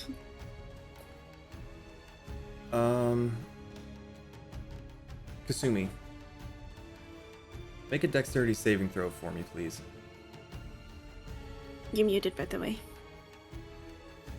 Oh. Sorry, Kasumi yelling is. at children. You're fine. Okay, a dex save. Dexterity saving throw. Okay. And if I will be taking damage, then I'll be doing evasive. So just in case. Yeah. Okay. 12. 12. Okay. Yep. So much like with Zaan, it seeps onto your skin and starts to wrap itself around your limbs. Your movement speed is halved, and I did not read this before, Zaan, but you cannot take reactions. So I let that one slide. Okay. And it's on top of the roof with me? It is on the roof with you. Ugh. Yeah. Ugh. It seemed to come up from the ground where your feet were touching the rooftop. Okay. And I'm sorry, did I take damage with that? No, it just took over. It just took control of you, or not take control of you. It gooed It's you. on me. Yes. It's venoming on you. me. Yes, it's venoming you. that brings us to Big Goober. Does he get to repeat his save, or is he just fucked? I don't think he gets to repeat it. Let me double check. I don't think he gets to repeat it. I think once he fails. Let's see. Hypnotic pattern. The spell ends for an affected creature if it takes any damage or if someone else uses an action to shake the creature out of its stupor. Cool. Neat. So he's licking the wall. Moriko, it's your turn. Lakin, you are on deck. Lum. Okay. So I am big ouchie. I'm gonna go toe to toe with this motherfucker, and I'm gonna elemental wild shape into an earth elemental. Yes! Let them fight! Mariko's not happy. Also, I have a question. Yes, hi. I really should have asked this before. So with the earth elemental character sheet, it says HP 147, but it also has parentheses 14d10 plus 70. Do I get to roll that HP, or do I get the HP that it states? That is your choice. That number that is there, you can, if you don't want to roll, because that's what it does with a lot of your damage things. It says like, for example, take 36 parentheses 8d8. So you could roll the 8d8, or you could just say, I'm rolling terribly tonight, 36. So you are more than welcome to roll your HP if you want, or you can default to that HP. Okay. I got a math. And I'm sorry, you said Earth Elemental? Yes. Okay. We're just gonna move you right there and put... Pink rock lady. Rock salt! A rock lobster? Oh, we didn't check to see a Himalayan surprise for you. No, I forgot to check to see if it could animation. I think if I turned it into a GIF, I might be able to do that. I can do that. I have the ability to save them as GIFs. And I'm sorry. I just had a moment of, I need to write that down. I have nothing to write with. How do you, buddy? Shut up. Okay, so Moriko, to get up from pro, that's half of my movement speed, right? Correct. Okay, she did get up before shifting, but she's gonna stay where she's at anyway. Okay. Did that cost my action or no? I don't. What's your druid? What's your druid subclass? No, did getting up cost my action? Oh, no. Standing up is literally just half of your movement. No, because wild shape for me is a bonus action. So. That's what I thought you were asking me. Standing up is just your movement. I've been doing druid shit for too long to ask that kind of question anyway. I was confused. I couldn't find my fucking pen to write a note down. Okay, I'm gonna multi-attack slam attack the bitch. Okay. So I get to roll twice. No, I'm going straight for the tiny ass head. Oh. Look, he made me mad. Don't make a tiny ass head feel smaller. He made me mad. Okay. Princess, what are you? Okay, so first hit is a 23. It hits. And second hit is a 19. 19 hits. Okay, yay! Okay, yay! Thing's probably got like 1,000 HP. 2d8. Okay. So for first hit, that is...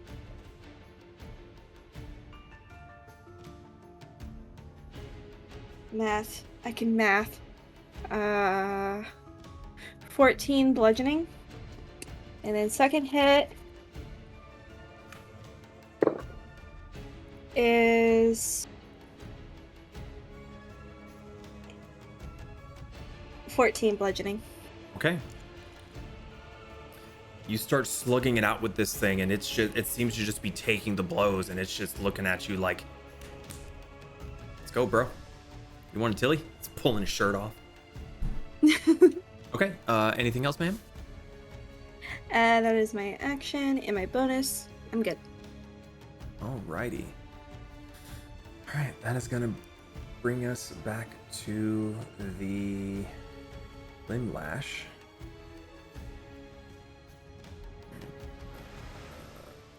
Love that. 5, 10. He's just gonna move right on up towards Zaan there. No, no, no, no, no, no, no. Wait. Ooh, actually.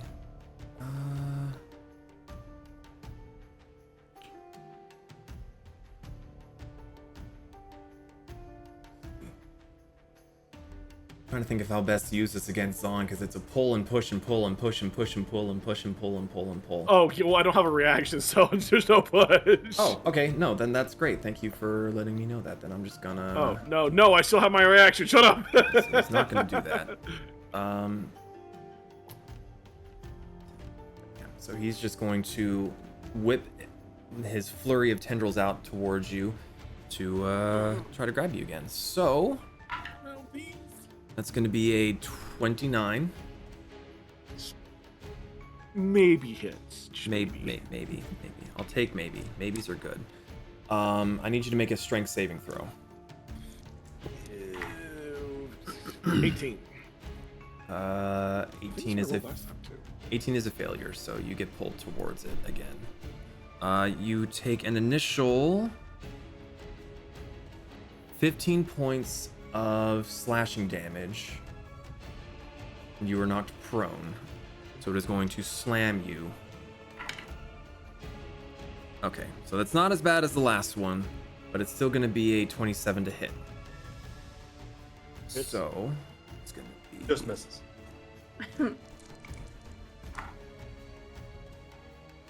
Man, I should have brought Raytheon to this party. 25 points of bludgeoning damage as it just slams its fist into your chest while you're on the ground. And that's going to be all that it can do. So that brings us to Lakin. Zaan, you are on deck. All right, DM, stay with me.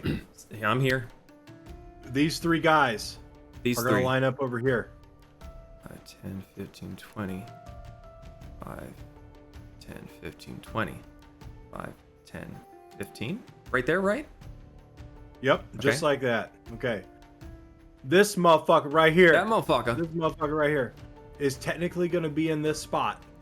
Okay, we're just going to scooch him a little smidgen. Okay. This guy is going to be in this spot. Skadoosh. This guy is going to be in this spot. Skadam. Oh no. This guy is going to be in this spot. 10, 15, 20. Okay. I'm going to fuck this guy. With no lube. Okay. We're going to start off the round of pleasantries. Zamboni. I believe all of these are at advantage. Is that correct, sir? That is correct. Natural 20? Fuck. Okay. Let me let me take some notes here. So we got a 20. Okay, first cool. zombie, nat 20. Yep. Second Zamboni is going to be a dirty 20. That hits. This Zamboni, that's going to be a 26 to hit. That hits. This Skelly, natural 20 with a 30 to hit from a skeleton. Oh god. Okay. This Zamboni, Yeah. that's going to be a natural 19 plus 8 to hit. Okay, so that's 5. This Skelly, Yeah. a 29 to hit, double 19s. Yeah. Okay. Last zombie, and that's a 17 plus 8 to hit. Yep. Ouch. Okay. So that was 20, natural 20 here. So you have a 20 here. zombie and a skelly with natural 20s. Everyone else hit. Okay. All right, I'll do the 20s first. Okay, so that's already 8 plus 14. What's 14 plus 8? 22. 22. So that's 22 points of damage from this zombie. Bludgeoning. Yep, bludgeoning. Okay, so solid. Done. Okay. Now we're gonna do the piercing from the non-magical here. Yep. So that's 14 points of piercing plus 4, so 18 points of piercing. Cut that down to 9. 9. Got it. All right. Zombie. Yep. That's 8 points of bludgeoning. Got it. This zombie. Mm-hmm. This is 11 points of bludgeoning. Got it. This zombie. Yep. 11 points of bludgeoning. Got it. This skeleton. Yep. Which is 9, 10, 11, 13 points of piercing. Cut that down to 6. Got it. All right, and last one for this zombie. And that is 10 points of bludgeoning. Okay. Give me just a second here, because I think... Is it dead yet? Ooh. If not, it will be. It's gonna be close. Give me just a sec. I got a lot of numbers to put in here. Carry the 4. Add the color blue. It's dead. It's dead, Jim. How much damage did my army do there? Well, you only exceeded its health pool by 6. Ooh. So that is 22, 33, 44, 54, 62, 68, 77 points of damage from your whole it'd be really army. Cool. It'd be really cool if my thorns activated on each one of those guys' attacks. No. That would be ridiculous. You don't need it, sir. Calm down. Okay. It looks like Zaan is in some trouble. That would be an accurate statement. Okay. How are you looking, Zaan? Health-wise, Yeah. not the greatest. Spirit-wise, good. Okay. All right, then. I'm just going to hit her with 3 Eldritch Blasts. Okay. That's a 32 to hit. That hits. That's a 23 to hit. That hits. And another 32 to hit. Those all hit. Kaboom. Ooh. Boom. All right, that's 15 points of force damage with 12 points of piercing. 15 and 12. Okay. 14 points of force damage. And 12 points of piercing. Okay. Last one. 13 points of force damage.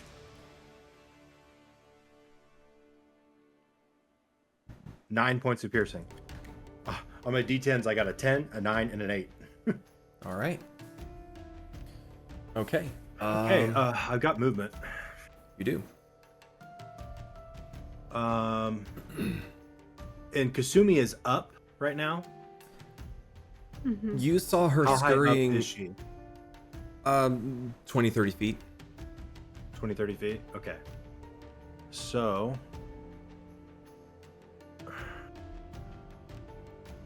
I'm coming up over here. Make a quick perception check for me.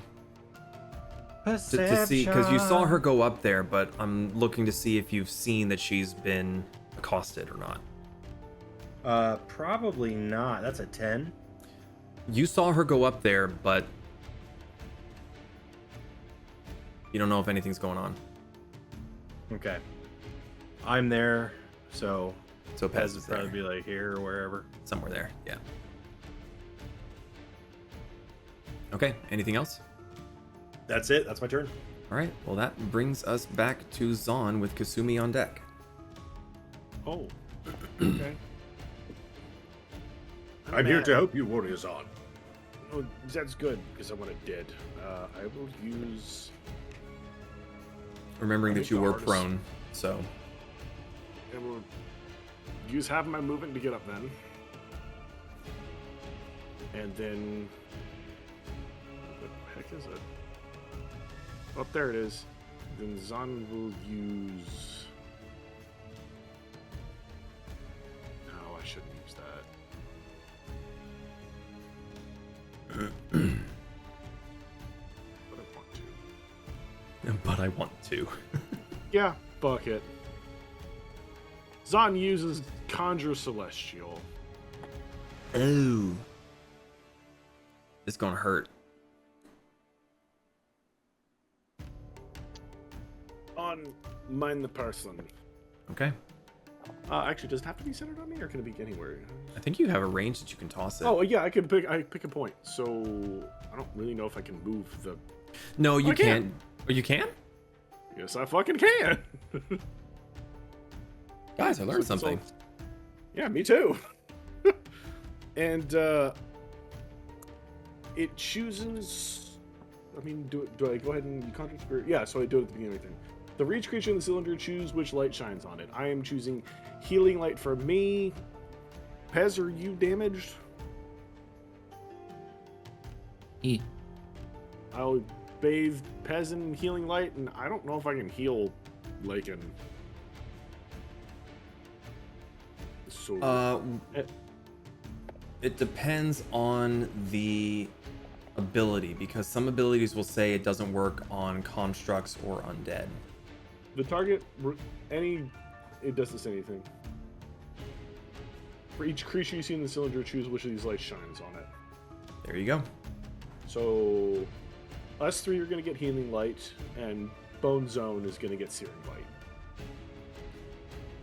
So, yeah. Okay.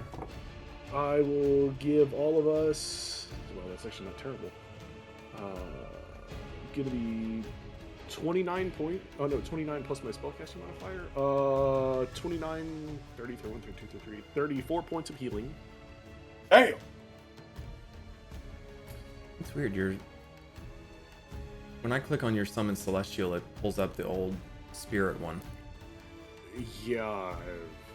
If you look in my specific one. Oh, conjure celestial. There we go. Yeah. Okay. Yeah. It's much better than the other one. Yeah. And then, damn, I need Bone Zone to make a dexterity saving throw, please. Good thing it's very dexterous. Well, even if it is, it might not matter all that much. 23. So it passes, so it's going to take half. But 24, 35, 36, 33, 39, 44, 42, 43, 43, 44, 45, 46, 47, 48, 49, 50, 51, 52, 53, 54, 55, 56, 57 points of radiant damage halved. So 56 halved is 20. No. 26. 56 divided by 2. No, 27. 28. 28. Wow, division's hard. Oh. Radiant damage. I was off by 2. Goddamn. Okay, is that it for you, sir? Yeah. Actually. Yeah. No, that's good. Okay. That's gonna bring us to the bone hammer that is slugging it out with Moriko. Ding ding. It's just gonna rear one arm back and just go for a full fucking haymaker against you. 19. That hits. Okay. 2,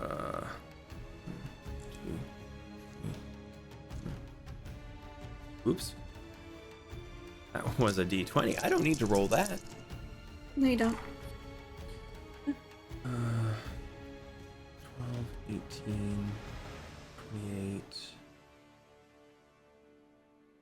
31. 36 points of bludgeoning damage. Okay. Oh yeah. All right. I mean, that's all it can do. It's just it's a slugfest. So that brings us to Kasumi. Pez, you're on deck. Kasumi does not like this weird thing that has attached itself to her. Mm-hmm. So in a moment of panic, she's going to cast Sword Burst, which creates a momentary circle of spectral blades that sweep around her, and all other creatures within 5 feet must succeed on a dexterity saving throw, or take 1d6, or not 1d6, 3d6 force damage. Okay, so a dexterity saving throw? Yeah. That is going to be a 31. God, why is this thing so dexterous? Fucking shit! Slippery bitch. Very slippery. And it's kind of attached to your body, so... Yeah, that's a pass. Well... She doesn't know what else to do. She's going to try to bonus action disengage. I don't know how that's gonna work, but she's gonna fucking try. It doesn't do anything. That's fine. She's trying to run away from her shadow right now. Okay. That's it. That's my turn. Okay. Well, that brings us to Pez. Moriko, you were on deck. Where is it? There it is. Doo-doo.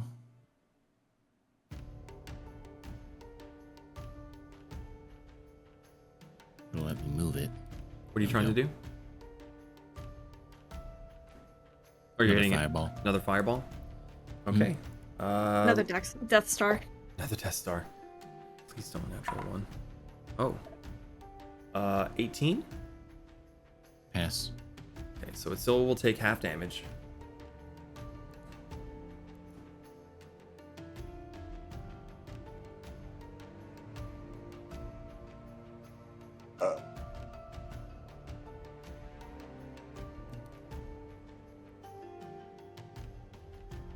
$23. 23, so 11. Damage is damage. Okay, damage is damage. Plus my... Ah, yeah, plus your spikies. 11. Okay.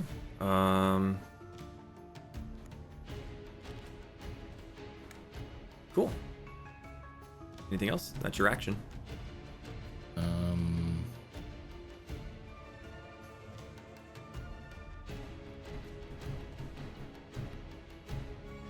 That's unfortunately gonna be all I can do. Okay. All right. That is going to bring us to the Maw Shroud then.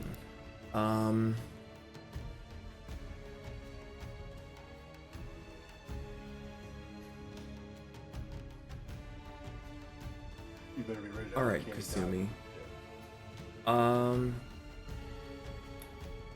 It is going to force you to make an attack at disadvantage on Zaan. Okay. So using your bow, take a shot at Zaan. Okay. Hold on, D&D Beyond just died for me. Oh darn! I guess we'll have to just skip. I mean, I can roll the dice. No. Actually, that might be a better option. Do I take that gamble? Okay, D&D Beyond. Fucking... I have a sad face emoji right now on the screen. Okay, let me help you out here. So, roll a d20. Okay, it's back. Okay. And it does not have sneak attack, correct? This is just your bow. I even specifically said this attack cannot trigger bonus damage such as sneak attack or divine smite. I was very particular about that. It's a sneak attack. Oh. Oh, but at disadvantage? Disadvantage because you were fighting it. Okay. All right. That is an 18. Doesn't hit. Okay. So you're squaring up against this thing, Zaan, and then just a green arrow just... That was really close. Okay. It is going to stab at you, Kasumi, as you have missed your shot. I'm going to assume that a 29 hits. Yes. Okay. And I don't have reactions right now, correct? You do not have reactions. Okay. All right. Because it is limiting your movement. Well, there's 2 ones. 11 points of piercing damage as one of the tendrils that is wrapping around you just pierces into your shoulder. Okay. And that's going to be it for the Moshroud's turn. And you can just feel the breath of that just open maw beside you wafting across your face. Not great. That dude still... Actually, make a concentration save for me. Or does hypnotic pattern, is it concentration? It is. Okay, then I need you to make a constitution saving throw for a concentration check. So the damage was, what was that, 11? Yeah. Gotta roll higher to 5. Seconds. A 17 for my contract. And you're fine. So dude's still playing with butterflies. That brings us to Moriko. Lakin, you are on deck. I'm gonna keep squaring up with the bitch. Hell yeah, fuck him up. 2 slam attacks.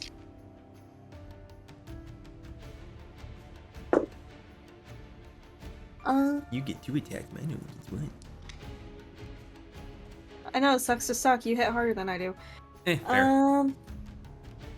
Damn. She's not wrong. Brain, come on, think. 25 for the first hit, Oh yeah, that hits. and then 17 for the second hit. 17 does not hit. Okay. So, for the 1 slam, it is 15 points bludgeoning. 15 points of bludgeoning. Okay. And that's it. That's it? Okay. That is going to bring us to the Limb Lash. He is going to use Vicious Flurry. So each creature within 15 feet. So I need Pez, Lakin, and Zaan to make dexterity saving throws. That is going to be a 17. 17 is a success. 13. Failure. What'd you call me? Oh, Spaghetti-O. You said a saving throw? Saving throw. Dexterity saving throw. I'm gonna flap Brilliant. genius that Got it. one. He's gonna flash himself. Oh!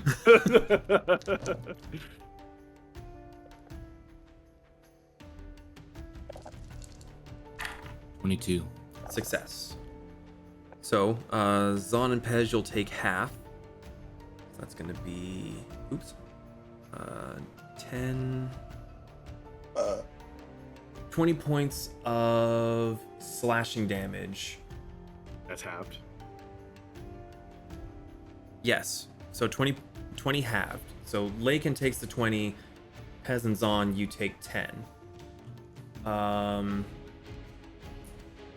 Lakin, you were shoved 10 feet away as the limbs basically just flail around. Sir, can you make a dexterity saving throw? I can certainly try. 30-20? Fails. Ooh. What happened?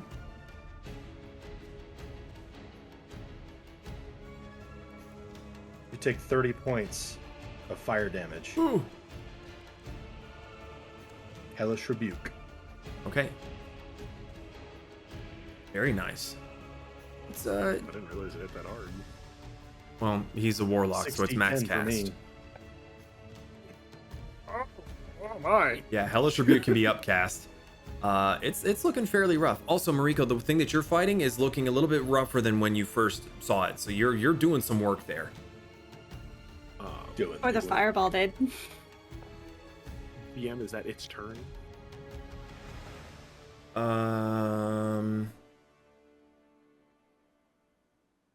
Yes. I needed to make another dexterity saving throw piece.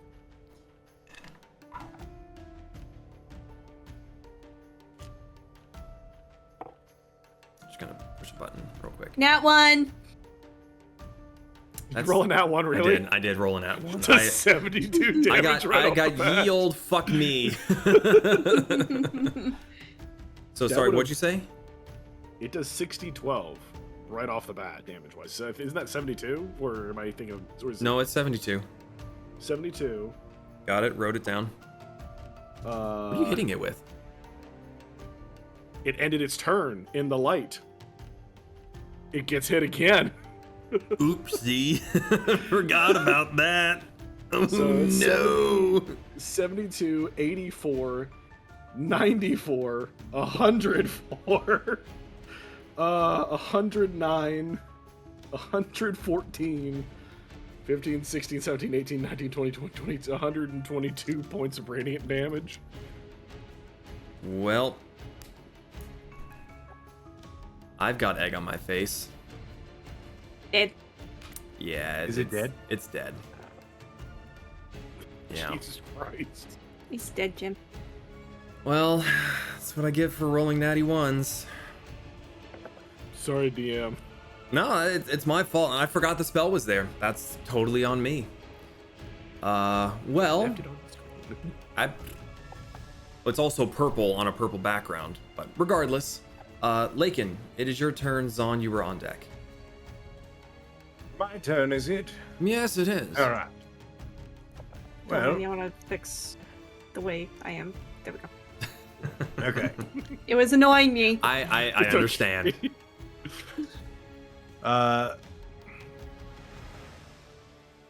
This guy right here. This guy? 5, 10, 15, 20. Action dash. 25, 30, 35, 40. Right here. Zoop. This guy, action dash here. Zoop. This guy, action dash here. Right here? Yep. Zoop. I'm just gonna move her out of the way. Yep. Because she's technically not there. Correct. 5, 10, 15, 20. This guy, action dash here. Zoop. This guy, 5, 10, 15. Can he squeeze through here, or is this a building? That is a open doorway, so I technically he could squeeze in. There's no point. 5, 10, 15, 20. Action dash to move the 5 additional feet. These guys only have 20 feet of movement. Yeah. And then the Skelly boys are going to stay and play right here. Okay. They're going to take 2 shots. Count them 2 shots at the golem. Okay. The AC is going to be slightly adjusted on him because you are trying to shoot through Moriko. Kind of like I a could 3/4 move. cover sort of thing. I could move if that is an issue. You could move. 5, 10, 15, 20, 25, 30. Over here. Okay. 5, And 10, he's just 15, as 20. Yeah. He can move 30 there. Yep. Yeah. So yes, And then with them shoot. shooting over the zombies of a much bigger creature, you're good. Okay. That is a 21 to hit. 21 hits. Which are And you then doing, this zombies one or is- the skellies? Skelly. Skelly, got it. Okay, 21 hits. And then an 18 to hit. 18 just hits. Ooh. Ooh. Puppy. That's 10 points of piercing and 9 points of piercing. Shit rolls. Yeah, Right as here, we say. all these guys cannot attack because they action dashed. Yep. But they're there in spirit to help out the pink rock. Yep. The Himalayan Can salt I lick. see this booger? Who? Sorry, who are you looking at? This booger right here. Make a perception check for me real quick, just to see if you can, just your general perception of the battlefield, as you know, butterfly swatter, Himalayan salt versus tar rock. I guess I don't know what he is. 13. 13. I would say that you see Kasumi is struggling a little bit. But I can't see with what. Correct. Well, then looks like I'm gonna shoot the rock man. Hit it and get it. Whittle him down. Okay. Let me see. Do we want to have fun? Well, I will give you advantage on range because you do have your zombie boys there, distracting him from behind. Well, then looks like it's Eldritch Blast times 3. DM, that's a natural 20. Yeah, kind of figured. That's a 32. Yep. That's a 26. Okay. Deal the damage. I'll do the natural 20 first. Right on. So that's 15 right off the bat, plus 7, so 22. Yeah. 22 force, 18 piercing right off the bat, and then we go to Sorry, you said how much piercing? 18 piercing right off the bat for maximized dice, and 18. then Okay. plus 14, which is 32. Okay, so 22 and 32. Got it. Okay, regular hits now. Yep. 12 points of force, Okay. 12 points of piercing. Ooh, nice.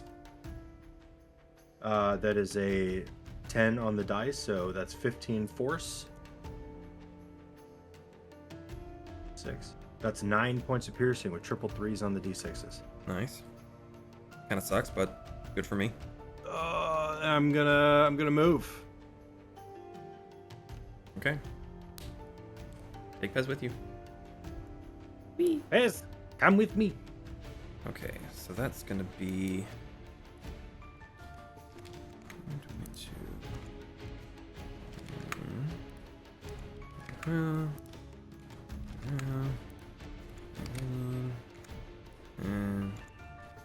Oof. Okay, he is looking really, really hurt. Moriko, as you're taking it on the chin with him and you're getting him in the gut. And as you go for this uppercut and he kind of like wiggles back a little bit, you notice he stumbles as he's like half tripping on zombies, and you just see chunks of his bony armor get blasted off by Lakin's green beams of goo. You definitely got a little bit of a cheat in the ring, and you're taking full advantage of it. So Lakin, you moved. Is that it? You're done? That's it. That's all I got. Okay. Well, that brings us to Zaan with Kasumi on deck. 5, 10, 15, 20, 25. And then Master Zaan is going to, since he almost got shot by Kasumi, he's going to go see what the fuck is going on. He's going to teleport his ass up to the roof. Well, hold on. With what? His chest piece. This is Robo's Ancient Storm. Oh. He's going to sacrifice 30 feet of his movement to teleport up to 90 feet. Okay. Just making sure that the action economy is what it is. There's no action. So, well, just the action economy. That's the word for action bonus and reaction and everything. Okay, so you are up there and you can see Kasumi has her bow and the black tendrils are snaked around her arms and chest and just her entire body. And the face kind of is behind hers and it whips around to look at you. And it's just, there's no eyes, there's no nose. It's just a rounded maw full of teeth. You know, aren't you horrifying? No, please, God. What you doing, bud? I'm reading this to make sure. Okay, cool. First I need to make a dexterity saving throw. And Kasumi, I'm going to need you to get some healing. Kasumi, you take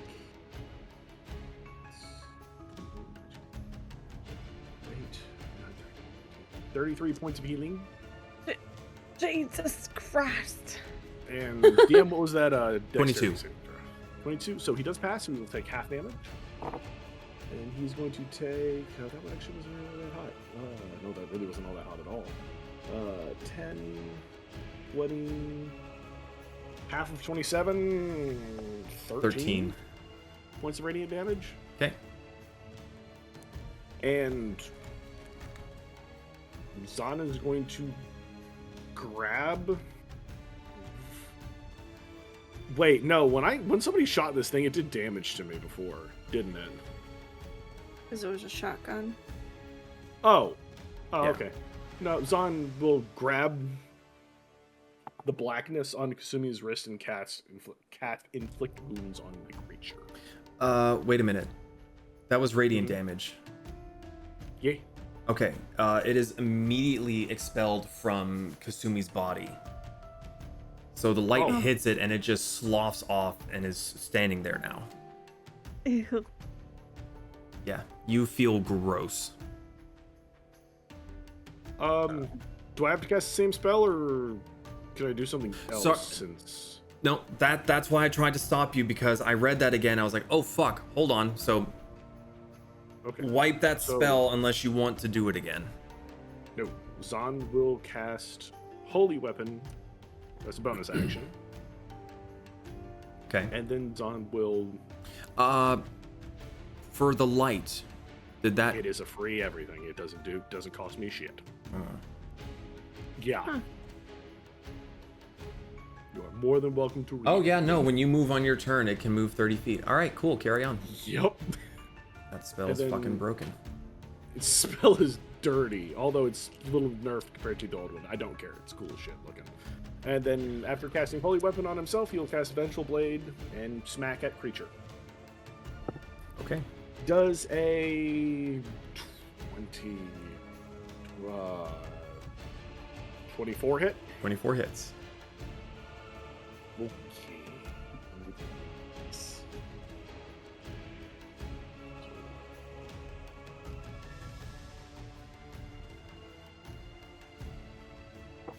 That's going to be max damage on that too. 13 points of slashing, 9 points of cold, 7 points of necrotic, 14 points of radiant, and I rolled the wrong die for that one, and 5 points of thunder. Okay. It is going to use its reaction to slip into the surface, move 10 feet away, and pop back up again. Okay. And that will end my turn, and I'm going to obviously heal myself because I'm still within it. So I'm going to cast some heals on myself. Nowhere near as good as Kasumi, but I'll take it. All right. Well, I'm assuming that's all for your turn? Yes, sir. Sorry. Okay. No, that's good. Better than handling an army. Bonehammer's gonna punch Moriko.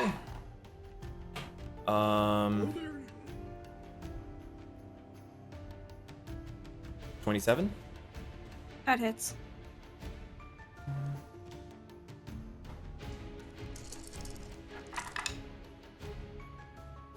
Oh, let's see. 20, 30, 35 points of bludgeoning damage. So just one more giant haymaker against you. Shit. I got excited for the slugfest and forgot he was surrounded by fucking zombies. So that's I done fucked up, AA Ron.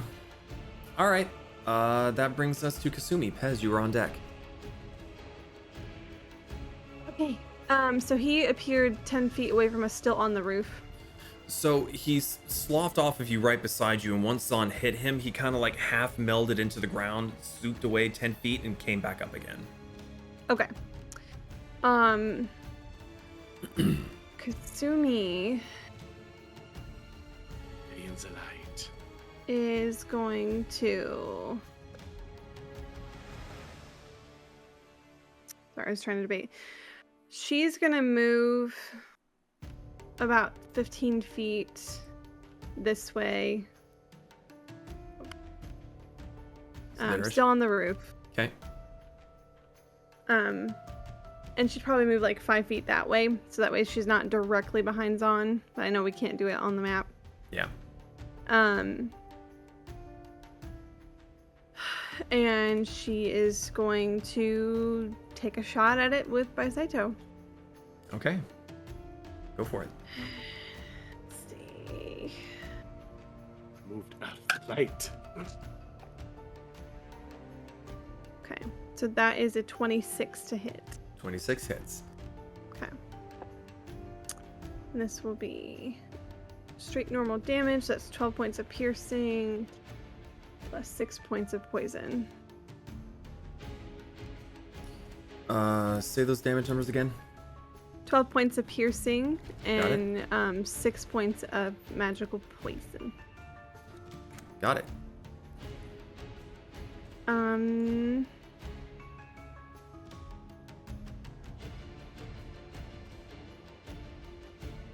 That's gonna be my turn for right now. Did you take your attack when you had advantage? Because you had advantage from my silvery barbs. Right, but I cast a spell instead. But you didn't use the advantage. Yeah, that's not. But you don't use your advantage on that. And the advantage is you get advantage on your next attack against that creature, but I chose a spell. Plus, that was several rounds ago.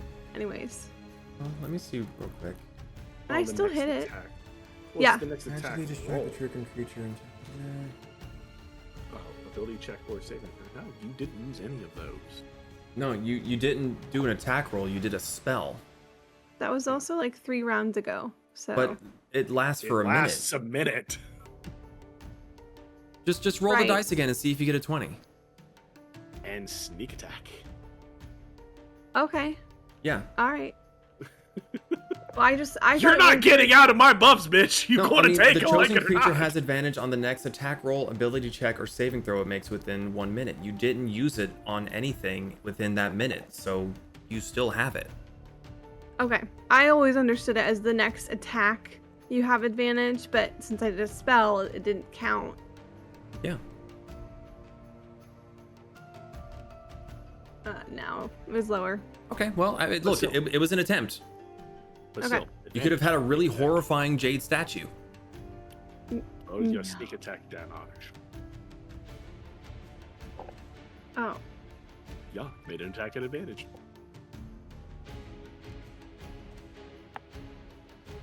Uh, 29 points. That's significant. You're definitely getting revenge. It's not looking good. It has a hole in it now. Okay. Okay. That's my turn.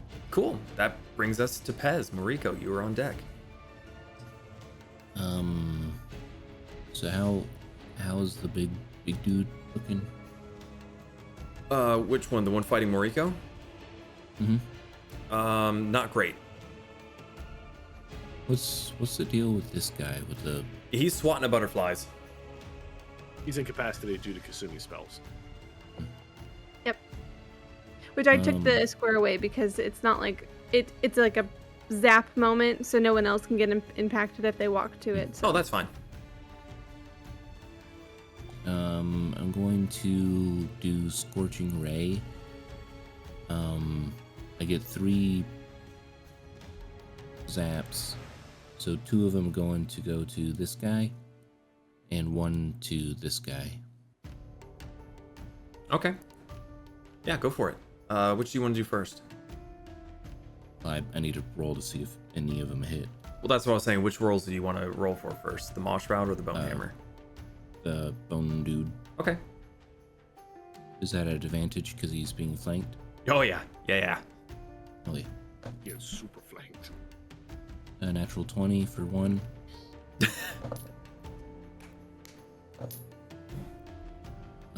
12 plus plus 8, 30, 20 for the second. Both of those hit. Okay. You want me to roll for the third one? Let's see what happens with the bone hammer real quick first. Okay, so 2d6, so that's 12 damage already. Mm-hmm.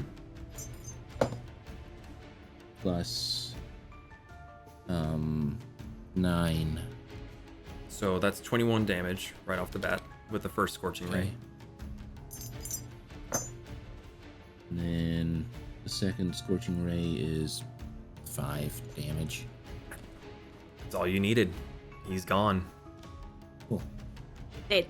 And then the third one is going to the other goober. Mm-hmm. Rolling to hit. That's a 18 plus 8. That hits. And 2d6, 7 damage. Oof. It's looking rough. Don't forget your barbs. Correct. Oh.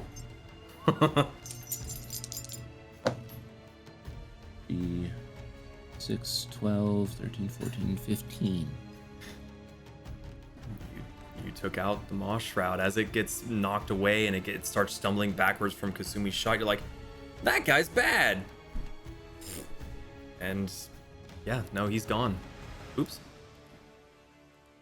So the two of you up on the roof, you see this beam of orange light come up and smack the Moss Shroud on the side of the head, and it just crumples to the ground.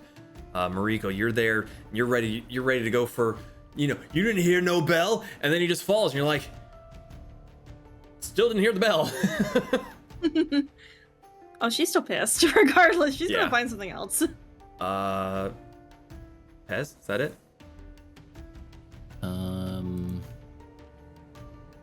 It's a great turn. That is all I can do. Don't say it like that. You just took down 2 things with 1 turn. I don't want to hear it. I mean, I don't have any bonus actions that I could do. Well, I mean, we still have the wall liquor, so Moriko, you're up. Okay.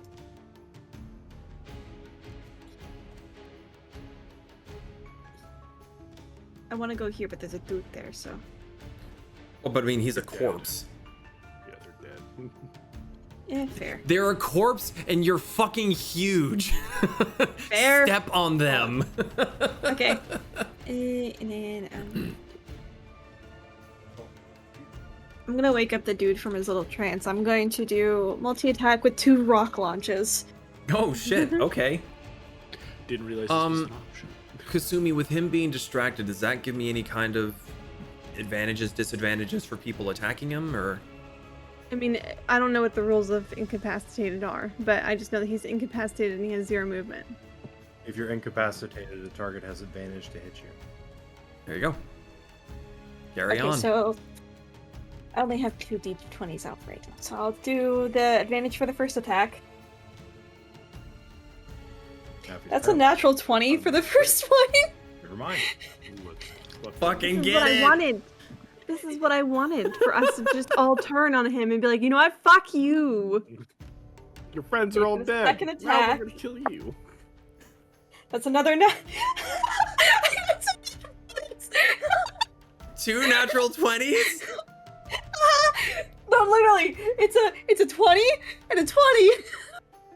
So Moriko literally sees this thing dies, goes, I'm not done, rips his arms off, and just like, I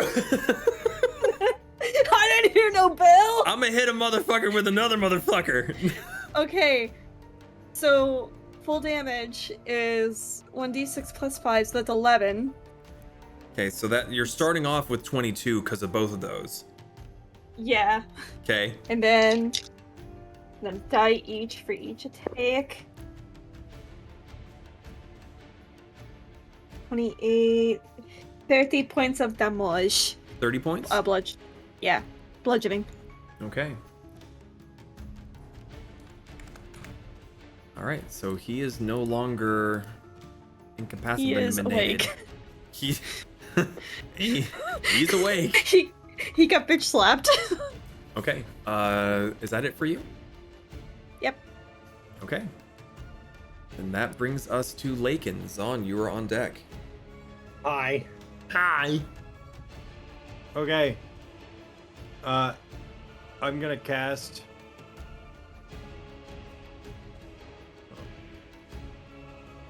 Wait, how do I make the radius thing? So you click the little Go to the angled L. ruler, and then if you're doing the radius, you click on the circle, and then you choose the point where you want it to be, then click, hold, and drag until you get your measurement.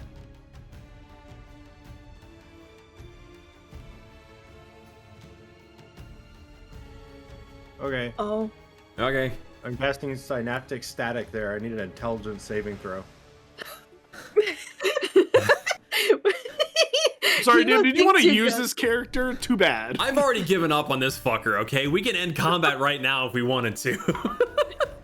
No, I want to see how this plays out. Leave us alone. You rolled a 1, didn't you? I rolled a fuck me! God Guy. damn it! Well. Damn. Well.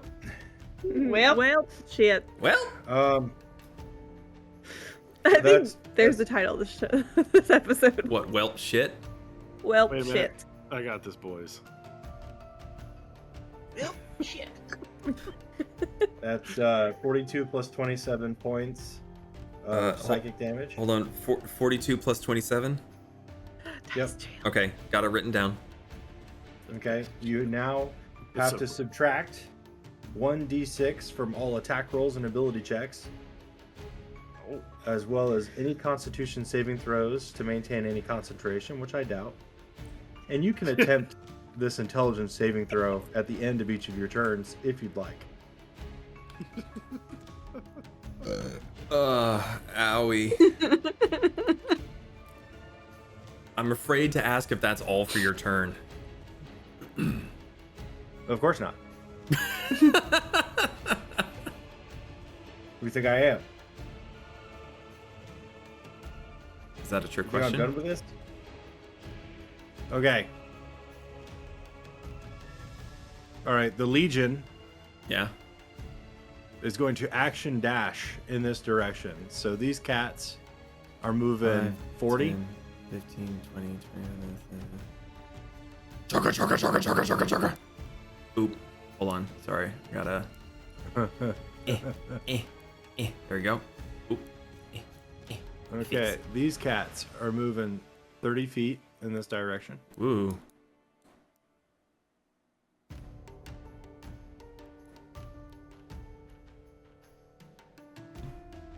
So now that everything's dead, we can zoom in on the action here a little bit more. There we go.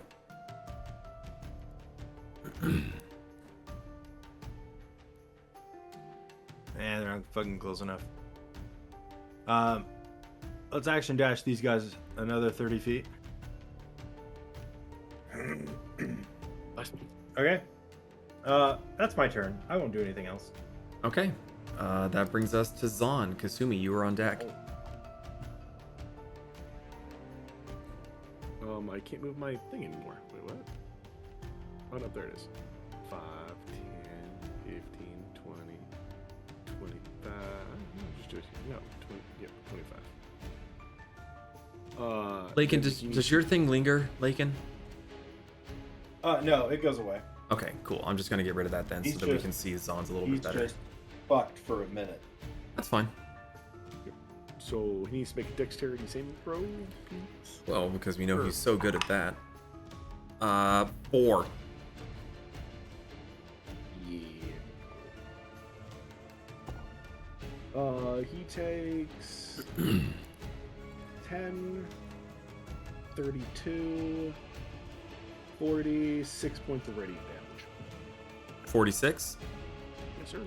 Okay. Oof. He's not looking good. Oh, no. I need to move. Nope. How far is it down? It's a 20-30 foot drop. Okay. So no, I'm only. I mean, it's gravity, so we'll just say 10 to drop. Oh, that's fine. I was about to say I've got 60 feet of movement anyway, so I think +3 thing. Anyway, focus. Yeah. And actually, no, I still have more. Just Sorry. the OCD in this channel is insane. Fuck you! Look, I'm just as guilty. That's why I'm saying it. So, this. Yeah, and then Zaan's going to smack him with, whatever the ability is here. Vengeful Blade. You can try. 25. Oh yeah, that hits. Okay. And that's going to be only 4 points of slashing, 3 cold, 10 radiant, 7 necrotic, and 4 thunder. And if he attacks, he will take damage. Okay. Is that it? That is it, sir. Okay. Kasumi, you're up. Pez, you're on deck. Bonus action hide. Oh, I need to heal myself again. I'll give you that.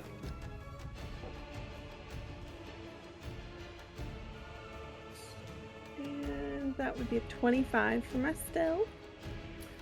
You are hidden. Cool. Very well hidden. We're gonna take a shot with Bisaito with this mother trucker. Roll that advantage.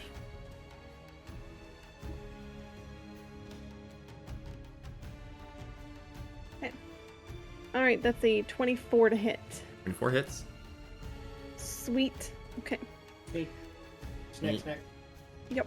Sneak snap. So we're doing 9 points of piercing. Plus 4 points of poison.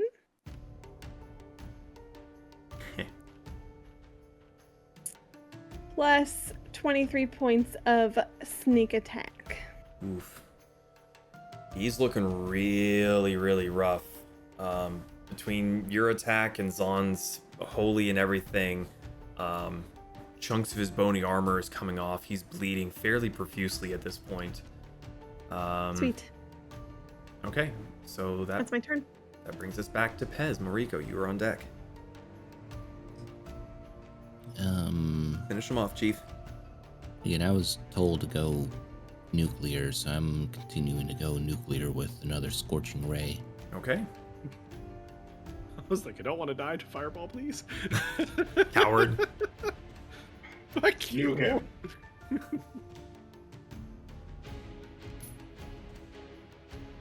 13 plus 8. 21, that hits. 16 to hit. Does not hit. 18 to hit. That just hits. So you have 2 hits there. The fuck is it? 2d6. 6. 11. Okay.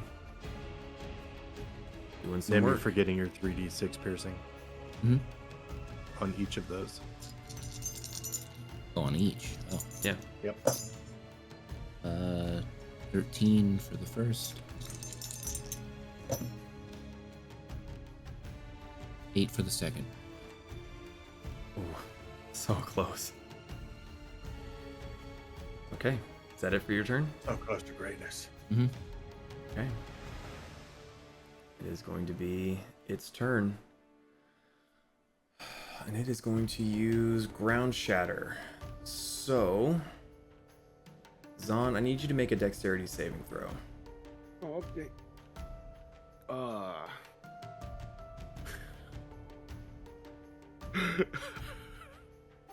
What? I'm pretty sure whatever he's gonna do, he's getting off. Roll a natural 1. I'm gonna die.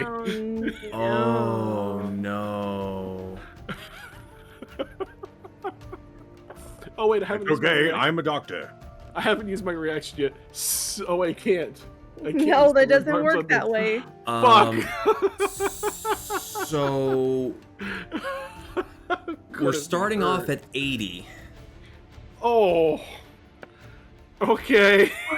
I'm glad I've been healing every turn because I would have killed her. Okay. Oh. Yeah, I'm expecting that. That's 90. That's 102. 107. Let me write that down real quick. Okay. Ooh. Damn. Okay, so that's 117.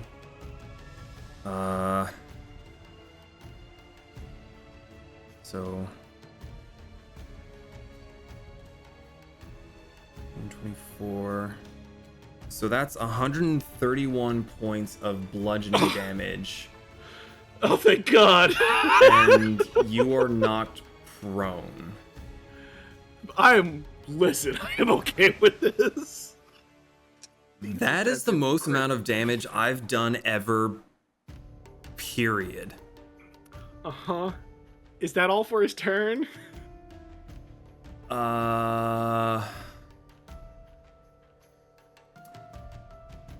Me, the DM, wanting it to survive, I want him to move. However, he's fucking stupid, so yes, he's going to stay put. So, the funny thing is, I think this can actually be done at the beginning of his turn, too. But yes, okay. Just make a dexterity saving throw. Good God. 4. Shut up, Pez. Zaan. 31. Zaan. Yes. How would you like to do this? Smash. Oh. The celestial wasn't happy. So Zaan gets in there, super confident about what he's doing. Slash, slash. Ha ha! Boom! Ow! And just the beam of light just smites it where it is, and it just falls over dead. Okay. 3 health left. Like, I'm just like, I need him not to surpass 133. If we do that, we're fine. Okay. So, everyone who is damaged, come to me now. Hold. Moriko. Mm-hmm. Well, you're in your rock form, so you wouldn't be holding the crystal, would you? It would have been melded into my form like the rest of my clothes and stuff. Okay. So,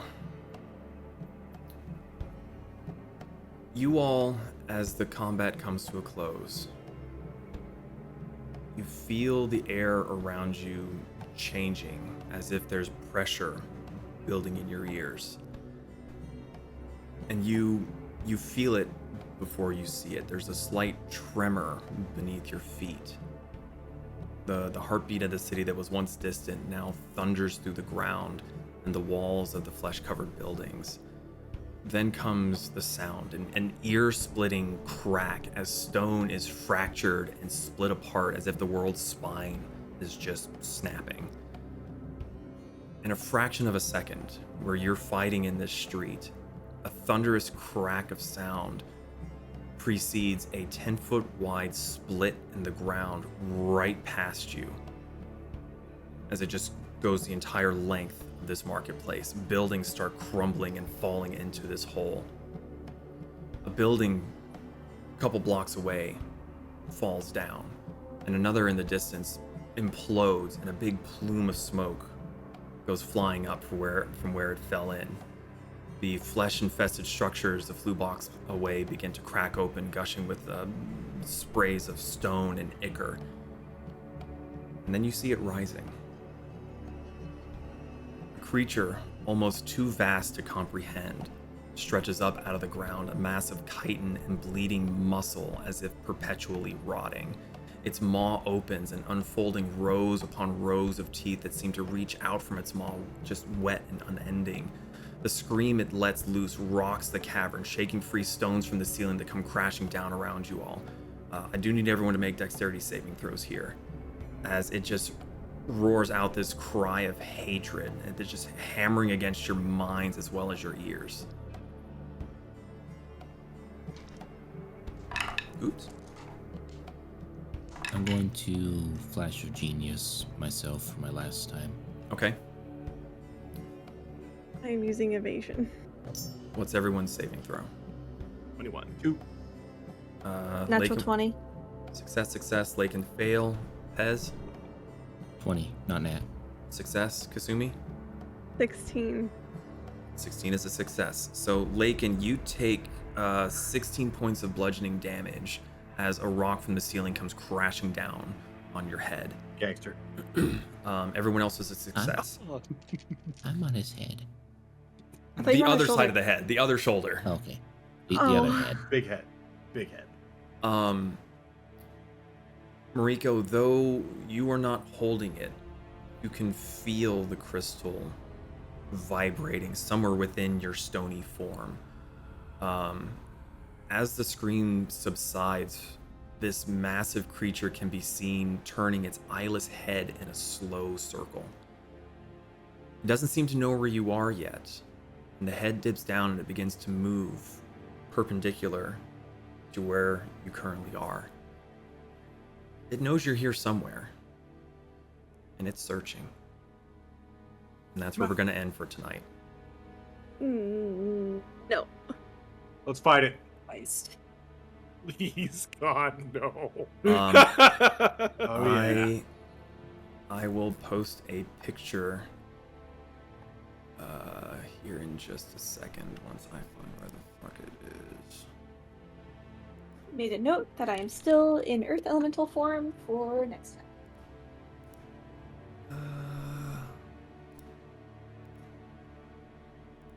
I am almost out of spells.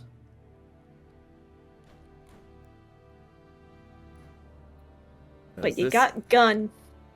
I got gun. This is gonna make you guys feel real good about what's happening. No, I don't think that I believe you. Let him. I knew it was a fucking graboid. Why are we in Dune? Look, AI is a thing. Okay. No, but the thing looks like it'd be from Dune. Oh, well. It looks like a pet I will master. Is he licking your kneecap? Yes, he is.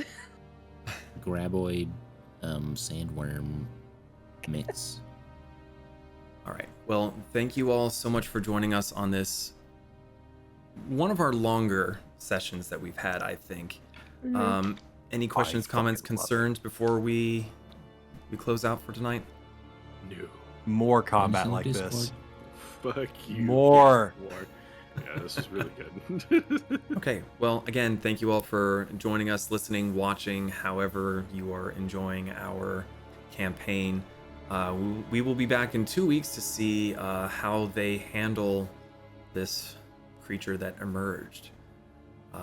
So be safe, be good to each other, and we will see you the next time we go live. Good night, everybody. Bye, everyone. Thanks for listening to the Fools and Flagons podcast. If you enjoyed this past adventure of the Tales of Archeron, you can catch us live on Fridays at twitch.tv/Fools and Flagons.